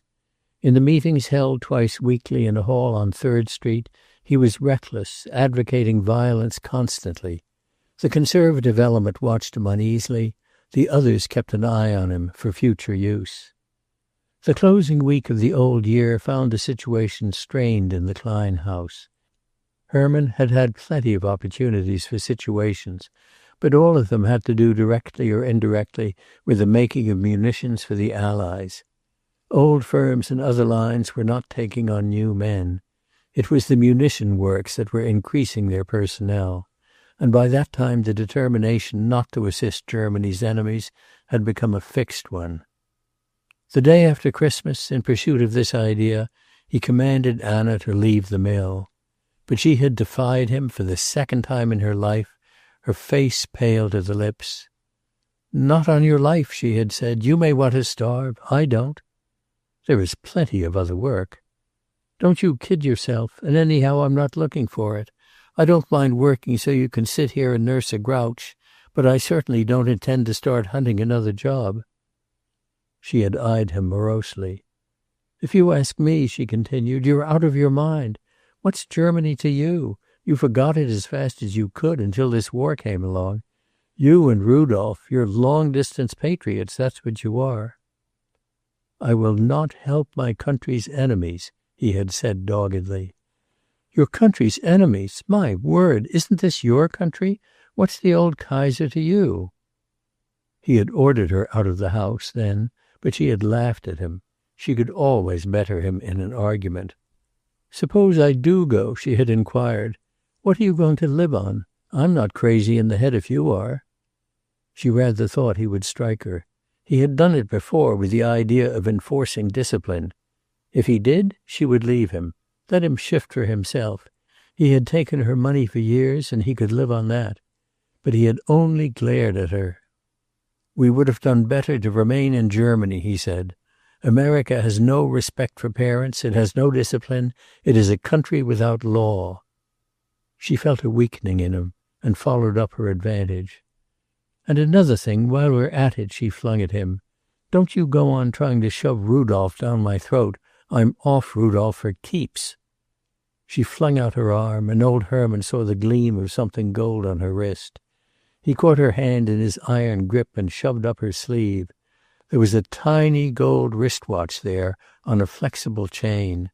His amazement and rage gave her a moment to think, although she was terrified. "Where did you get that?" The mill gave them to the stenographers for Christmas. Why did you not tell me? We're not talking much these days, are we?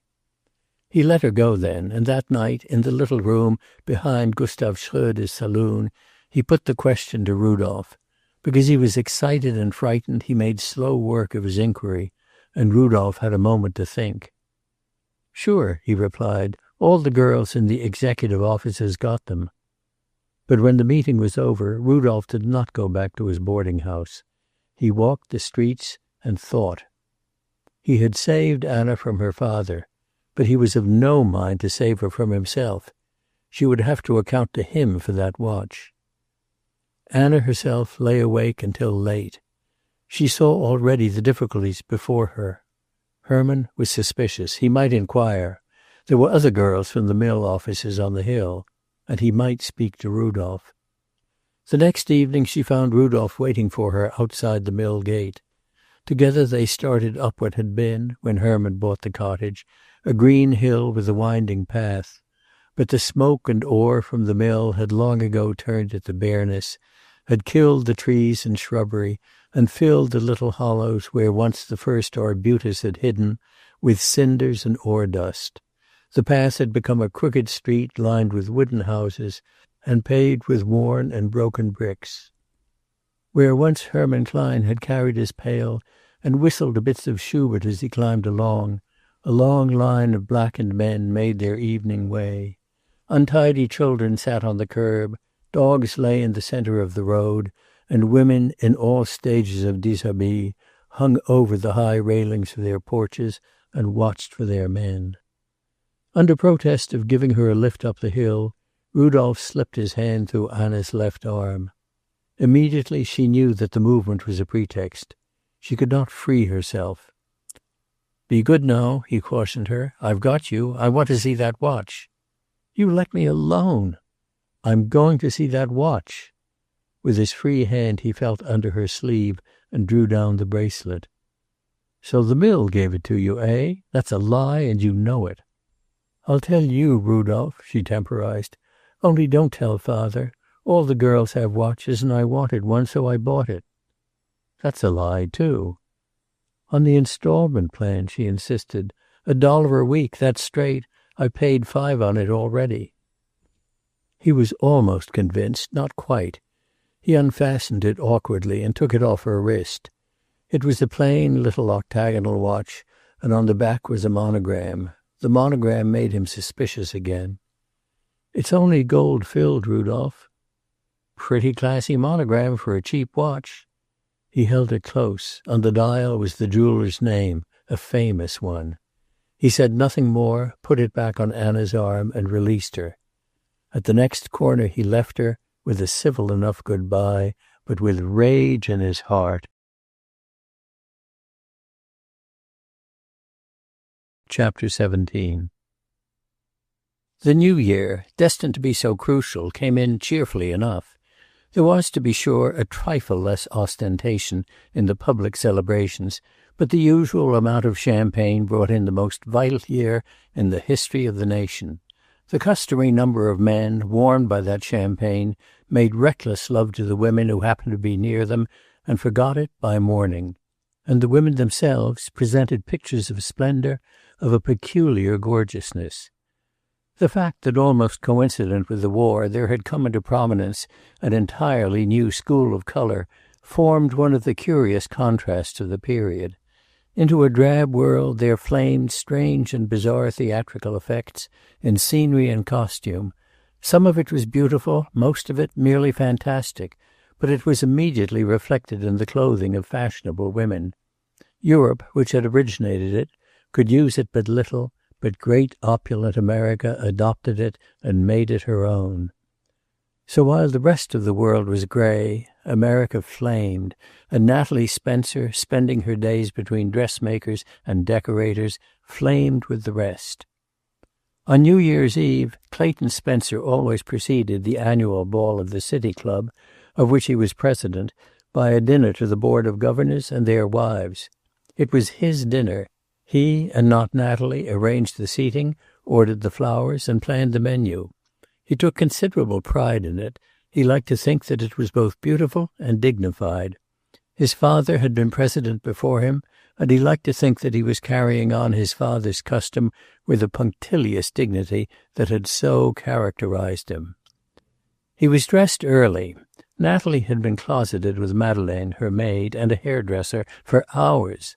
As he went downstairs, he could hear her voice raised in querulous protest about something. When he went into the library, Buckham was there stooping over the fire, his austere old face serious and intent. "Well, another year almost gone, Buckham," he said. "Yes, Mr. Spencer." "It would be interesting to know what the new year holds." "I hope it will bring you peace and happiness, sir." "Thank you." And after Buckham had gone, he thought that rather a curious New Year's wish. Peace and happiness, well, God knows he wanted both. A vague comprehension of the understanding the upper servants of a household acquire as to the inner life of the family stirred in him, how much they knew and concealed under their impassive service. When Natalie came down the staircase a few minutes later, she was swathed in her chinchilla evening wrap, and she watched his face, after her custom when she expected to annoy him, with the furtive look that he had grown to associate with some unpleasantness. "I hate dressing for a ball at this hour," she said rather breathlessly. "I don't feel half dressed by midnight." Madeleine, in street costume, was behind her with a great box. "She has something for my hair," she explained. Her tone was nervous, but he was entirely unsuspicious. "You don't mind if I don't go to Page's, do you? I'm rather tired, and I ought to stay at the club as late as I can." "Of course not. I shall probably pick up some people anyhow. Everybody is going on." In the car she chattered feverishly, and he listened, lapsing into one of the silences which her talkative spells always enforced. "What flowers are you having?" she asked finally. "White lilacs and pussy willow. Did your orchids come?" "Thanks, yes, but I'm not wearing them. My gown is flame color. They simply shrieked." "Flame color?" "A sort of orange," she explained. And, in a slightly defiant tone, "Rodney's is a costume dance, you know." "Do you mean you are in fancy dress?" "I am indeed." He was rather startled. The annual dinner of the board of the governors of the City Club and their wives was a most dignified function always. He was the youngest by far of the men. The women were all frankly dowagers. They represented the conservative element of the city's social life, that element which frowned on smartness and did not even recognize the bizarre. It was old-fashioned, secure in its position, influential and slightly tedious. "There will be plenty in fancy dress." "Not at the dinner." "Stodgy old frumps," was Natalie's comment. "I believe you would rather break one of the 10 Commandments than one of the conventions," she added. It was when he saw her coming down the staircase in the still empty clubhouse that he realized the reason for her defiant attitude when she acknowledged a fancy dress. For she wore a peacock costume of the most daring sort. Over an orange foundation, eccentric in itself and very short, was a vivid tunic covered with peacock feathers on gold tissue, with a sweeping tail behind, and on her head was the towering chest of a peacock on a gold bandeau. She waved a great peacock fan also, and halfway down the stairs she paused and looked down at him with half-frightened eyes. "Do you like it?" "It is very wonderful," he said gravely. He could not hurt her. Her pleasure in it was too naive. It dawned on him then that Natalie was really a child, a spoiled and willful child. And always afterward he tried to remember that and to judge her accordingly. She came down, the upturned wired points of the tunic trembling as she stepped. When she came closer he saw that she was made up for the costume ball also, her face frankly rouged, fine lines under her eyes, her lashes blackened. She looked very lovely and quite unfamiliar. But he had determined not to spoil her evening, and he continued gravely smiling. "You'd better like it, Clay," she said, and took a calculating advantage of what she considered a softened mood. "It cost $1,000. She went on past him toward the room where the florist was still putting the finishing touches to the flowers on the table. When the first guests arrived, she came back and took her place near him, and he was uncomfortably aware of the little start of surprise with which she burst upon each new arrival. In the old and rather staid surroundings of the club she looked out of place, oriental, extravagant, absurd. And Clayton Spencer suffered. To draw him, as he stood in the club that last year of our peace, 1916, is to draw him not only with his virtues but with his faults, his overemphasis on small things, his jealousy for his dignity, his hatred of the conspicuous and the unusual. When, after the informal manner of clubs, the party went into dinner, he was having one of the bad hours of his life to that time. And when, as was inevitable, the talk of the rather serious table turned to the war, it seemed to him that Natalie, gorgeous and painted, represented the very worst of the country he loved, indifference, extravagance, and ostentatious display. But Natalie was not America. Thank God, Natalie was not America. Already with the men she was having a triumph. The women, soberly clad, glanced at each other with raised eyebrows and cynical smiles.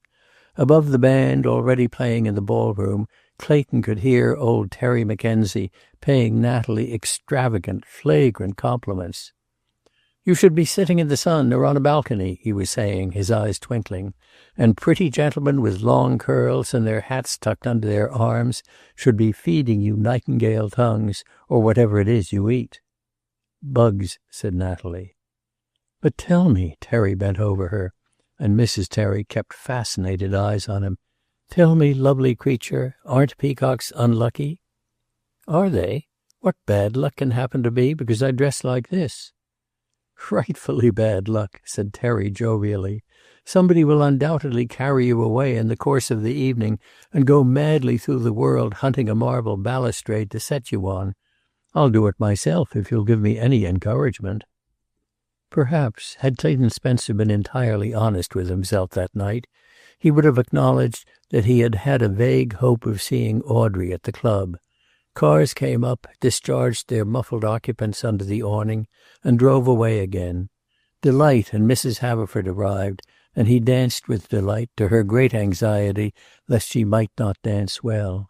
Graham came very late, in the wake of Marion Hayden. But Audrey did not appear. He waited until the new year came in.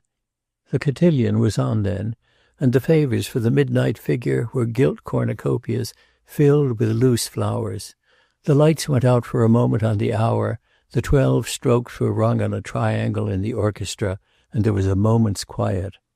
Then the light blazed again, flowers and confetti were thrown, and club servants in livery carried round trays of champagne. Clayton, standing glass in hand, surveyed the scene with a mixture of satisfaction and impatience. He found Terry Mackenzie at his elbow. "Great party, Clay," he said. "Well, here's to 1917, and may it bring luck." "May it bring peace," said Clayton, and raised his glass. Sometime later, going home in the car with Mrs. Mackenzie, quiet and slightly grim beside him, Terry spoke out of a thoughtful silence. "There's something wrong with Clay," he said. "If ever a fellow had a right to be happy. He has a queer look. Have you noticed it?" "Anybody married to Natalie Spencer would develop what you call a queer look," she replied tartly. "Don't you think he is in love with her?" "If you ask me, I think he has reached the point where he can't bear the sight of her. But he doesn't know it." "She's pretty." "So is a lampshade," replied Mrs. Terry acidly. "Or a kitten, or a fancy ice cream. But you wouldn't care to be married to them, would you?" It was almost dawn when Natalie came in. Clayton had not been asleep. He had got to thinking rather feverishly of the new year.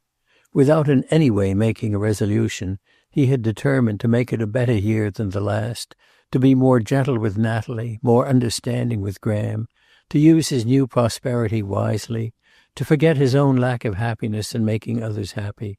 He was very vague about it. The search of the ages the rector had called happiness, and one found it by giving it. To his surprise, Natalie came into his bedroom looking like some queer oriental bird, vivid and strangely unlike herself. "I saw your light. Heavens, what a party." "I'm glad you enjoyed it. I hope you didn't mind my not going on." "I wish you had. Clay, you'll never guess what happened." "Probably not. What?" "Well, Audrey just made it, that's all. Funny. I wish you'd seen some of their faces. Of course she was disgraceful, but she took it off right away. But it was like her. No one else would have dared." His mouth felt dry. Audrey, disgraceful. "It was in the stable, you know. I told you. And just at midnight the doors opened and a big white horse leaped in with Audrey on his back. No saddle, nothing. She was dressed like a bareback rider in the circus, short tulle skirts and tights. They nearly mobbed her with joy." She yawned. "Well, I'm off to bed." He roused himself. "A happy New Year, my dear." "Thanks," she said, and wandered out, her absurd feathered tail trailing behind her. He lay back and closed his eyes. So Audrey had done that. Audrey who had been in his mind all those sleepless hours, for he knew now that back of all his resolutions to do better had been the thought of her. He felt disappointed and bitter. The sad disillusion of the middle years, still heroically clinging to faiths that one after another destroyed themselves, was his.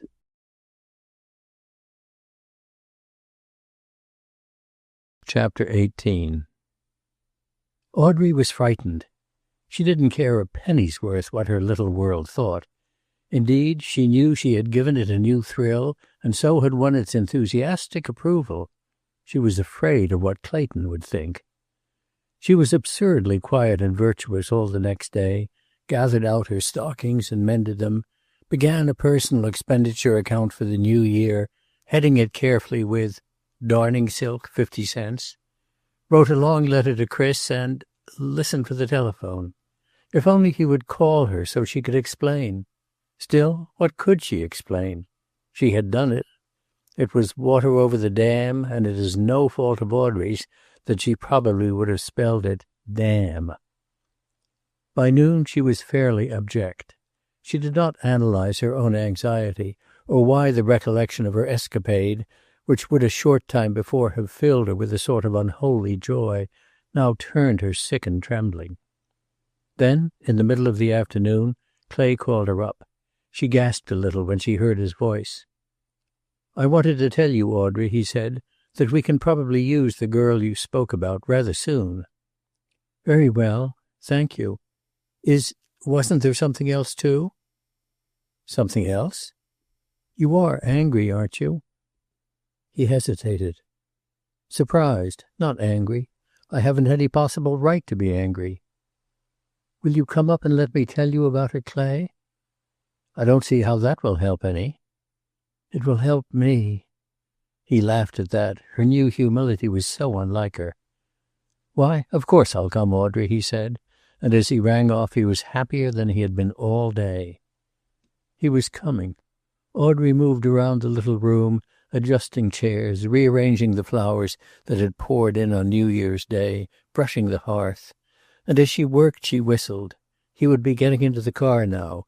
He would be so far on his way. He would be almost there. She ran into her bedroom and powdered her nose, with her lips puckered, still whistling, and her heart singing.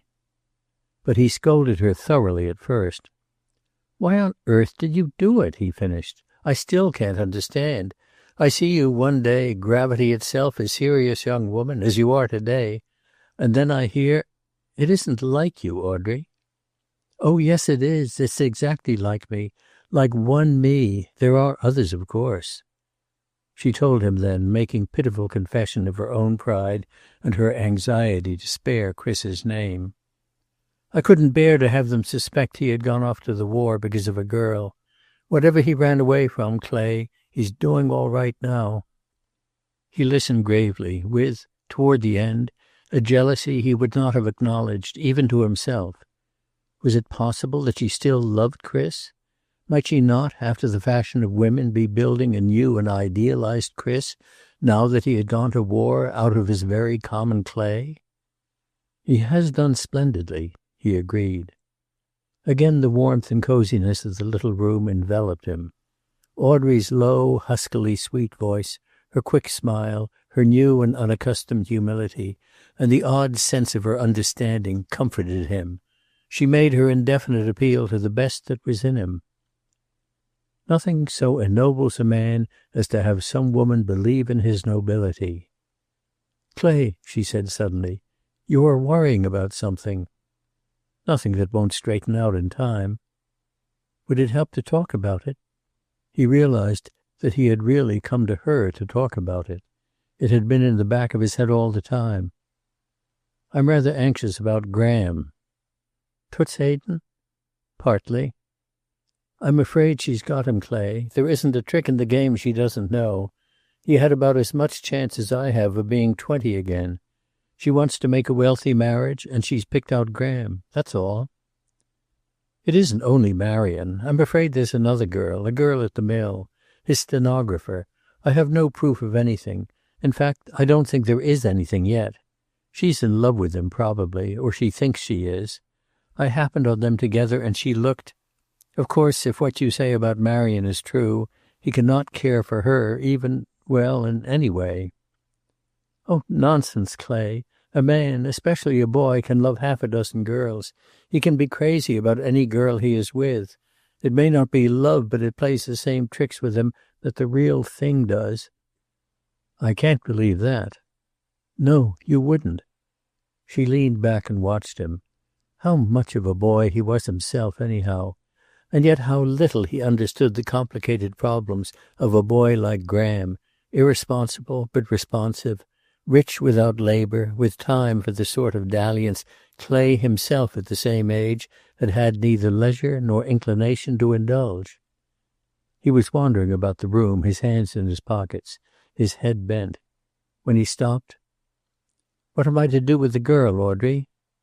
"Get rid of her. That's easy." "Not so easy as it sounds."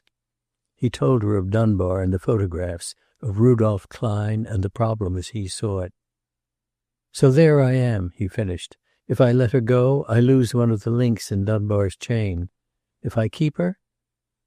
"Can't Natalie talk to him? Sometimes a woman can get to the bottom of these things when a man can't. He might tell her all about it." "Possibly, but I think it unlikely Natalie would tell me." She leaned over and patted his hand impulsively. "What devils we women are," she said. "Now and then one of us gets what she deserves. That's me. And now and then one of us gets something she doesn't deserve. And that's Natalie. She's overindulgent to Graham. He is all she has. She has you." Something in her voice made him turn and look at her. "That ought to be something, you know," she added, and laughed a little. "Does Natalie pay his debts?" "I rather think so." But that was a subject he could not go on with. "The fault is mine. I know my business better than I know how to handle my life or my family. I don't know why I trouble you with it all anyhow. You have enough." He hesitated. "That's not exactly true either. I do know. I'm relying on your woman's wit to help me. I'm wrong somehow." "About Graham?" "I have a curious feeling that I'm losing him. I can't ask for his confidence. I can't, apparently, even deserve it. I see him, day after day, with all the good stuff there is in him, working as little as he can, drinking more than he should, out half the night, running into debt. Good heavens, Audrey, what can I do?" She hesitated. "Of course, you know one thing that would save him, Clay." "What?" "Our getting into the war. I ought not to have to lose my boy in order to find him. But we are going to be in it." He had risen and was standing, an elbow on the mantelpiece, looking down at her. "I suppose every man wonders once in a while how he'd conduct himself in a crisis. When the Lusitania went down, I dare say a good many fellows wondered if they'd have been able to keep their coward bodies out of the boats. I know I did. And I wonder about myself now. What can I do if we go into the war? I couldn't do a forced march of more than 5 miles. I can't drill, or whatever they call it. I can shoot clay pigeons, but I don't believe I could hit a German coming at me with a bayonet at 20 feet. I'd be pretty much of a total loss. Yet I'll want to do something." And when she sat, very silent, looking into the fire, "You see, you think it absurd yourself." Hardly absurd, she roused herself to look up at him. If it is, it's the sort of splendid absurdity I am proud of. I was wondering what Natalie would say. I don't believe it lies between a man and his wife. It's between him and his God. He was rather ashamed of that, however, and soon after he went away. Chapter 19. Natalie Spencer was finding life full of interest that winter. Now and then she read the headings in the newspapers, not because she was really interested, but that she might say, at the dinner party, which was to her the proper end of a perfect day, "What do you think of Turkey declaring her independence?" Or, "I see we have taken the Etoile Wood." Clayton had overheard her more than once, and had marveled at the dexterity with which, these leaders thrown out, she was able to avoid committing herself further. The new house engrossed her. She was seeing a great deal of Rodney, too, and now and then she had fancied that there was a different tone in Rodney's voice when he addressed her. She never analyzed that tone or what it suggested, but it gave her a new interest in life.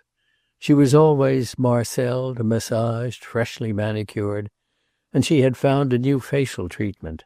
Clayton, in his room at night, could hear the sharp slapping of flesh on flesh as Madeleine gently pounded certain expensive creams into the skin of her face and neck. She refused all forms of war activity, although now and then she put some appeal before Clayton and asked him if he cared to send a check.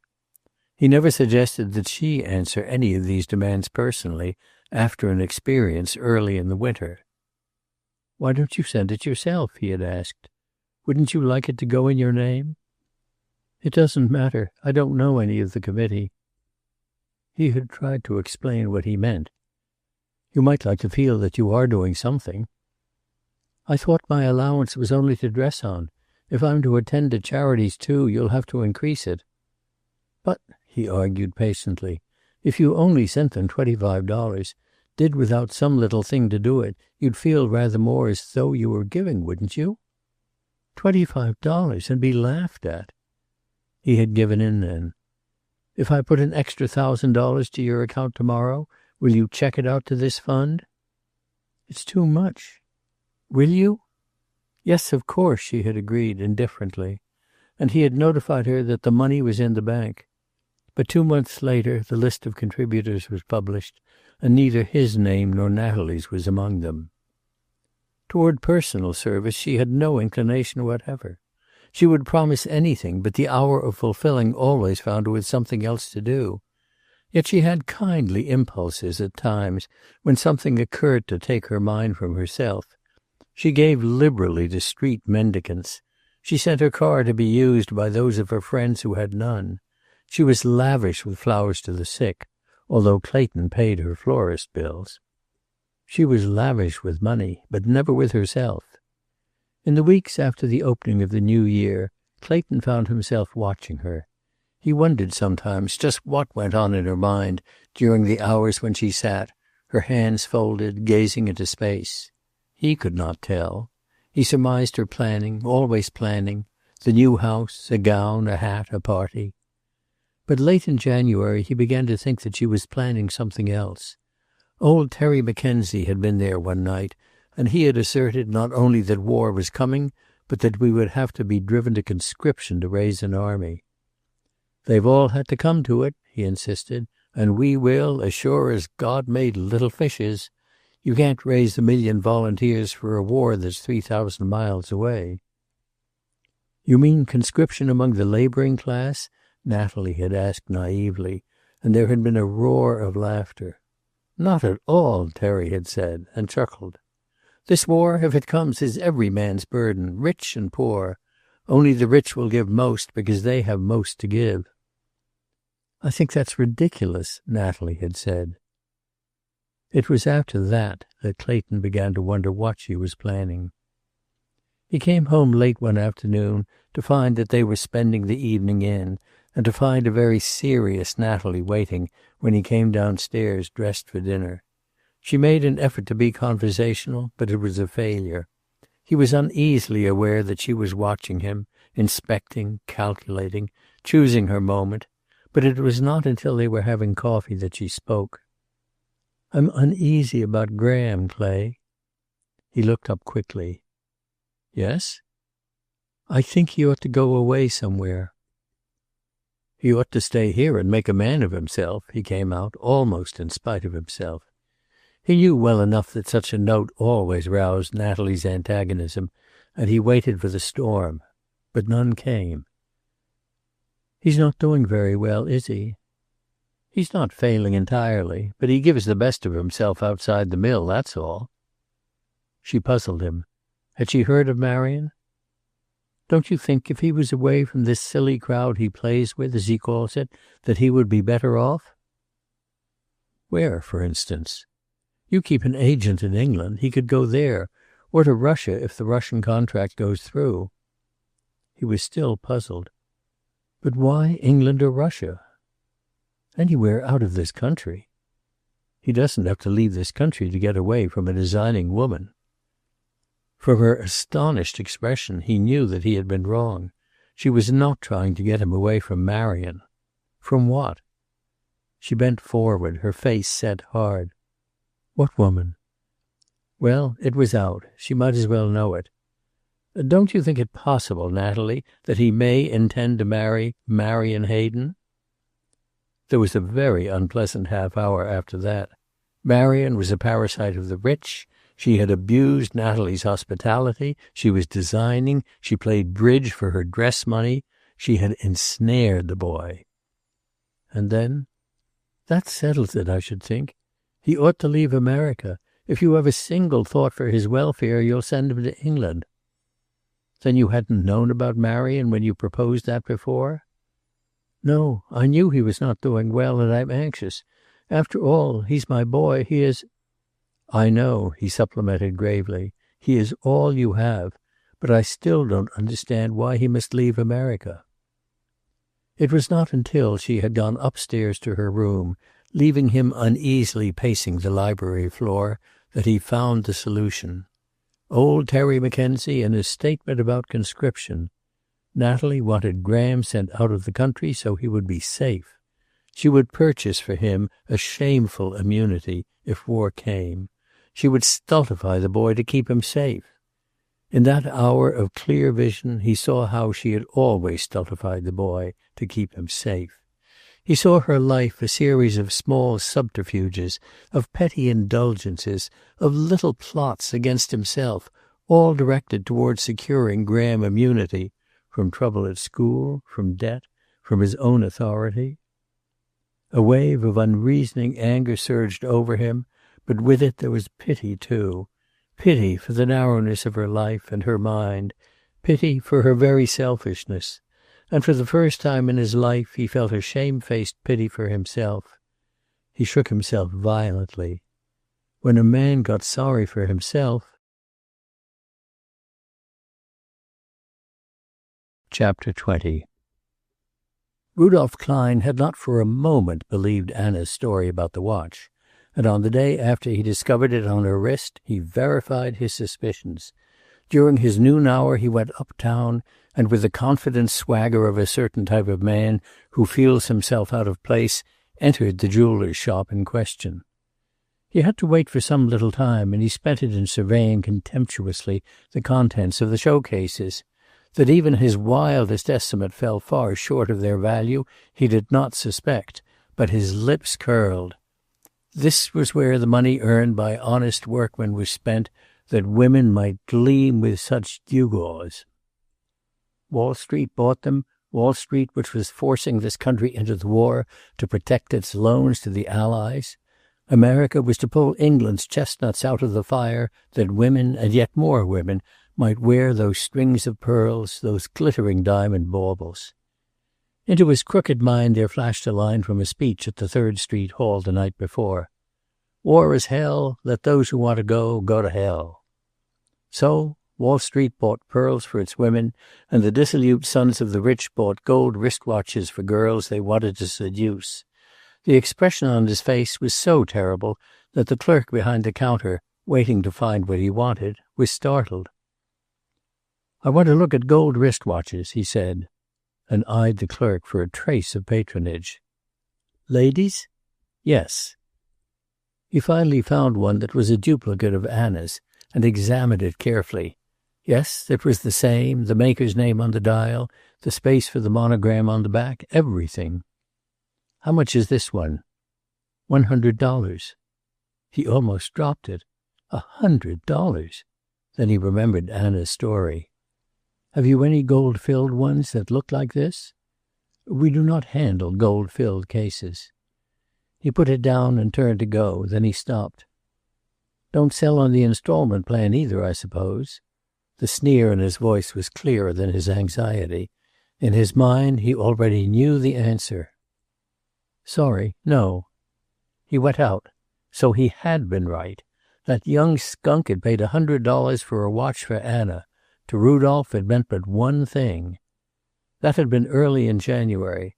For some days he kept his own counsel, thinking, planning, watching. He was jealous of Graham, but with a calculating jealousy that set him wondering how to turn his knowledge to his own advantage. And Anna's lack of liberty comforted him somewhat. He couldn't meet her outside the mill, at least not without his knowing it. He established a system of espionage over her that drove her almost to madness. "What are you hanging around for?" she would demand when he stepped forward at the mill gate. "Do you suppose I never want to be by myself?" Or, "You just go away, Rudolph Klein. I'm going up with some of the girls." But she never lost him. He was beside her or at her heels, his small crafty eyes on her. When he walked behind her there was a sensuous gleam in them. After a few weeks she became terrified. There was a coldness of deviltry in him, she knew. And he had the whip hand. She was certain he knew about the watch, and her impertinence masked an agony of fear. Suppose he went to her father. Why, if he knew, didn't he go to her father? She suspected him, but she did not know of what. She knew he was an enemy of all governments, save that of the mob, that he was an incendiary, a firebrand who set on fire the brutish passions of a certain type of malcontents. She knew, for all he pretended to be the voice of labor, he no more represented the honest labor of the country than he represented law and order. She watched him sometimes at the table, when on Sundays he ate the midday meal with him, his thin, hatchet face, his prominent epiglottis. He wore a fresh cotton shirt then, with a flaming necktie, but he did not clean his fingernails, and his talk was always of tearing down, never building up. "Just give us time and we'll show them," he often said. And them was always the men higher up. He hated policemen. He and Herman had had many arguments about policemen. Herman was not like Rudolph. He believed in law and order. He even believed in those higher up. But he believed very strongly in the fraternity of labor. Until the first days of that new year, Herman Klein, outside the tyranny of his home life, represented very fairly a certain type of workman, believing in the dignity and integrity of his order. But with his failure to relocate himself, something went wrong in Herman. He developed, in his obstinate, stubborn, German head, a suspicion of the land of his adoption. He never troubled to understand it. He had taken it for granted, as he took for granted that Anna should work and turn over her money to him. Now it began to ask things of him. Not much. A delegation of women came around one night and asked him for money for Belgian relief. The delegation came because no one woman would venture alone. "I have no money for Belgians," he said. He would not let them come in. Why should I help the Belgians, liars and hypocrites? The story went about the neighborhood, and he knew it. He cared nothing for popularity, but he resented losing his standing in the community. And all along he was convinced that he was right, that the Belgians had lied. There had been, in the Germany he had left, no such will to wanton killing. These people were ignorant. Out of the depths of their ignorance they talked. He read only German newspapers. In the little room back of Gustav Schröder's he met only Germans, and always at his elbow there was Rudolph. Until the middle of January, Rudolph had not been able to get him to one of his incendiary meetings. Then, one cold night, while Anna sewed by the lamp inside the little house, Rudolph and Herman walked in the frozen garden, Herman with his pipe, Rudolph with the cheap cigarettes he used incessantly. Anna opened the door a crack and listened at first. She was watchful of Rudolph, always, those days. But the subject was not Anna. "You think we get in, then?" Herman asked. "Sure." "But for what?" "So Spencers can make more money out of it," said Rudolph bitterly. "And others like them. But they and their kind don't do the dying. It's the workers that go and die. Look at Germany." "Yes, it is so in Germany." "All this talk about democracy, that's bunk, just plain bunk. Why should the workers in this country kill the workers in another? Why? To make money for capital, more money."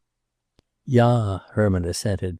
"That is what war is, always the same. I came here to get away from war." "Well, you didn't get far enough. You left a king behind, but we've got a czar here." Herman was slowly, methodically following an earlier train of thought. "I am a workman," he said. "I would not fight against other workmen. Just as I, a German, will not fight against other Germans." "But you would sit here on the hill and do nothing." "What can I do? One man and with no job." "Come to the meeting tonight." "You and your meetings," the old German said impatiently. "You talk, that's all." Rudolph lowered his voice. "You think we only talk, eh? Well, you come and hear some things. Talk. You come," he coaxed, changing his tone. "And we'll have some beer and schnitzel at Gus's after. My treat. How about it?" Old Herman assented. He was tired of the house, tired of the frozen garden, tired of scolding the slovenly girl who pottered around all day in a boudoir cap and slovenly wrapper, tired of Anna's rebellious face and pert answers. He went inside the house and put his sweater under his coat and got his cap. "I go out," he said to the impassive figure under the lamp. "You will stay in." "Oh, I don't know. I may take a walk." "You will stay in," he repeated, and followed Rudolph outside. Then he reached in, secured the key, and locked the door on the outside. Anna, listening and white with anger, heard his ponderous steps going around to the back door, and the click as he locked that one also. "Beast," she muttered. "German Schwein." It was after midnight when she heard him coming back. She prepared to leap out of her bed when he came upstairs, to confront him angrily and tell him she was through. She was leaving home. But long after she had miserably cried herself to sleep, Herman sat below, his long-stemmed pipe in his teeth, his stockinged feet spread to the dying fire. In that small guarded hall that night he had learned many surprising things, there and at Gus's afterward. The Fatherland's war was already being fought in America, and not only by Germans. The workers of the world had banded themselves together, according to the night speakers, and because they were workers, they would not fight the German workers. It was all perfectly simple. With the cooperation of the workers of the world, which recognized no country but a vast brotherhood of labor, it was possible to end war, all war. In the meantime, while all the workers all over the world were being organized, one prevented as much as possible any assistance going to capitalistic England. One did some simple thing, started the strike, or sawed lumber too short, or burned a wheat field, or put nails in harvesting machinery, or missent perishable goods, or changed signal lights on railroads, or drove copper nails into fruit trees so they died. This was a pity, the fruit trees, but at least they did not furnish fruit for Germany's enemies. So each one did but one thing, and that small, so small that it was difficult to discover. But there were 200,000 men to do them, according to Rudolph, and that meant a great deal. Only one thing about the meeting Herman had not liked. There were packages of wicked photographs going about. Filthy things. When they came to him, he had dropped them on the floor. What had they to do with Germany's enemies, or preventing America from going into the war?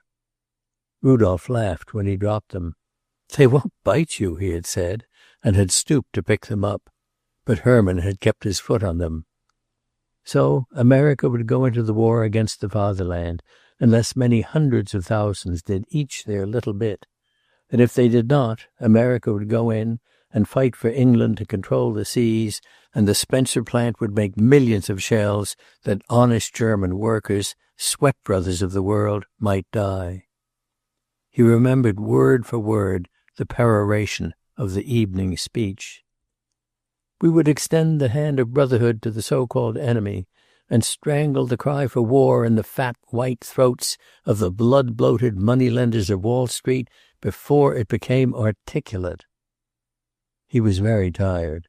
He stooped and picked up his shoes, and with them in his hand, drawn to his old-time military erectness, he stood for some time before the gilt-framed picture on the wall. Then he went slowly and ponderously upstairs to bed. Chapter 21. From the moment, the day before Christmas, when Graham had taken the little watch from his pocket and fastened it on Anna's wrist, he was rather uneasily aware that she had become his creature. He had had no intention of buying Anna. He was certainly not in love with her, but he found her amusing and at times comforting. He had, of course, expected to lose her after the unlucky day when Clayton had found them together, but Dunbar had advised that she be kept on for a time at least.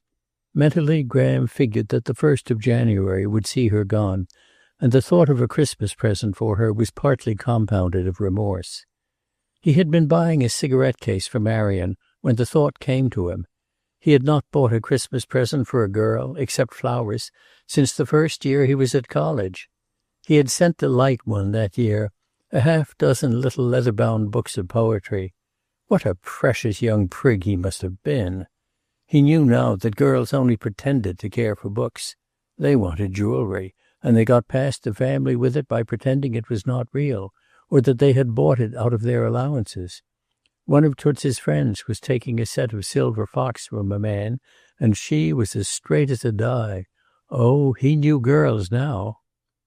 The next day he asked Anna Klein, "What would you like for Christmas?" Anna, however, had insisted that she did not want a Christmas present. Later on, however, she had seen a watch one of the girls on the hill had bought for $12, and on his further insistence a day or so later she had said, "Do you really want to know?" "Of course I do." "You oughtn't to spend money on me, you know." "You let me attend to that. Now, out with it." So she told him rather nervously, for she felt that $12 was a considerable sum. He had laughed and agreed instantly, but when he went to buy it he found himself paying a price that rather startled him. "Don't you lose it, young lady," he admonished her, when the day before Christmas he fastened it on her wrist. Then he had stooped down to kiss her, and the intensity of feeling in her face had startled him. "It's a good watch," he had said rather uneasily. "No excuse for your being late now." All the rest of the day she was radiant. He meant well enough even then. He had never pretended to love her. He accepted her adoration, petted and teased her in return, worked off his occasional ill humors on her, was indeed conscious sometimes that he was behaving extremely well and keeping things as they were. But by the middle of January he began to grow uneasy. The atmosphere at Marion's was bad. There was a knowledge of life plus an easy toleration of certain human frailties that was as insidious as a slow fever. The motto of live and let live prevailed, and Marion refused to run away with him and marry him, or to let him go to his father. In his office all day long, there was Anna, so yielding, so surely his to take if he wished. Already he knew that things there must either end or go forward. Human emotions do not stand still. They either advance or go back, and every impulse of his virile young body was urging him on. He made at last an almost frenzied appeal to Marion to marry him at once, but she refused flatly. "I'm not going to ruin you," she said. "If you can't bring your people round, we'll just have to wait." "They'd be all right once it is done." "Not if I know your father. Oh, he'd be all right in 10 years or so. But what about the next 2 or 3? We'd have to live, wouldn't we?" He lay awake most of the night, thinking things over. Did she really care for him, as Anna cared, for instance? She was always talking about their having to live. If they couldn't manage on his salary for a while, then it was because Marion did not care enough to try. For the first time, he began to question Marion's feeling for him. She had been rather patronizing him lately. He had overheard her once, speaking of him as a nice kid, and it rankled. In sheer assertion of his manhood, he met Anna Klein outside the mill at the noon hour the next day and took her for a little ride in his car. After that he repeatedly did the same thing, choosing infrequented streets and roads, dining with her sometimes at a quiet hotel out on the Freeland Road. "How do you get away with this to your father?" he asked her once. "Tell him you're getting ready to move out to the new plant, and we're working. He's not round much in the evenings now. He's at meetings or swilling beer at Gus's saloon. They're a bad lot, Graham, that crowd at Gus's." "How do you mean bad?" "Well, they're Germans, for one thing, the sort that shouts about the fatherland. They make me sick." "Let's forget them, honey," said Graham, and reaching under the tablecloth, caught and held one of her hands. He was beginning to look at things with a twisted vision of Marion's friends. He intended only to flirt a little with Anna Klein, but he considered that he was extremely virtuous, and perhaps a bit of a fool for letting things go at that. Once, indeed, Tommy Hale happened on them in a roadhouse, sitting very quietly with a glass of beer before Graham and a lemonade in front of Anna, and had winked at him as though he had received him into the brotherhood of those who were seeing life. Then, near the end of January, events took another step forward. Rudolph Klein was discharged from the mill. Clayton, coming down one morning, found the manager, Hutchinson, and Dunbar in his office. The two men had had a difference of opinion, and the matter was laid before him. "He is a constant disturbing element," Hutchinson finished. "I understand Mr. Dunbar's position, but we can't afford to have the men thrown into a ferment constantly." "If you discharge him, you rouse his suspicions and those of his gang," said Dunbar sturdily. "There is a gang, then?" "A gang? My God!" In the end, however, Clayton decided to let Rudolph go. Hutchinson was insistent. Production was falling down. One or two accidents to the machinery lately looked like sabotage. He had found a black cat crudely drawn on the cement pavement outside his office door that very morning, the black cat being the symbol of those IWWs who advocated destruction. "What about the girl?" Dunbar asked when the manager had gone. "I have kept her against my better judgment, Mr. Dunbar." For just a moment Dunbar hesitated.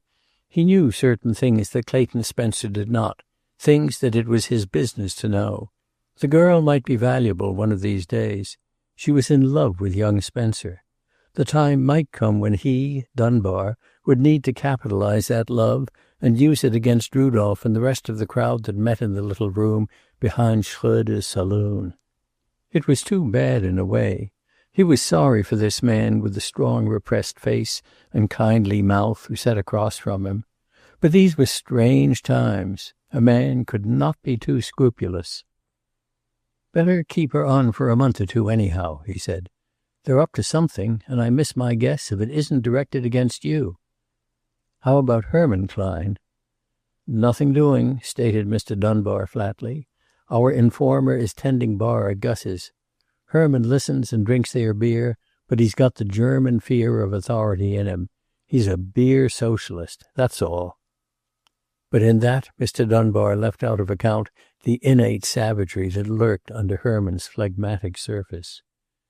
"You don't think it would do if she was moved to another office?" "The point is this." Dunbar moved his chair forward. "The time may come when we will need the girl as an informer. Rudolph Klein is infatuated with her. Now, I understand that she has a certain feeling of loyalty to Mr. Graham. In that case," he glanced at Clayton, "the welfare of the many, Mr. Spencer, against the few."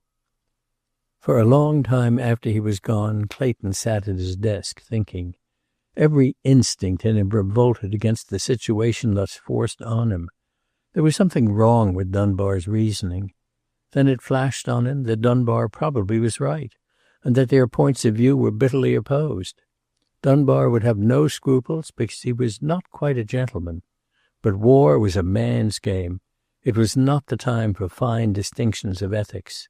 And Dunbar was certainly a man. If only he could talk it over with Natalie. But he knew Natalie too well to expect any rational judgment from her. She would demand at once that the girl should go. Yet he needed a woman's mind on it. In any question of relationship between the sexes, men were creatures of impulse, but women had plotted and planned through the ages. They might lose their standards, but never their heads. Not that he put such a thought into words. He merely knew that women were better at such things than men.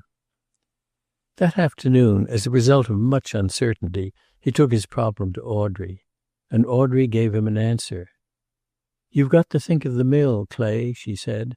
"The Dunbar man is right, and all you or any other father of a boy can do is to pray in season and to trust to Graham's early training." And all the repressed bitterness in Clayton Spencer's heart was in his answer. He never had any early training, Audrey. Oh, he had certain things, his manners, for instance. But other things? I ought not to say that. It was my fault, too. I'm not blaming only Natalie. Only now, when it is all we have to count on. He was full of remorse when he started for home. He felt guilty of every disloyalty. And in masculine fashion he tried to make up to Natalie for the truth that had been wrung from him. He carried home a great bunch of roses for her. But he carried home, too, a feeling of comfort and vague happiness, as though the little room behind him still reached out and held him in its warm embrace. Chapter 22.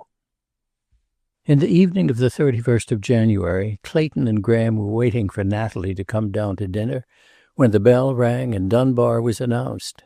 Graham welcomed the interruption. He had been vaguely uneasy with his father since that day in his office when Clayton had found him on Anna Klein's desk. Clayton had tried to restore the old friendliness of their relation, but the boy had only half-heartedly met his advances. Now and then he himself made an overture, but it was the almost timid advance of a puppy that has been beaten. It left Clayton discouraged and alarmed, set him to going back over the past for any severity on his part to justify it. Now and then he wondered if, in Graham's frequent closetings with Natalie, she did not covertly undermine his influence with the boy to increase her own. But if she did, why? What was going on behind the impassive, lovely mask that was her face? Dunbar was abrupt as usual. "I've brought you some news, Mr. Spencer," he said. He looked oddly vital and alive in the subdued and quiet room. "They've shown their hand at last, but maybe you've heard it." "I've heard nothing new." "Then listen," said Dunbar, bending forward over a table, much as it was his habit to bend over Clayton's desk. "We're in it at last, or as good as in it. Unrestricted submarine warfare, all merchant ships bound to and from Allied ports to be sunk without warning. We're to be allowed, mark this, it's funny, we're to be allowed to send one ship a week to England, nicely marked and carrying passengers only." There was a little pause. Clayton drew a long breath. "That means war," he said finally. "Hell turned over and stirred up with a pitchfork if we have any backbone at all," agreed Dunbar. He turned to Graham. "You young fellows will be crazy about this." "You bet we will," said Graham. Clayton slipped an arm about the boy's shoulders. He could not speak for a moment. All at once he saw what the news meant. He saw Graham going into the horror across the sea. He saw vast lines of marching men, boys like Graham, boys who had frolicked through their careless days, whistled and played and slept sound of nights, now laden like pack animals and carrying the implements of death in their hands, going forward to something too terrible to contemplate. And a certain sure percentage of them would never come back. His arm tightened about the boy. When he withdrew it, Graham straightened. "If it's war, it's my war, Father." And Clayton replied quietly, "It is your war, old man." Dunbar turned his back and inspected Natalie's portrait.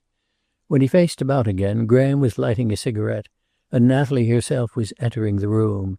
In her rose-colored satin she looked exotic, beautiful, and Dunbar gave her a fleeting glance of admiration as he bowed. She looked too young to have a boy going to war. Behind her he suddenly saw other women, Thousands of other women, living luxurious lives, sheltered and pampered, and suddenly called on to face sacrifice without any training for it. "Didn't know you were going out," he said. "Sorry, I'll run along now." "We are dining at home," said Natalie coldly. She remained standing near the door, as a hint to the shabby gentleman with the alert eyes who stood by the table. But Dunbar had forgotten her already. "I came here right away," he explained, "because you may be having trouble now. In fact, I'm pretty sure you will. If we declare war tomorrow, as we may." "War?" said Natalie, and took a step forward. Dunbar remembered her. "We will probably declare war in a day or two. The Germans—" But Natalie was looking at Clayton with a hostility in her eyes she took no trouble to conceal. "I hope you'll be happy now. You've been talking war, wanting war, and now you've got it." She turned and went out of the room. The three men in the library below heard her go up the stairs and the slam of her door behind her. Later on she sent word that she did not care for any dinner, and Clayton asked Dunbar to remain. Practical questions as to the mill were discussed, Graham entering into them with a new interest. He was flushed and excited, but Clayton was rather white and very quiet. Once Graham took advantage of Dunbar's preoccupation with his asparagus to say, "You don't object to the aviation service, Father?" "Wherever you think you may be useful." After coffee, Graham rose. "I'll go and speak to my mother," he said. And Clayton felt in him a new manliness. It was as though his glance said, "She is a woman, you know. War is men's work, work for you and me, but it's hard on them." Afterward, Clayton was to remember with surprise how his friends gathered that night at the house. Nolan came in early, his twisted grin rather accentuated, his tall frame more than usually stooped. He stood in the doorway of the library, one hand in his pocket, a familiar attitude which made him look oddly boyish. "Well," he drawled without greeting, "they've done it. The English have got us. We hadn't a chance. The little Welshman—" "Come in," Clayton said, "and talk like an American and not an Irishman. I don't want to know what you think about Lloyd George. What are you going to do?" "I was thinking," Nolan observed, advancing, "of blowing up Washington. We'd have a fresh start, you see. With Washington gone root and branch, we would have some sort of a chance, a clear sweep, with the capital here or in Boston. Or London." Clayton laughed. Behind Nolan's cynicism he felt a real disturbance. But Dunbar eyed him uncertainly. He didn't know about some of these Irish. They'd fight like hell, of course, if only they'd forget England. "Don't worry about Washington," Clayton said. "Let it work out its own problems. We will have our own. What do you suppose men like you and myself are going to do? We can't fight." Nolan settled himself in a long chair. "Why can't we fight?" he said. "I heard something the other day. Roosevelt is going to take a division abroad, older men. I rather like the idea. Wherever he goes, there'll be fighting. I'm no rough rider, God knows, but I haven't spent a half hour every noon in a gymnasium for the last 10 years for nothing, and I can shoot." "And you are free," Clayton observed quietly. Nolan looked up. "It's going to be hard on the women," he said. "You're all right. They won't let you go. You're too useful where you are. But, of course, there's the boy." When Clayton made no reply, Nolan glanced at him again. "I suppose he'll want to go," he suggested. Clayton's face was set. For more than an hour now, Graham had been closeted with his mother, and as the time went on and no slam of a door upstairs told of his customary method of leaving a room, he had been conscious of a growing uneasiness. The boy was soft. The fiber in him had not been hardened yet, not enough to be proof against tears. He wanted desperately to leave Nolan, to go up and learn what arguments, what coaxing and selfish whimperings Natalie was using with the boy. But he wanted, also desperately, to have the boy fight his own fight and win. "He will want to go, I think. Of course his mother will be shaken just now. It's all new to her. She wouldn't believe it was coming." "He'll go," Nolan said reflectively. "They'll all go, the best of them first. After all, we've been making a lot of noise about wanting to get into the thing. Now we're in, and that's the first price we pay. The boys." A door slammed upstairs, and Clayton heard Graham coming down. He passed the library door, however, and Clayton suddenly realized that he was going out. "Graham," he called. Graham stopped and came back slowly. "Yes, Father," he said from the doorway. "Aren't you coming in?" "I thought I'd go out for a bit of a spin, if you don't mind." "Evening, Mr. Nolan." The boy was shaken. Clayton knew it from his tone. All the fine vigor of the early evening was gone, and an overwhelming rage filled him, against Natalie, against himself, even against the boy. Trouble, which should have united his house, had divided it. The first threat of trouble, indeed. "You can go out later," he said rather sharply. "We ought to talk things over, Graham. This is a mighty serious time." "What's the use of talking things over, Father? We don't know anything but that we may declare war." "That's enough, isn't it?" But he was startled when he saw Graham's face. He was very pale, and his eyes already looked furtive. They were terribly like Natalie's eyes sometimes. The frankness was gone out of them. He came into the room and stood there, rigid. "I promised Mother to get her some sleeping powders." "Sleeping powders?" "She's nervous." "Bad thing, sleeping powders," said Nolan. "Get her to take some setting up exercises by an open window, and she'll sleep like a top." "Do you mind if I go, Father?" Clayton saw that it was of no use to urge the boy. Graham wanted to avoid him, wanted to avoid an interview. The early glow of the evening faded. Once again the sense of having lost his son almost overwhelmed him. "Very well," he said stiffly, and Graham went out. However, he did not leave the house. At the door he met Dr. Haverford, and Delight and Clayton heard the clergyman's big bass booming through the hall. "Like a lamb to the slaughter," he was saying, "and I a man of peace." When he came into the library, he was still holding forth with an affectation of rage. "I ask you, Clayton," he said, "what refuge is there for a man of peace? My own child leading me out into the night and inquiring on the way over if I did not feel that the commandment not to kill was a serious error." "Of course he's going," she said. "He's been making the most outrageous excuses just to hear Mother and me reply to them, and all the time nothing would hold him back." "My dear," said the rector solemnly, "I shall have to tell you something. I shall have to lay bare the secrets of my heart. How are you, Nolan? Delight, they will not take me. I have 3 back teeth on a plate. I have never told you this before. I did not wish to ruin your belief that I am perfect, but—" In the laugh that greeted this, Graham returned. He was, Clayton saw, vaguely puzzled by the rector and rather incredulous as to Delight's attitude. "Do you really want him to go?" he asked her. "Of course. Aren't you going? Isn't everybody who is worth anything going? I'd go myself if I could. You don't know how lucky you are." "But is your mother willing?" "Why, what sort of a mother do you think I have?" Clayton overheard that, and he saw Graham wince. His own hands clenched. What a power in the world a brave woman was, and what evil could be wrought by a woman without moral courage, a selfish woman. He brought himself up short at last. Others came in. Hutchinson from the mill. Terry Mackenzie, Rodney Page in evening clothes, and on his way from the opera to something or other. In a corner, Graham and Delight talked. The rector, in a high state of exaltation, was inclined to be oratorical and a trifle noisy. He dilated on the vast army that would rise overnight at the call. He considered the raising of a company from his own church, and nominated Clayton as its captain. Nolan grinned sardonically. "Precisely," he said dryly. "Clayton, because he looks like a Greek god, is ideally fitted to lead a lot of men who never saw a bayonet outside of a museum.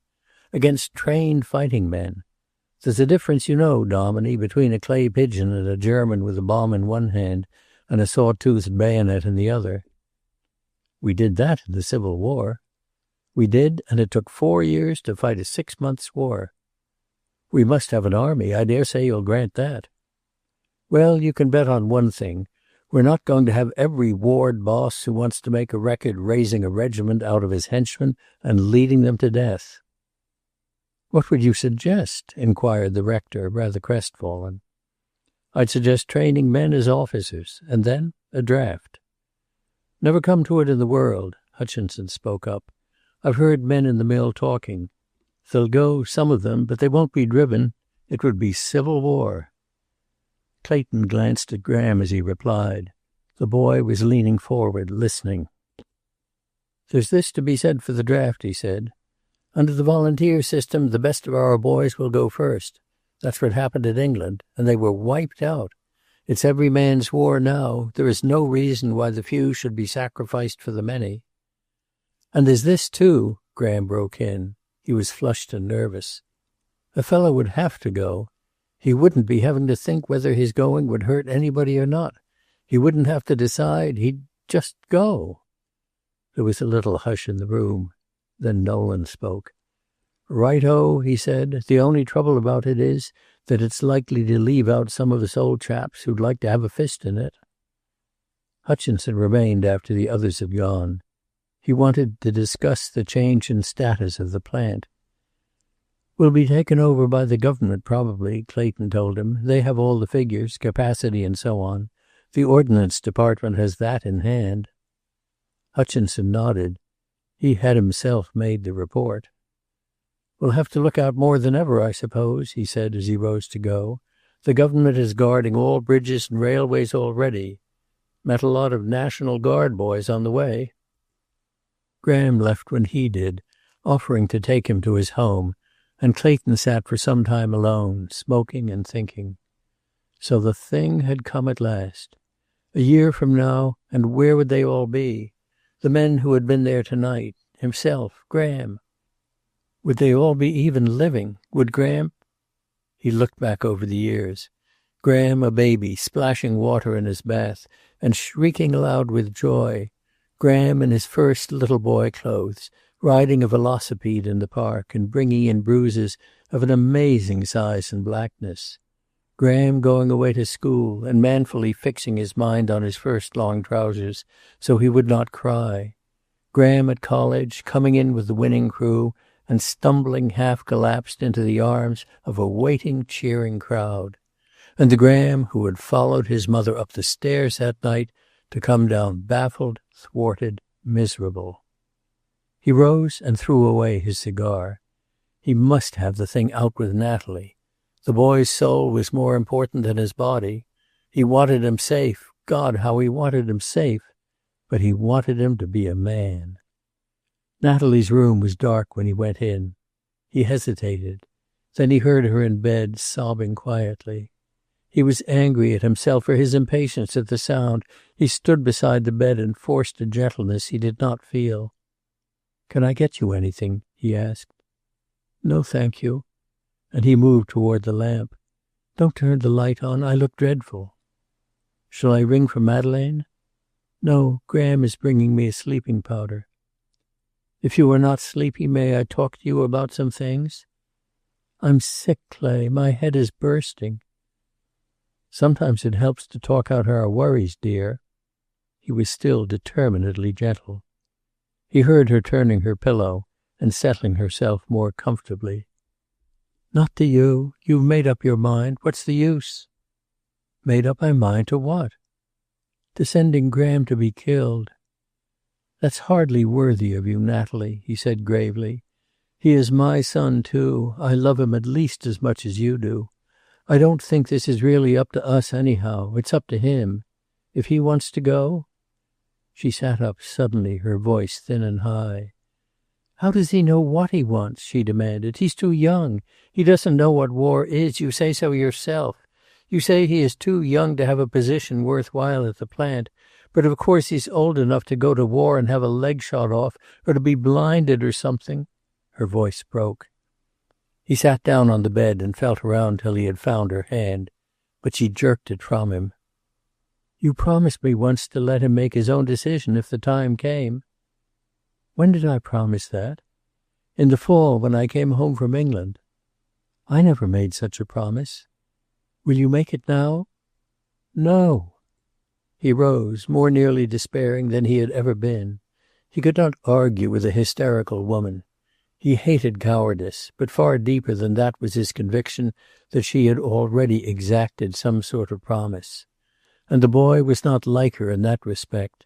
He regarded a promise as almost in the nature of an oath. He himself had taught him that in the creed of a gentleman a promise was a thing of his honor, to be kept at any cost. "You are compelling me to do a strange and hateful thing," he said. "If you intend to use your influence to keep him out, I shall have to offset it by urging him to go. That is putting a very terrible responsibility on me." He heard her draw her breath sharply. "If you do that, I shall leave you," she said in a frozen voice. Suddenly he felt sorry for her. She was so weak, so childish, so cowardly. And this was the nearest they had come to a complete break. "You're tired and nervous," he said. "We have come a long way from what I started out to say, and a long way from the way things used to be between us. If this thing tonight does not bring two people together—" "Together!" she cried shrilly. "When have we been together? Not in years. You have been married to your business. I am only your housekeeper and Graham's mother. And even Graham you are trying to take away from me. Oh, go away and let me alone." Downstairs, thoughts that were almost great had formulated themselves in his mind. That to die that others might live might be better than to live oneself. That he loved his country, although he had been shamefaced about it. That America was really the melting pot of the world, and that, perhaps, only the white flame of war would fuse it into a great nation. But Natalie made all these thoughts tawdry. She cheapened them. She found in him nothing fine. Therefore there was probably nothing fine in him. He went away to lie awake most of the night. Chapter 23. But, with the breaking off of diplomatic relations, matters remained for a time at a standstill. Natalie dried her eyes and ordered some new clothes, and saw rather more of Rodney Page than was good for her.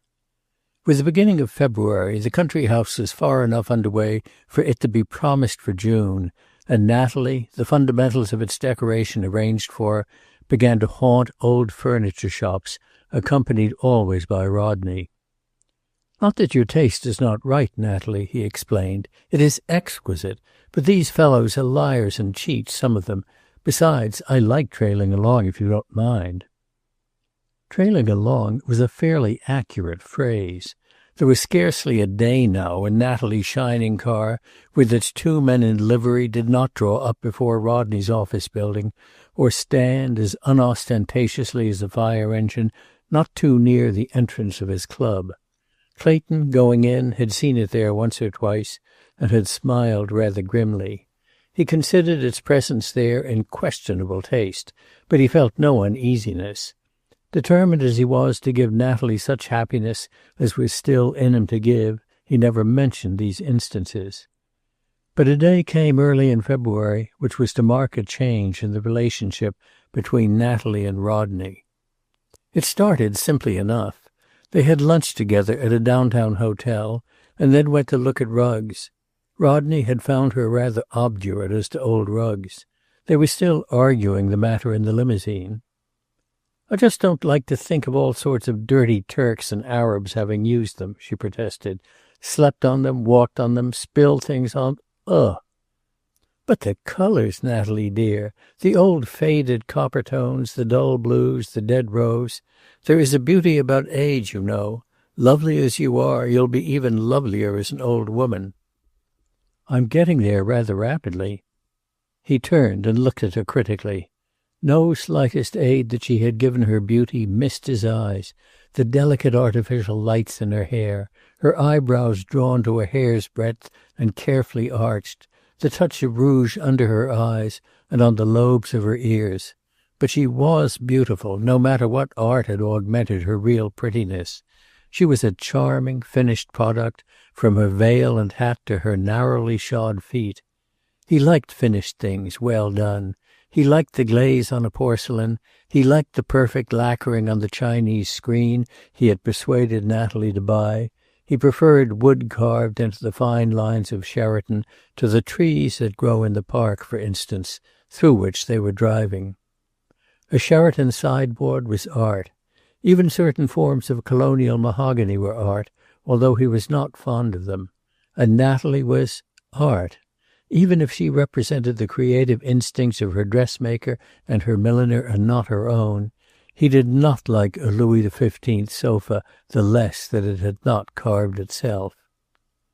Possibly Natalie appealed then to his collective instinct. He had not analyzed it. He only knew that he liked being with her, and he was not annoyed, certainly, by the fact that he knew their constant proximity was arousing a certain amount of comment. So, "You are very beautiful," he said, with his appraising glance full on her. "You are quite the loveliest woman I know." "Still, with a grown son?" "I am not a boy myself, you know." "What has that to do with it?" He hesitated, then laughed a little. "I don't know," he said. "I didn't mean to say that exactly. Of course the fact is that I'm rather glad you are not a debutante. You would be giving me odds and ends of dances if you were, you know, and shifting me as fast as possible. As it is—" The coquetry, which is a shallow woman's substitute for passion, stirred in her. "Well, I'm awfully interested." He turned and faced her.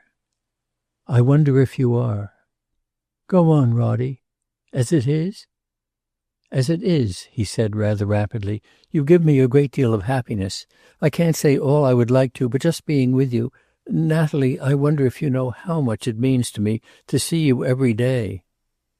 "I like it or I wouldn't do it." "But I wonder if it means anything to you." Curiously enough, with the mere putting it into words, his feeling for her seemed to grow. He was even somewhat excited.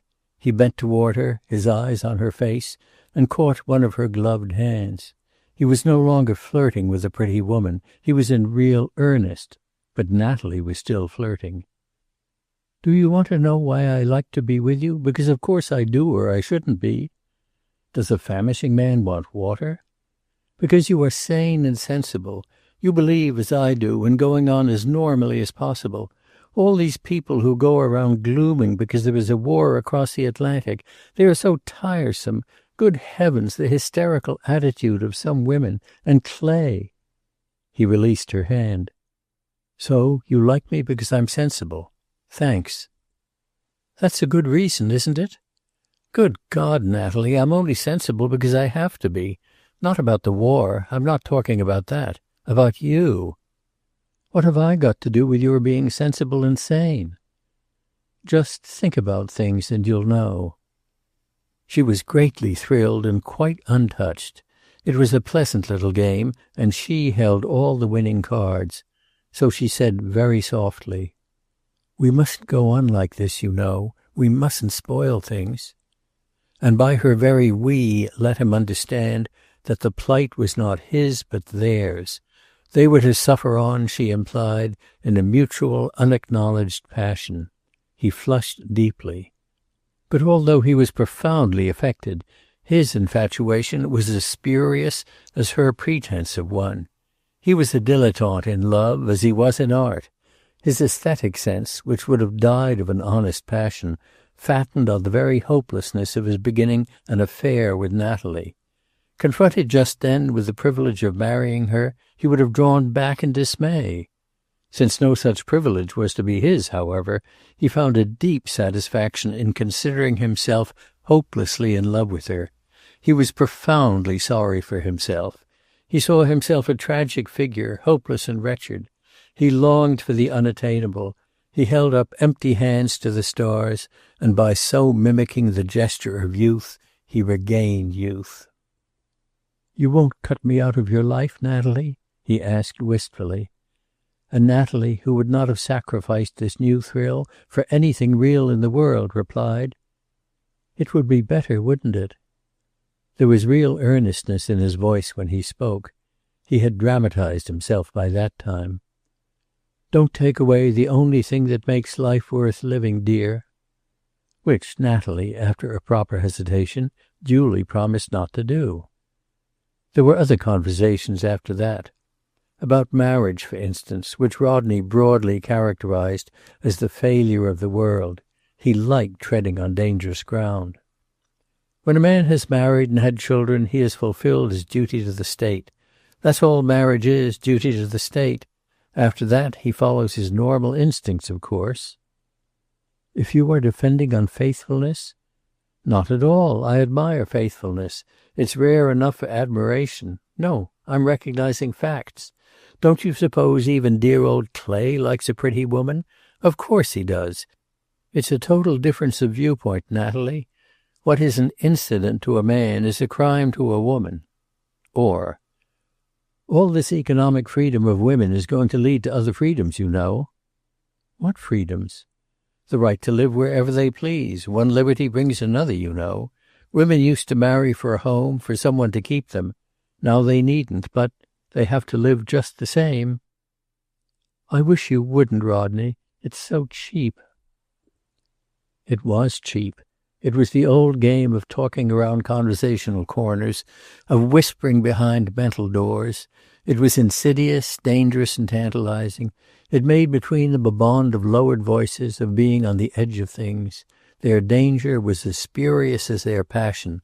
But Natalie, without humor and without imagination, found the sense of insecurity vaguely attractive. Fundamentally cold, she liked the idea of playing with fire. Chapter 24. When war was not immediately declared, the rector, who on the Sunday following that eventful Saturday of the president's speech to Congress had preached a rousing call to arms, began to feel a bit sheepish about it. War or no war, my dear, he said to Delight, it made him think for as much as an hour, and I can change it somewhat and use it again if the time really comes. Second-hand stuff, she scoffed. You with your old sermons and Mother with my old dresses. But it was a good sermon, she added. I have hardly been civil to that German laundress since. Good gracious, Delight, can't you remember that we must love our enemies? Do you love them? You know perfectly well that the moment you get on the other side, if you do, you'll be jerking the cross off your collar and bullying some wretched soldier to give you his gun. He had a guilty feeling that she was right. It was February then, and they were sitting in the parish house. Delight had been filling out Sunday school reports to parents, an innovation she detested. For a little while there was only the scratching of her pen to be heard, an occasional squeal from the church proper where the organ was being repaired. The rector sat back in his chair, his fingertips together, and whistled noiselessly, a habit of his when he was disturbed. Now and then he glanced at Delight's bent head. My dear, he commented finally. Just a minute. That wretched little Simonton girl has been absent 3 Sundays out of 4, and on the 4th one she said she had a toothache and sat outside on the steps. Well, Daddy?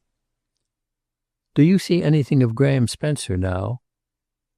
Very little. She looked at him with frank eyes. He has changed somehow, Daddy. When we do meet he is queer. I sometimes think he avoids me. He fell back on his noiseless whistling, and Delight, who knew his every mood, got up and perched herself on the arm of his chair. Don't you get to thinking things, she said, and slipped an arm around his neck. I did think in the winter. I'll tell you about that, she broke in bravely. I suppose if he'd cared for me at all, I'd have been crazy about him. It isn't because he's good-looking. I don't know why. I just know, as long as I can remember, however, that's not important. He thinks I'm a nice little thing and lets it go at that. It's a good bit worse, of course, than having him hate me. Sometimes I think you are not very happy. I'm happier than I would be trying to make him fall in love with me. Oh, you needn't be shocked. It can be done. Lots of girls do it. It isn't any moral sense that keeps me from it either. It's just pride. My dear. And there's another angle to it. I wouldn't marry a man who hasn't got a mind of his own, even if I had the chance, which I haven't. That silly mother of his, she is silly, Daddy, and selfish. Do you know what she is doing now? We ought not to discuss her. Fiddlesticks, you love gossip, and you know it." Her tone was light, but the rector felt that arm around his neck tighten. He surmised a depth of feeling that made him anxious. "She is trying to marry him to Marion Hayden." The rector sat up almost guiltily. "But are you sure she is doing that?" "Everybody says so. She thinks that if he is married and there is a war, he won't want to go if he has a wife." She was silent for a moment. "Marion will drive him straight to the devil, Daddy." The rector reached up and took her hand. She cared more than she would admit, he saw. She had thought the thing out perhaps in the long night, when he slept placidly. Thought and suffered, he surmised. And again he remembered his worldly plans for her and felt justly punished. "I suppose it is hard for a father to understand how anyone can know his little girl and not love her, or be the better for it." She kissed him and slid off the arm of his chair. "Don't you worry," she said cheerfully. "I had to make an ideal for myself about somebody. Every girl does. Sometimes it's the plumber. It doesn't really matter who it is, so you can pin your dreams to him. The only thing that hurts is that Graham wasn't worthwhile." She went back to her little cards, but some 10 minutes later the rector, lost in thought, heard the scratching of her pen cease. "Did you ever think, Daddy," she said, "of the influence women have over men? Look at the Spencers. Mrs. Spencer spoiling Graham and making her husband desperately unhappy and—" "Unhappy? What makes you think that?" "He looks unhappy." The rector was startled. He had an instant vision of Clayton Spencer, tall, composed, handsome, impeccably clothed. He saw in him the setting that suited him best, the quiet elegance of his home. Clayton unhappy? Nonsense. But he was uneasy, too. That very gravity which he had noticed lately, that was certainly not the gravity of an entirely happy man. Clayton had changed somehow. Was there trouble there? And if there were, why? The rector, who reduced most wretchedness to terms of dollars and cents, of impending bills and small deprivations, found himself at a loss. "I am sure you are wrong," he objected, rather feebly. Delight eyed him with the scorn of 19 for 50. "I wonder what you would do," she observed, "if Mother just lay around all day and had her hair done and got new clothes and never thought a thought of her own and just used you as a sort of walking bank account." "My dear, I really cannot—" "I'll tell you what you do," she persisted. "You'd fall in love with somebody else probably, or else you'd just naturally dry up and be made a bishop." He was extremely shocked at that, and a little hurt. It took her some time to establish cheerful relations again, and a very humble apology. But her words stuck in the rector's mind. He made a note for a sermon with the text, "Her children arise up and call her blessed, her husband also, and he praiseth her." He went quietly into the great stone building and sat down. The organist was practicing the introit anthem, and halfway up the church a woman was sitting quietly. The rector leaned back and listened to the music. He often did that when he had a sermon in his mind. It was peaceful and quiet. Hard to believe in that peace of great arches and swelling music, that across the sea at that moment men were violating that fundamental law of the church, "Thou shalt not kill." The woman turned her head, and he saw that it was Audrey Valentine. He watched her with kindly, speculative eyes. Self-reliant, frivolous Audrey, sitting alone in the church she had so casually attended. Surely that was one of the gains of war. People all came to it ultimately.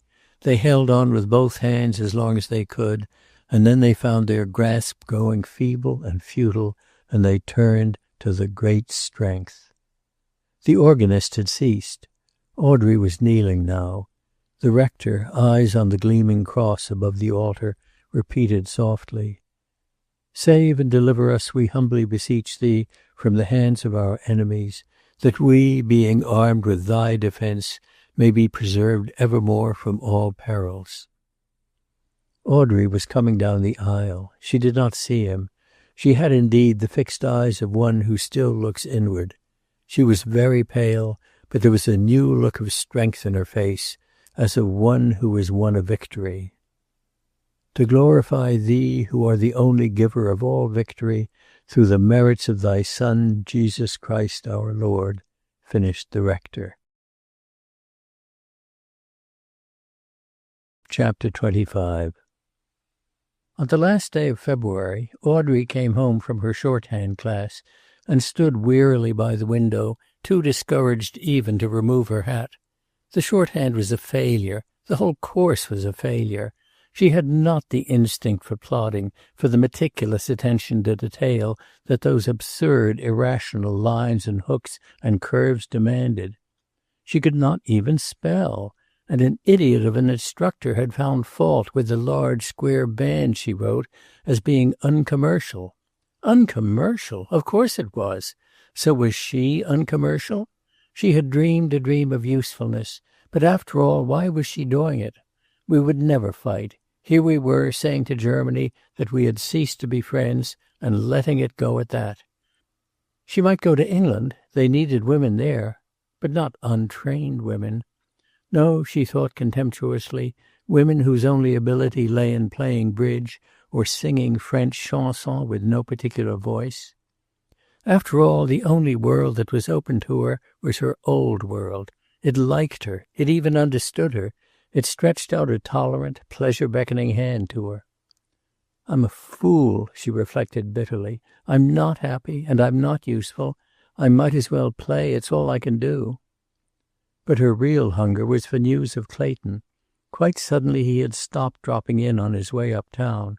He had made himself the most vital element in her life, and then taken himself out of it. At first she had thought he might be ill. It seemed too cruel otherwise. But she saw his name with increasing frequency in the newspapers. It seemed to her that every relief organization in the country was using his name and his services. So he was not ill. He had tired of her, probably. She had nothing to give, had no right to give anything. And, of course, he could not know how much he had meant to her, of courage to carry on, how the memory of his big, solid, dependable figure had helped her through the bad hours when the thought of Chris's defection had left her crushed and abject. She told herself that the reason she wanted to see Natalie was because she had neglected her shamefully. Perhaps that was what was wrong with Clay. Perhaps he felt that, by avoiding Natalie, she was putting their friendship on a wrong basis. Actually, she had reached that point all loving women reach, when even to hear a beloved name, coming out of a long silence, was both torture and necessity. She took unusual pains with her dress that afternoon, and it was a very smart, slightly rouged, and rather swaggering Audrey who made her first call in weeks on Natalie that afternoon. Natalie was a little stiff, still slightly affronted. "I thought you must have left town," she said, "but you look as though you'd been having a rest cure." "Rouge," said Audrey coolly. "No, I haven't been entirely resting." "There are all sorts of stories going about, that you're going into a hospital, that you're learning to fly, that you're in the Secret Service." "Just because I find it stupid going about without a man?"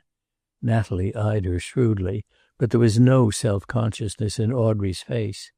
If the stories were true, and there had been another woman, she was carrying it off well. "At least Chris is in France. I have to go, when I go, without Clay, and there is no excuse whatever." "You mean he is working?" "Not at night. He is simply obstinate. He says he is tired. I don't really mind any more. He is so hatefully heavy these days." "Heavy? Clay?" "My dear," Natalie drew her chair closer and lowered her voice, "what can one do with a man who simply lives war? He spends hours over the papers. He's up if the Allies make a gain, and impossible if they don't.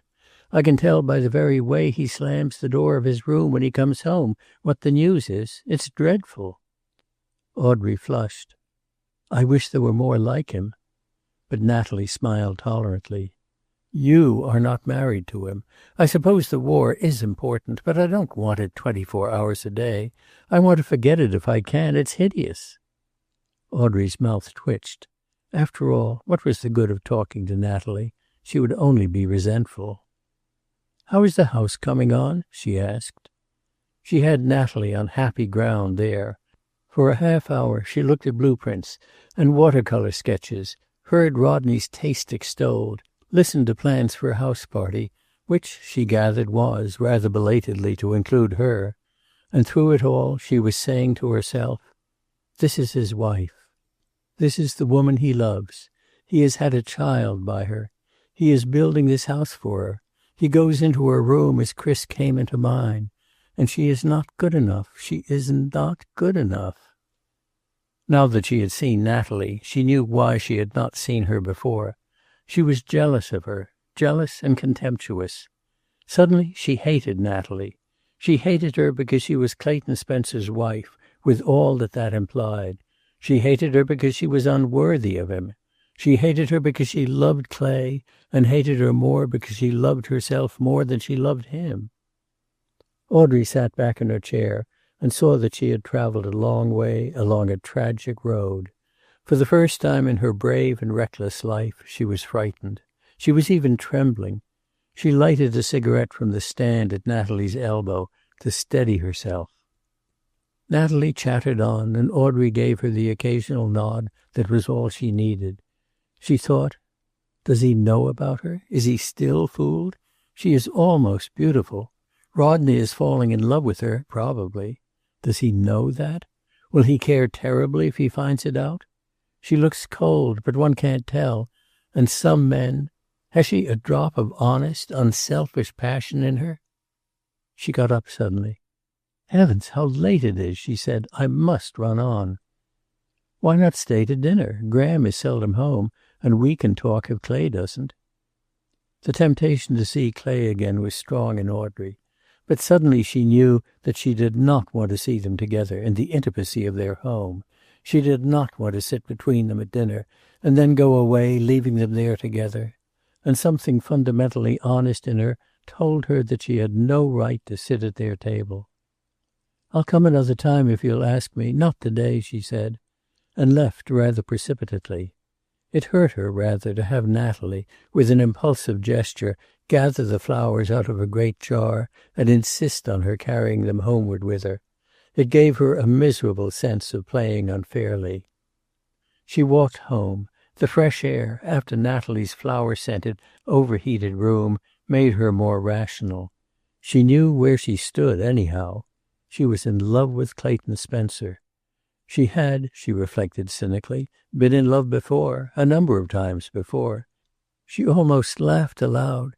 She had called those things love, those sickly romances, those feeble emotions. Then her eyes filled with unexpected tears.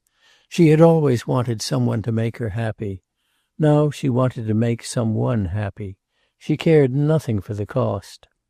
She would put herself out of it altogether. He was not happy. Anyone could see that. He had everything, but he was not happy.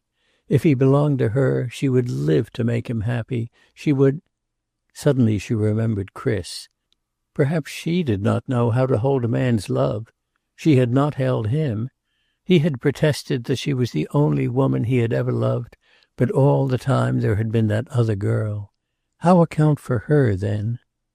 "He did not think of me," she reflected defiantly. "I shall not think of him." She was ashamed of that instantly. After all, Chris was doing a man's part now. She was no longer angry with him. She had written him that over and over, in the long letters she made a point of sending him. Only, she did not love him any more. She thought now that she never had loved him. What about the time when he came back? What would she do then? She shivered. But Chris, after all, was not to come back. He would never come back again. The cable was there when she reached her apartment. A cold statement, irrefutable, final. She had put the flowers on the table and had raised her hands to unpin her hat when she saw it. She read it with a glance first, then slowly, painfully, her heart contracted as if a hand had squeezed it. She stood very still, not so much stricken as horrified, and her first conscious thought was of remorse, terrible, gasping remorse. All that afternoon, while she had been hating Natalie and nursing her love for Clay, Chris had been lying dead somewhere. Chris was dead. She felt very tired, but not faint. It seemed dreadful, indeed, that she could be standing there full of life while Chris was dead. Such grief as she felt was for him, not for herself. He had loved life so, even when he cheapened it. He had wanted to live, and now he was dead. She, who did not care greatly to live, lived on, and he was gone. All at once she felt terribly alone. She wanted someone with her. She wanted to talk it all out to someone who understood. She wanted Clay. She said to herself that she did not want him because she loved him. All love was dead in her now. She wanted him because he was strong and understanding. She made this very clear to herself, because she had a morbid fancy that Chris might be watching her. There were people who believed that sort of thing. To her excited fancy, it seemed as though Chris's cynical smile might flash out from any dusky corner. She knew she was not being quite rational, which was strange because she felt so strong and because the voice with which she called Clayton's number was so steady. She knew, too, that she was no longer in love with Clay because his steady voice over the telephone left her quite calm and unmoved. "I want you to come up, Clay," she said, "if you can, easily." "I can come at once. Is anything wrong?" "Chris has been killed," she replied, and hung up the receiver. Then she sat down to wait and to watch for Chris's cynical smile to flash in some dusky corner. Clayton found her there, collapsed in a chair, a slim, gray-faced girl with the rouge giving a grotesque vitality to her bloodless cheeks. She got up very calmly and gave him the cablegram. Then she fainted in a crumpled heap at his feet.